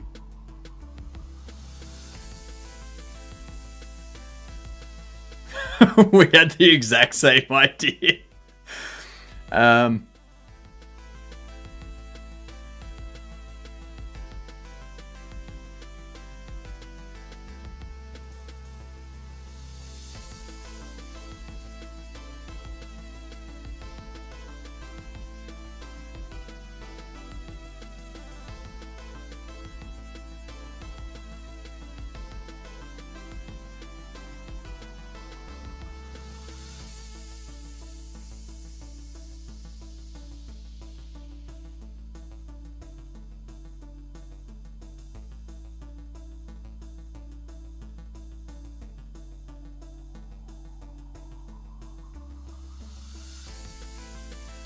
This is gonna be a tie.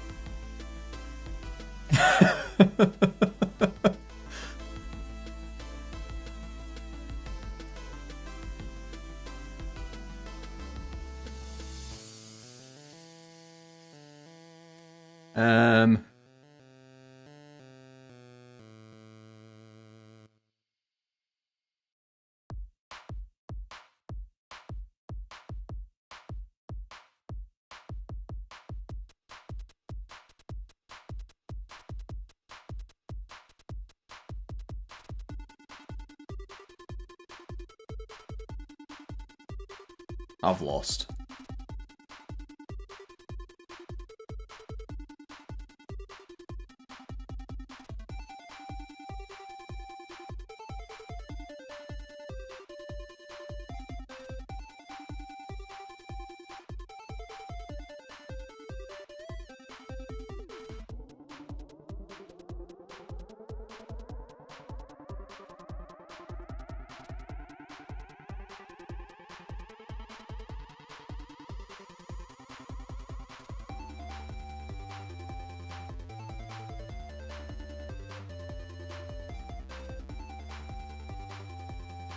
Yeah. Yeah. Knew that was coming. What up, Tefo? With NeoVim as an external editor, any particular exec flags or exec path custom script? So inside Godot, under network, you've got the language server. You need to make sure you know what the port is and stuff. And then the debug adapter, you can like sync breakpoints and whatnot, but you also get the port as well. And then under text editor, I think. No, under file system, no, yeah, text editor external. Text editor external, you set up your path to NeoVim, and then you set up these flags here. Which are basically you set the server, which is a file, a pipe file, just somewhere for Godot to send stuff and receive stuff. And then you've got this remote send, which has basically, you know, what file is selected, what value, like line number, column number, all that kind of stuff for the cursor and stuff. And then what you need is I have this stuff set up by nvim my DAP. You'll notice I've got the debug adapter for Godot, which sets up the Godot server. It also allows me to set up some debug launching stuff for Godot and GD script. I don't use this. I don't use this myself. And then there's also the LSP. And the LSP is what connects up to the server pipe file. And that server pipe file allows basically auto-completes and pop-ups and stuff like that to appear. So if I do... it allows all this stuff. The vector 3, 0, the is equal prox, all that kind of stuff will come from Godot. There. Now, there is a problem with it at the moment. I don't know why, but if I double click on this, it doesn't open it here, but it also doesn't open it here. I don't know why, that just stopped working one day. And I haven't even looked into it. Latest NeoVim nightly builds have LSP deprecated. What do you mean, have LSP deprecated?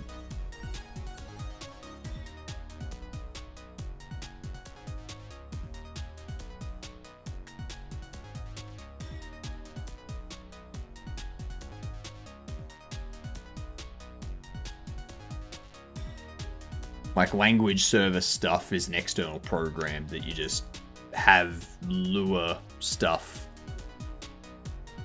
You have Lua stuff hook into a language server. That will not connect to language servers anymore. But that's the thing, like, it's not up to NeoVim if something's connecting to a language server. Like, I've got, like, there's custom scripts that you write that connect to an LSP and display that information in NeoVim. Like NeoVim's just the editor. Connecting to an LSP and all that stuff is like extra scripts. So I would imagine that it's probably this stuff. It's probably this stuff because NeoVim Tree Sitter has been archived, and NeoVim Tree Sitter does a lot of, like, people use this for like a lot of LSP stuff as well.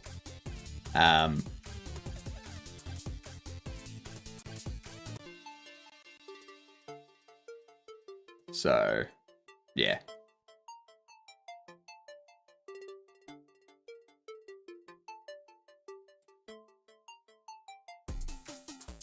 Just lsp.config, I think, changed.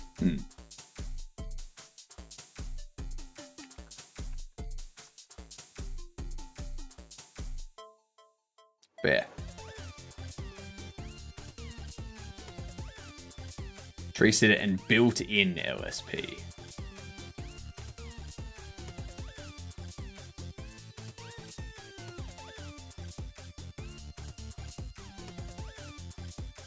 Supports the language server protocol, which means it acts as a client to LSP servers, and includes a Lua framework, vim.lsp, for building enhanced LSP tools.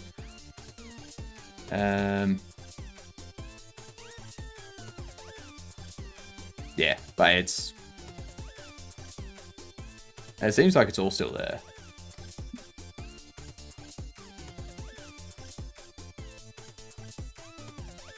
NeoVim has deprecated the require LSP config framework in favor of using Vim LSP config.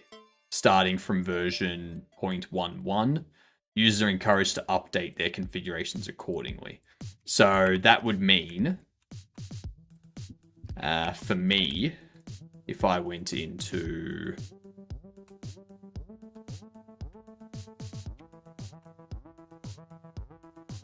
here, you can see how I've got this here, require LSP config. I wouldn't be able to do that anymore. I would need to do Vim LSP config. I'd have to do that. But that's basically all it is, yeah.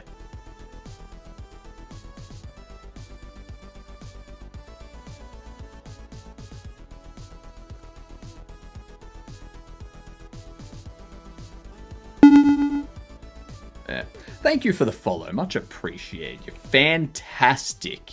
Good done to you. I'm not going to make that change yet, though. Not going to make that change yet. And much appreciated. Everyone that follows is officially a Gedunt. G''DUNT.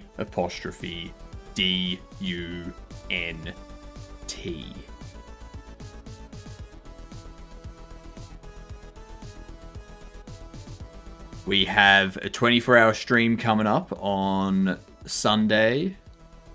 It starts about 44 hours from now. So, be prepared. Be prepared. My Sunday. For people in America and Europe, it'll probably be Saturday or Saturday evening. So, so if we have this bobble caged there. So we've now got the auto trapper with a bobble detector. You are an auto trapper.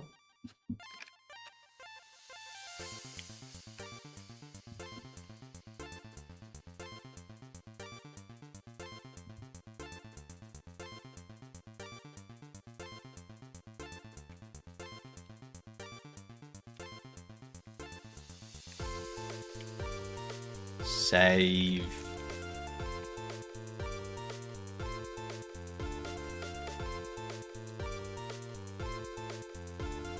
Super save. Return save dictionary. And load.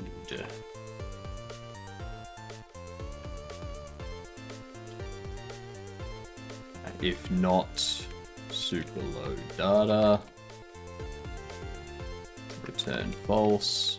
Otherwise, we can return true. And add some other stuff in the middle there. Do you ever get tired of the music in your game? I've specifically chosen music that I'm able to tune out. So it's just there as like background noise. And there's also volume controls that you can specifically turn the music all the way down to nothing. So if you don't want to listen to the music, you just mute it.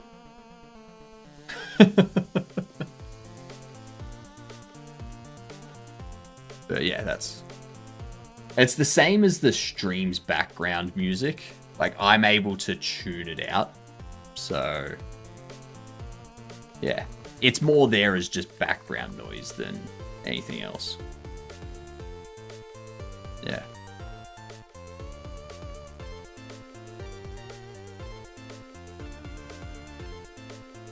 That's right, we also need furniture.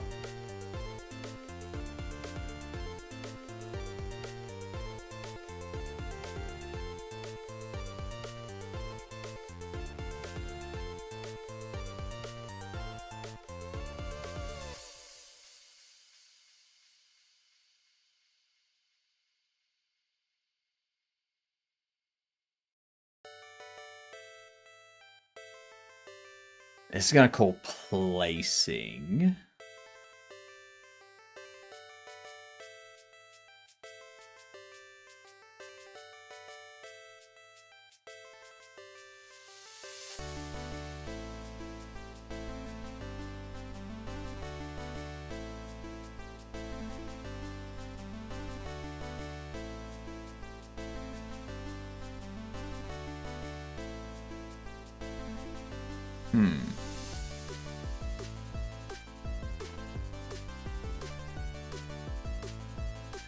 Finish placing emits. Let's see.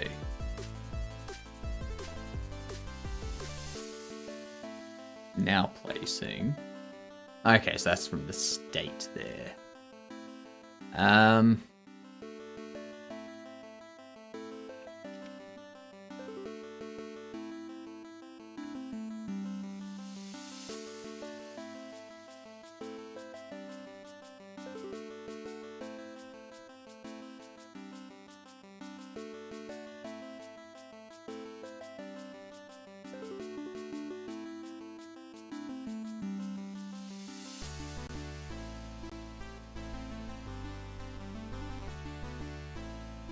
What cares about that?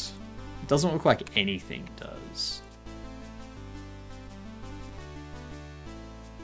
Shelf, storage shelf, furniture. Okay.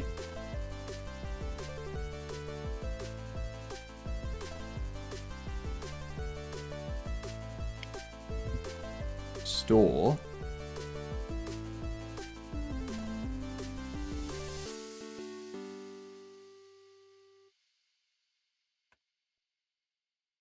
Sell furniture.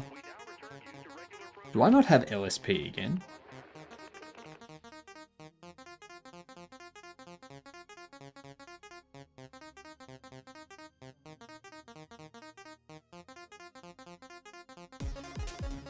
I feel like LSP has stopped again.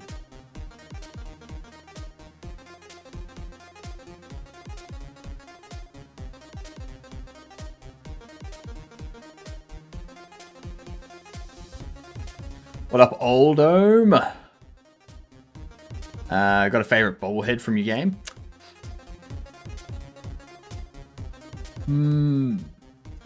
My favorite would have to be Jeff. Yeah.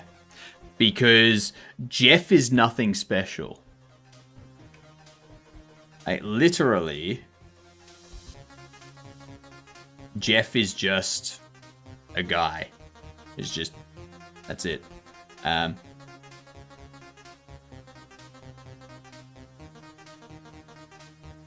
Let's see.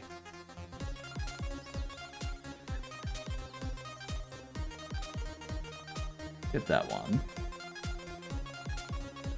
His blurb is excellent as well.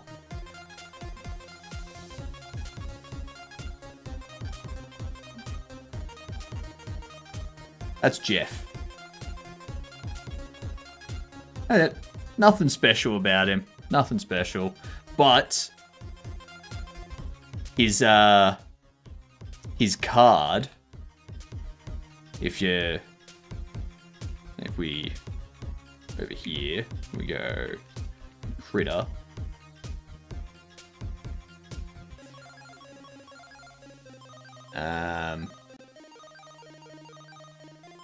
Documents, projects, Bobble Shop Simulator, assets, UI.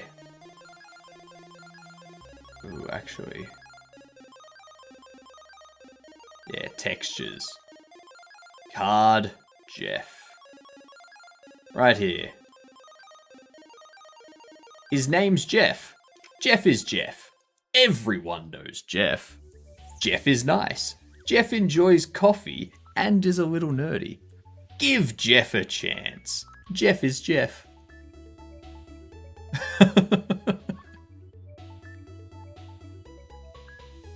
That's it.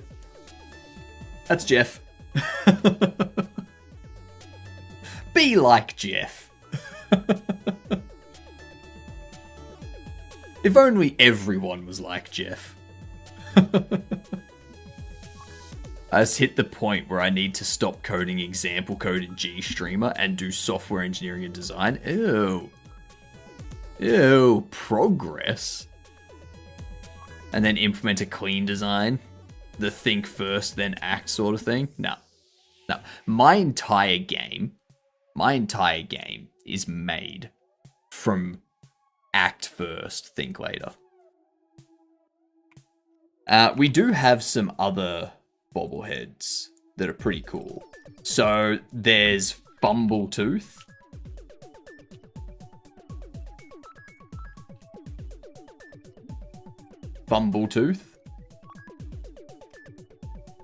Yep.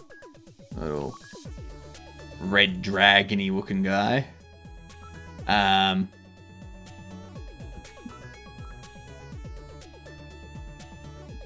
There's the Godobble. So the Godobble is the Godobot. Yep.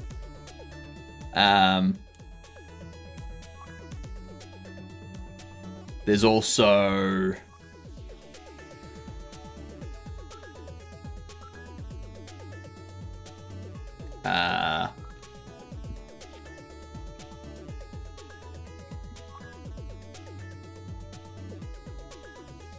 the Pac-Man.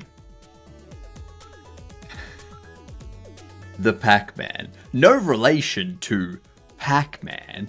This is the Pac-Man.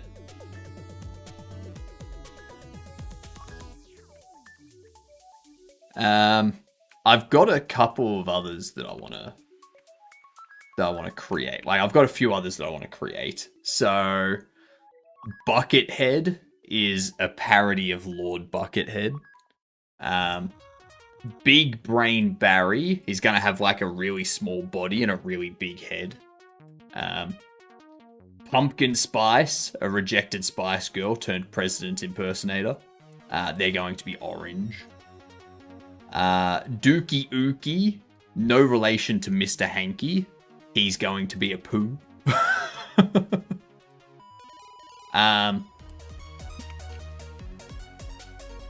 Kai ain't, dog in witness protection to be safe from its owner. And then down here we're gonna have Electrocutioner. Shock your dogs. That's no relation to any public figure or public personality that you know.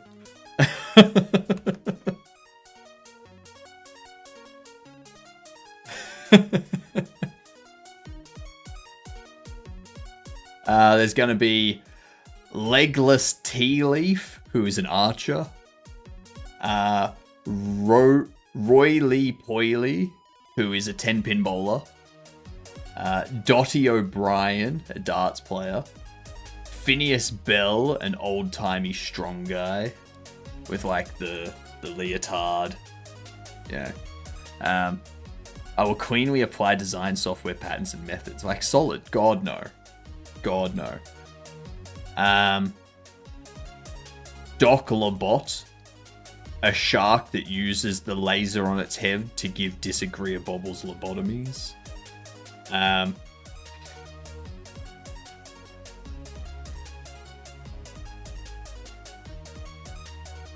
Enforcer. Sometimes cops are sick of your shit. So they're going to be a cop. What about Mig the Mimic? I don't think... if I was going to make a Mimic, I would have it as a treasure chest. But that's difficult to do, because how do you have a treasure chest that bobbles? Also, how you doing, Mig? I am a treasure chest. This is true. This is true.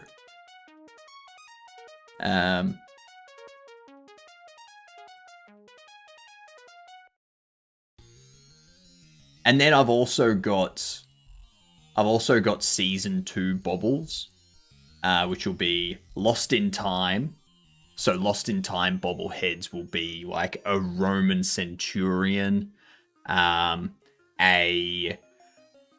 friar, the like guys that have like bald hair but hair all around. I'm doing well, Mig.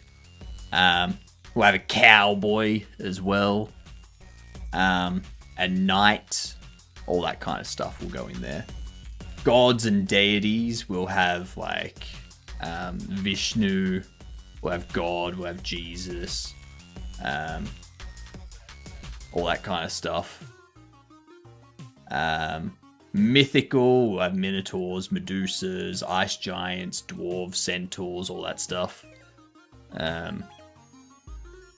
Beer food characters, so Chris P. Bacon will just be like a regular guy with like pig ears, a pig nose, whatnot. Wendy's Go, which will be a Wendigo that's a redhead and has like pigtails and stuff like that. Stuff like that for fear food characters. Horror will be your werewolf, vampire, zombie, the assistant from the mail room, stuff like that. Aliens, greys, octopus things, you know, just alien type characters. Maybe we'll have streamers. Do we have an Asmon bobblehead? Do we have a queso bobblehead? This type of stuff. And then circus as well, which will be like clowns, jugglers, all that kind of stuff. I will need to have a abstract under circus to reference the digital circus. Yeah. Yeah. That'd be good. There should be a hypnotic bobblehead, I would assume. No. I'm refusing to put myself in my games. I do not want to put myself in my games.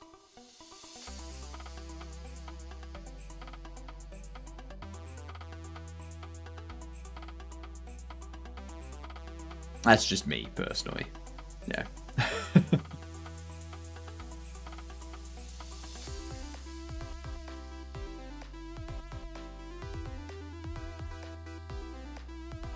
Under here, when we have...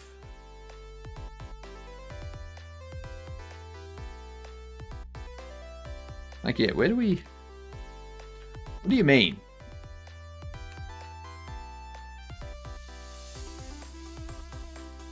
Sell furniture.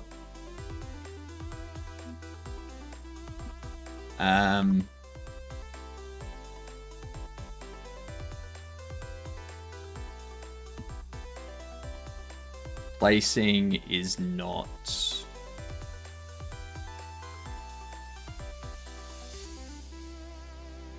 Bobble trap. and placing is not an auto trapper.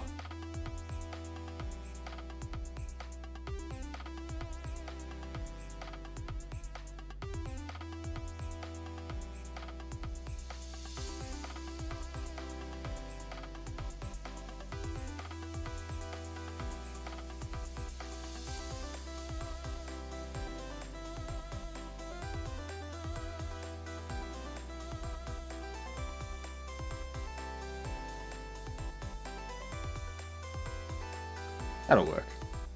I think that'll work. We can do that later. So we need to figure out this ready stuff as well. I think we need to take those 3. We need those under our readies.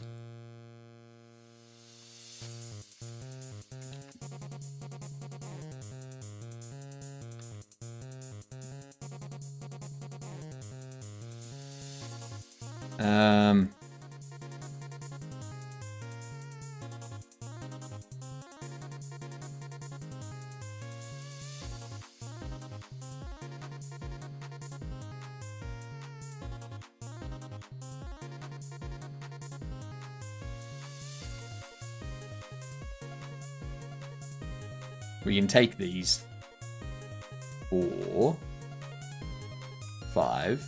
We can take those.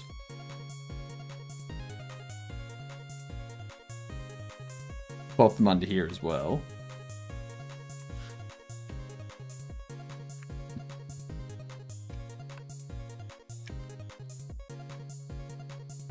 And then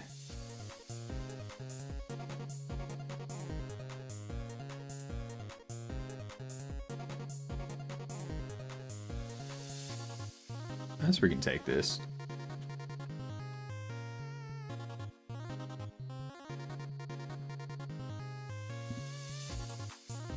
I hear you, Wallaber.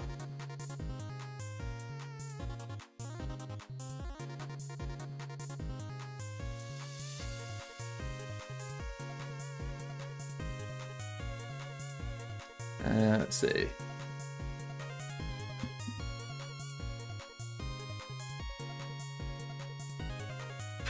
I like confusing people with that.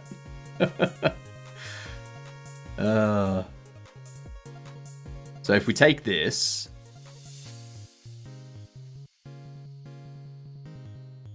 yeah, take that.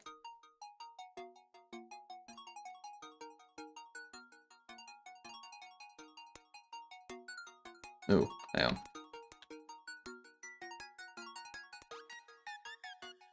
Pop that there.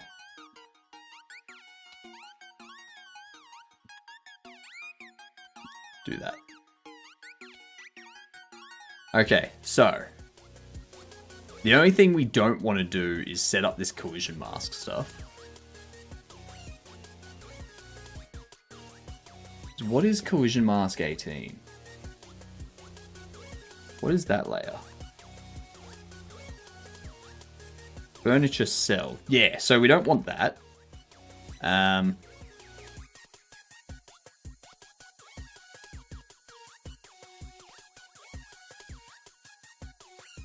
You know what?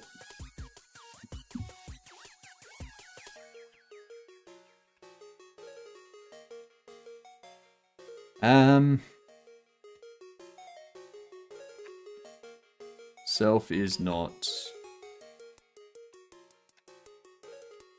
Bobble Trap, and self is not Auto Trapper.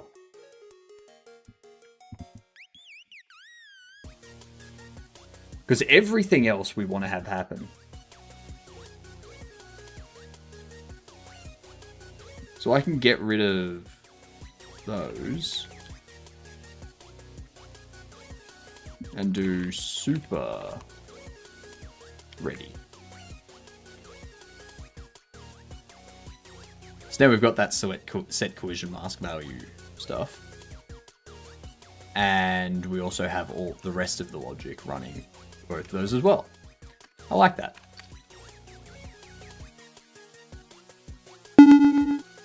Ooh, thank you for the follow, you fantastic dunt.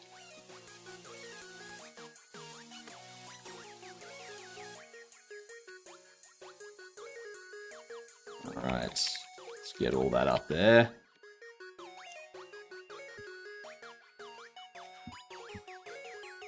So,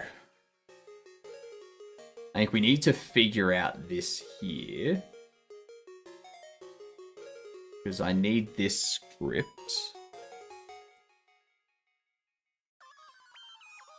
To be...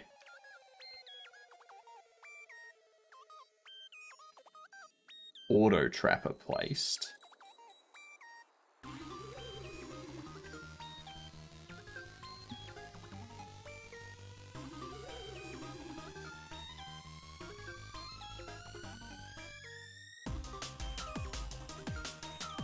This is going to extend furniture placed. But it basically needs to run some stuff. That sounded so pre-recorded. Good. Good. It means I'm in practice.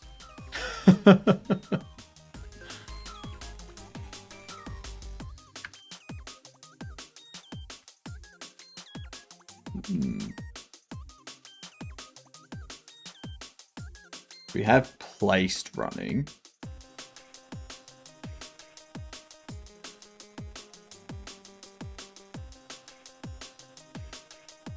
I could have that run on process, like physics process.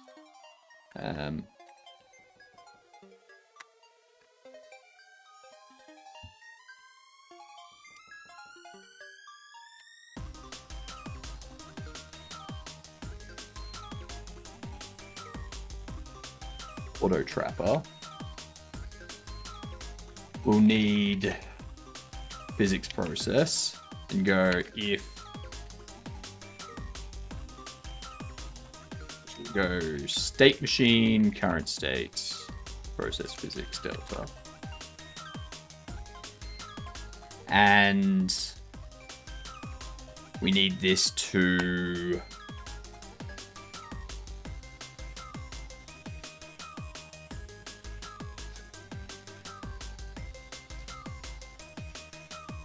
super ready and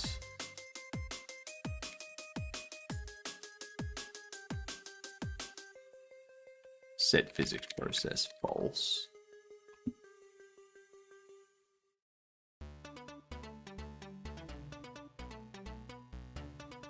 Yeah, that'll work. So the reason why we want to set the physics process false there is because for its idle, which that's an idle item,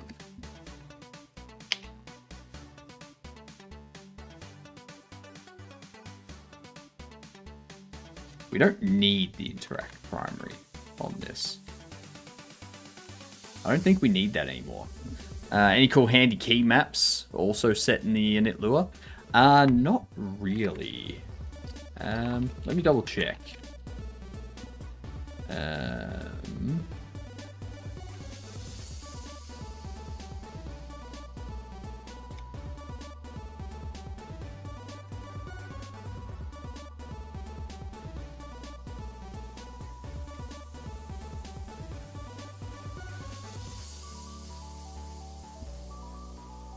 So this is just breakpoint stuff. Yeah, so that's just so if I run Godot debugger, I can set a Godot breakpoint, I can delete a Godot breakpoint, and I can find a Godot breakpoint. And that basically just tells Godot, hey, add a breakpoint here, so then when Godot is running debug mode, it'll stop at that point. A regular breakpoint doesn't work for Godot. So yeah, that's all that is. Didn't mean to interrupt for the workflow state. That's perfectly fine for Tefo.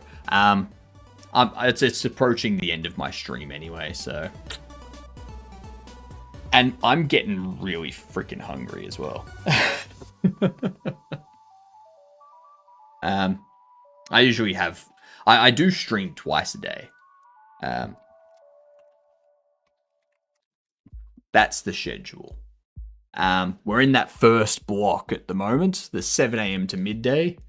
And then I take 5 hours off and I do 5 p.m. to 10 p.m. Well, it's actually 5 p.m. to 9 p.m. these days.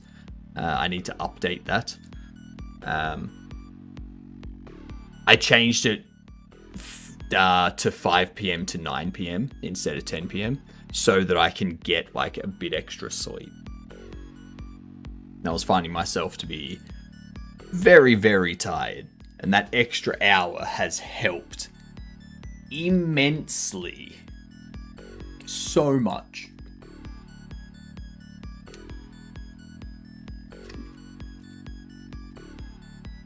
But yeah.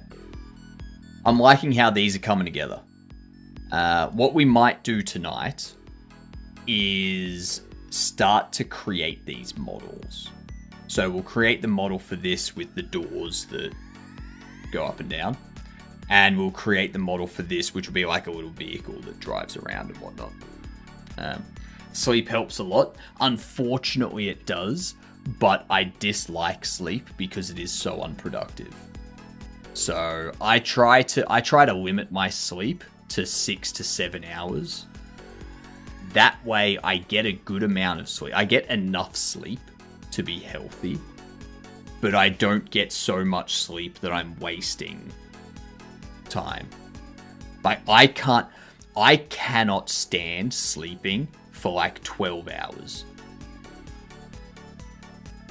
If I sleep for 12 hours, I'm either very sick or I'm depressed. And that's when I go to the doctor and I'm like, hey, this is happening. I found this one useful too. Leader RN rename. Is that renaming a file?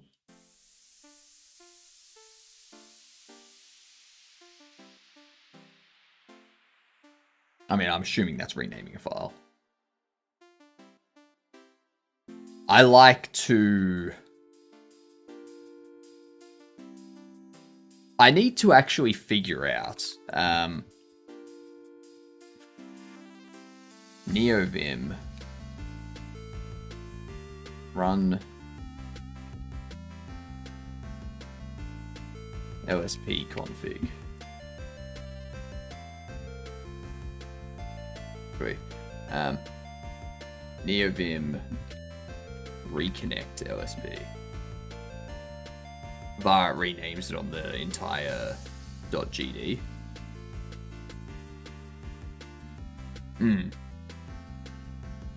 To restart the LSP in NeoVim, you can use the command LSP stop followed by LSP start. Alternatively, you can stop all active LSP clients with that, and then reload the buffer with edit. So I wonder if I go NeoVim,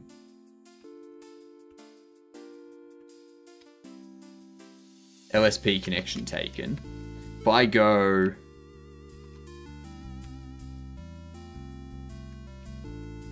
LSP stop, disconnected. Connection taken. Yes! Yes! So the next time I have LSP not working for whatever reason, I can just run LSP start, or LSP stop, LSP start, and just like reconnect it all. I don't have to close down NeoVim and reopen it. Oh, that's going to be such a time saver. Oh, yes. Oh, frick yes. What up, Mike and Hill? Has anyone ever told you how loud you are? No. No, they haven't. That might be because I can't hear them because I'm talking.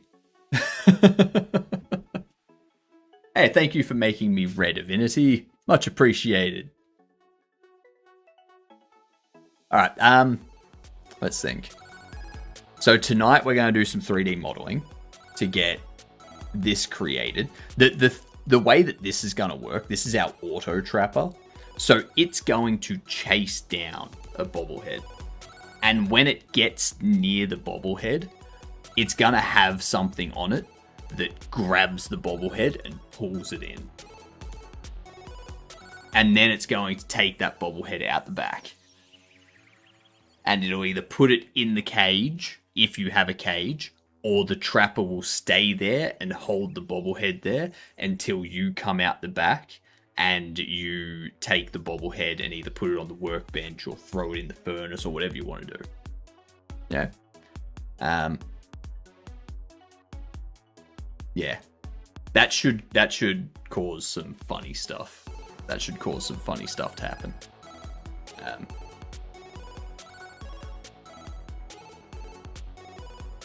gonna like it. I will want...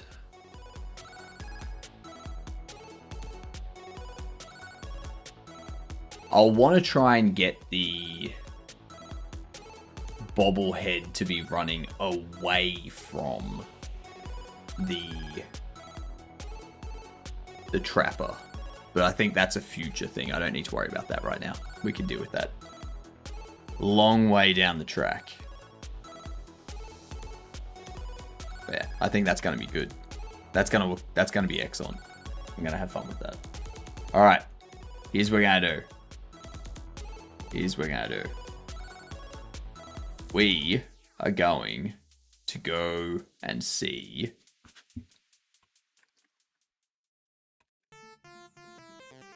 this one. Gonna call it there for the morning. We'll do some 3D modeling tonight. And... oh, hang on. That's not the right message. I mean, it's the right message, but it's missing some stuff.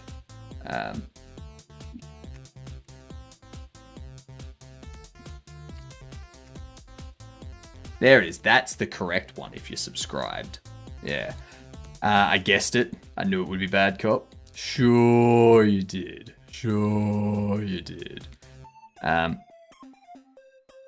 Yeah. I'm back in 5 hours. 5 hours to keep working on this. 24-hour stream in 2 days' time where we give myself a virtual body that's motion tracked.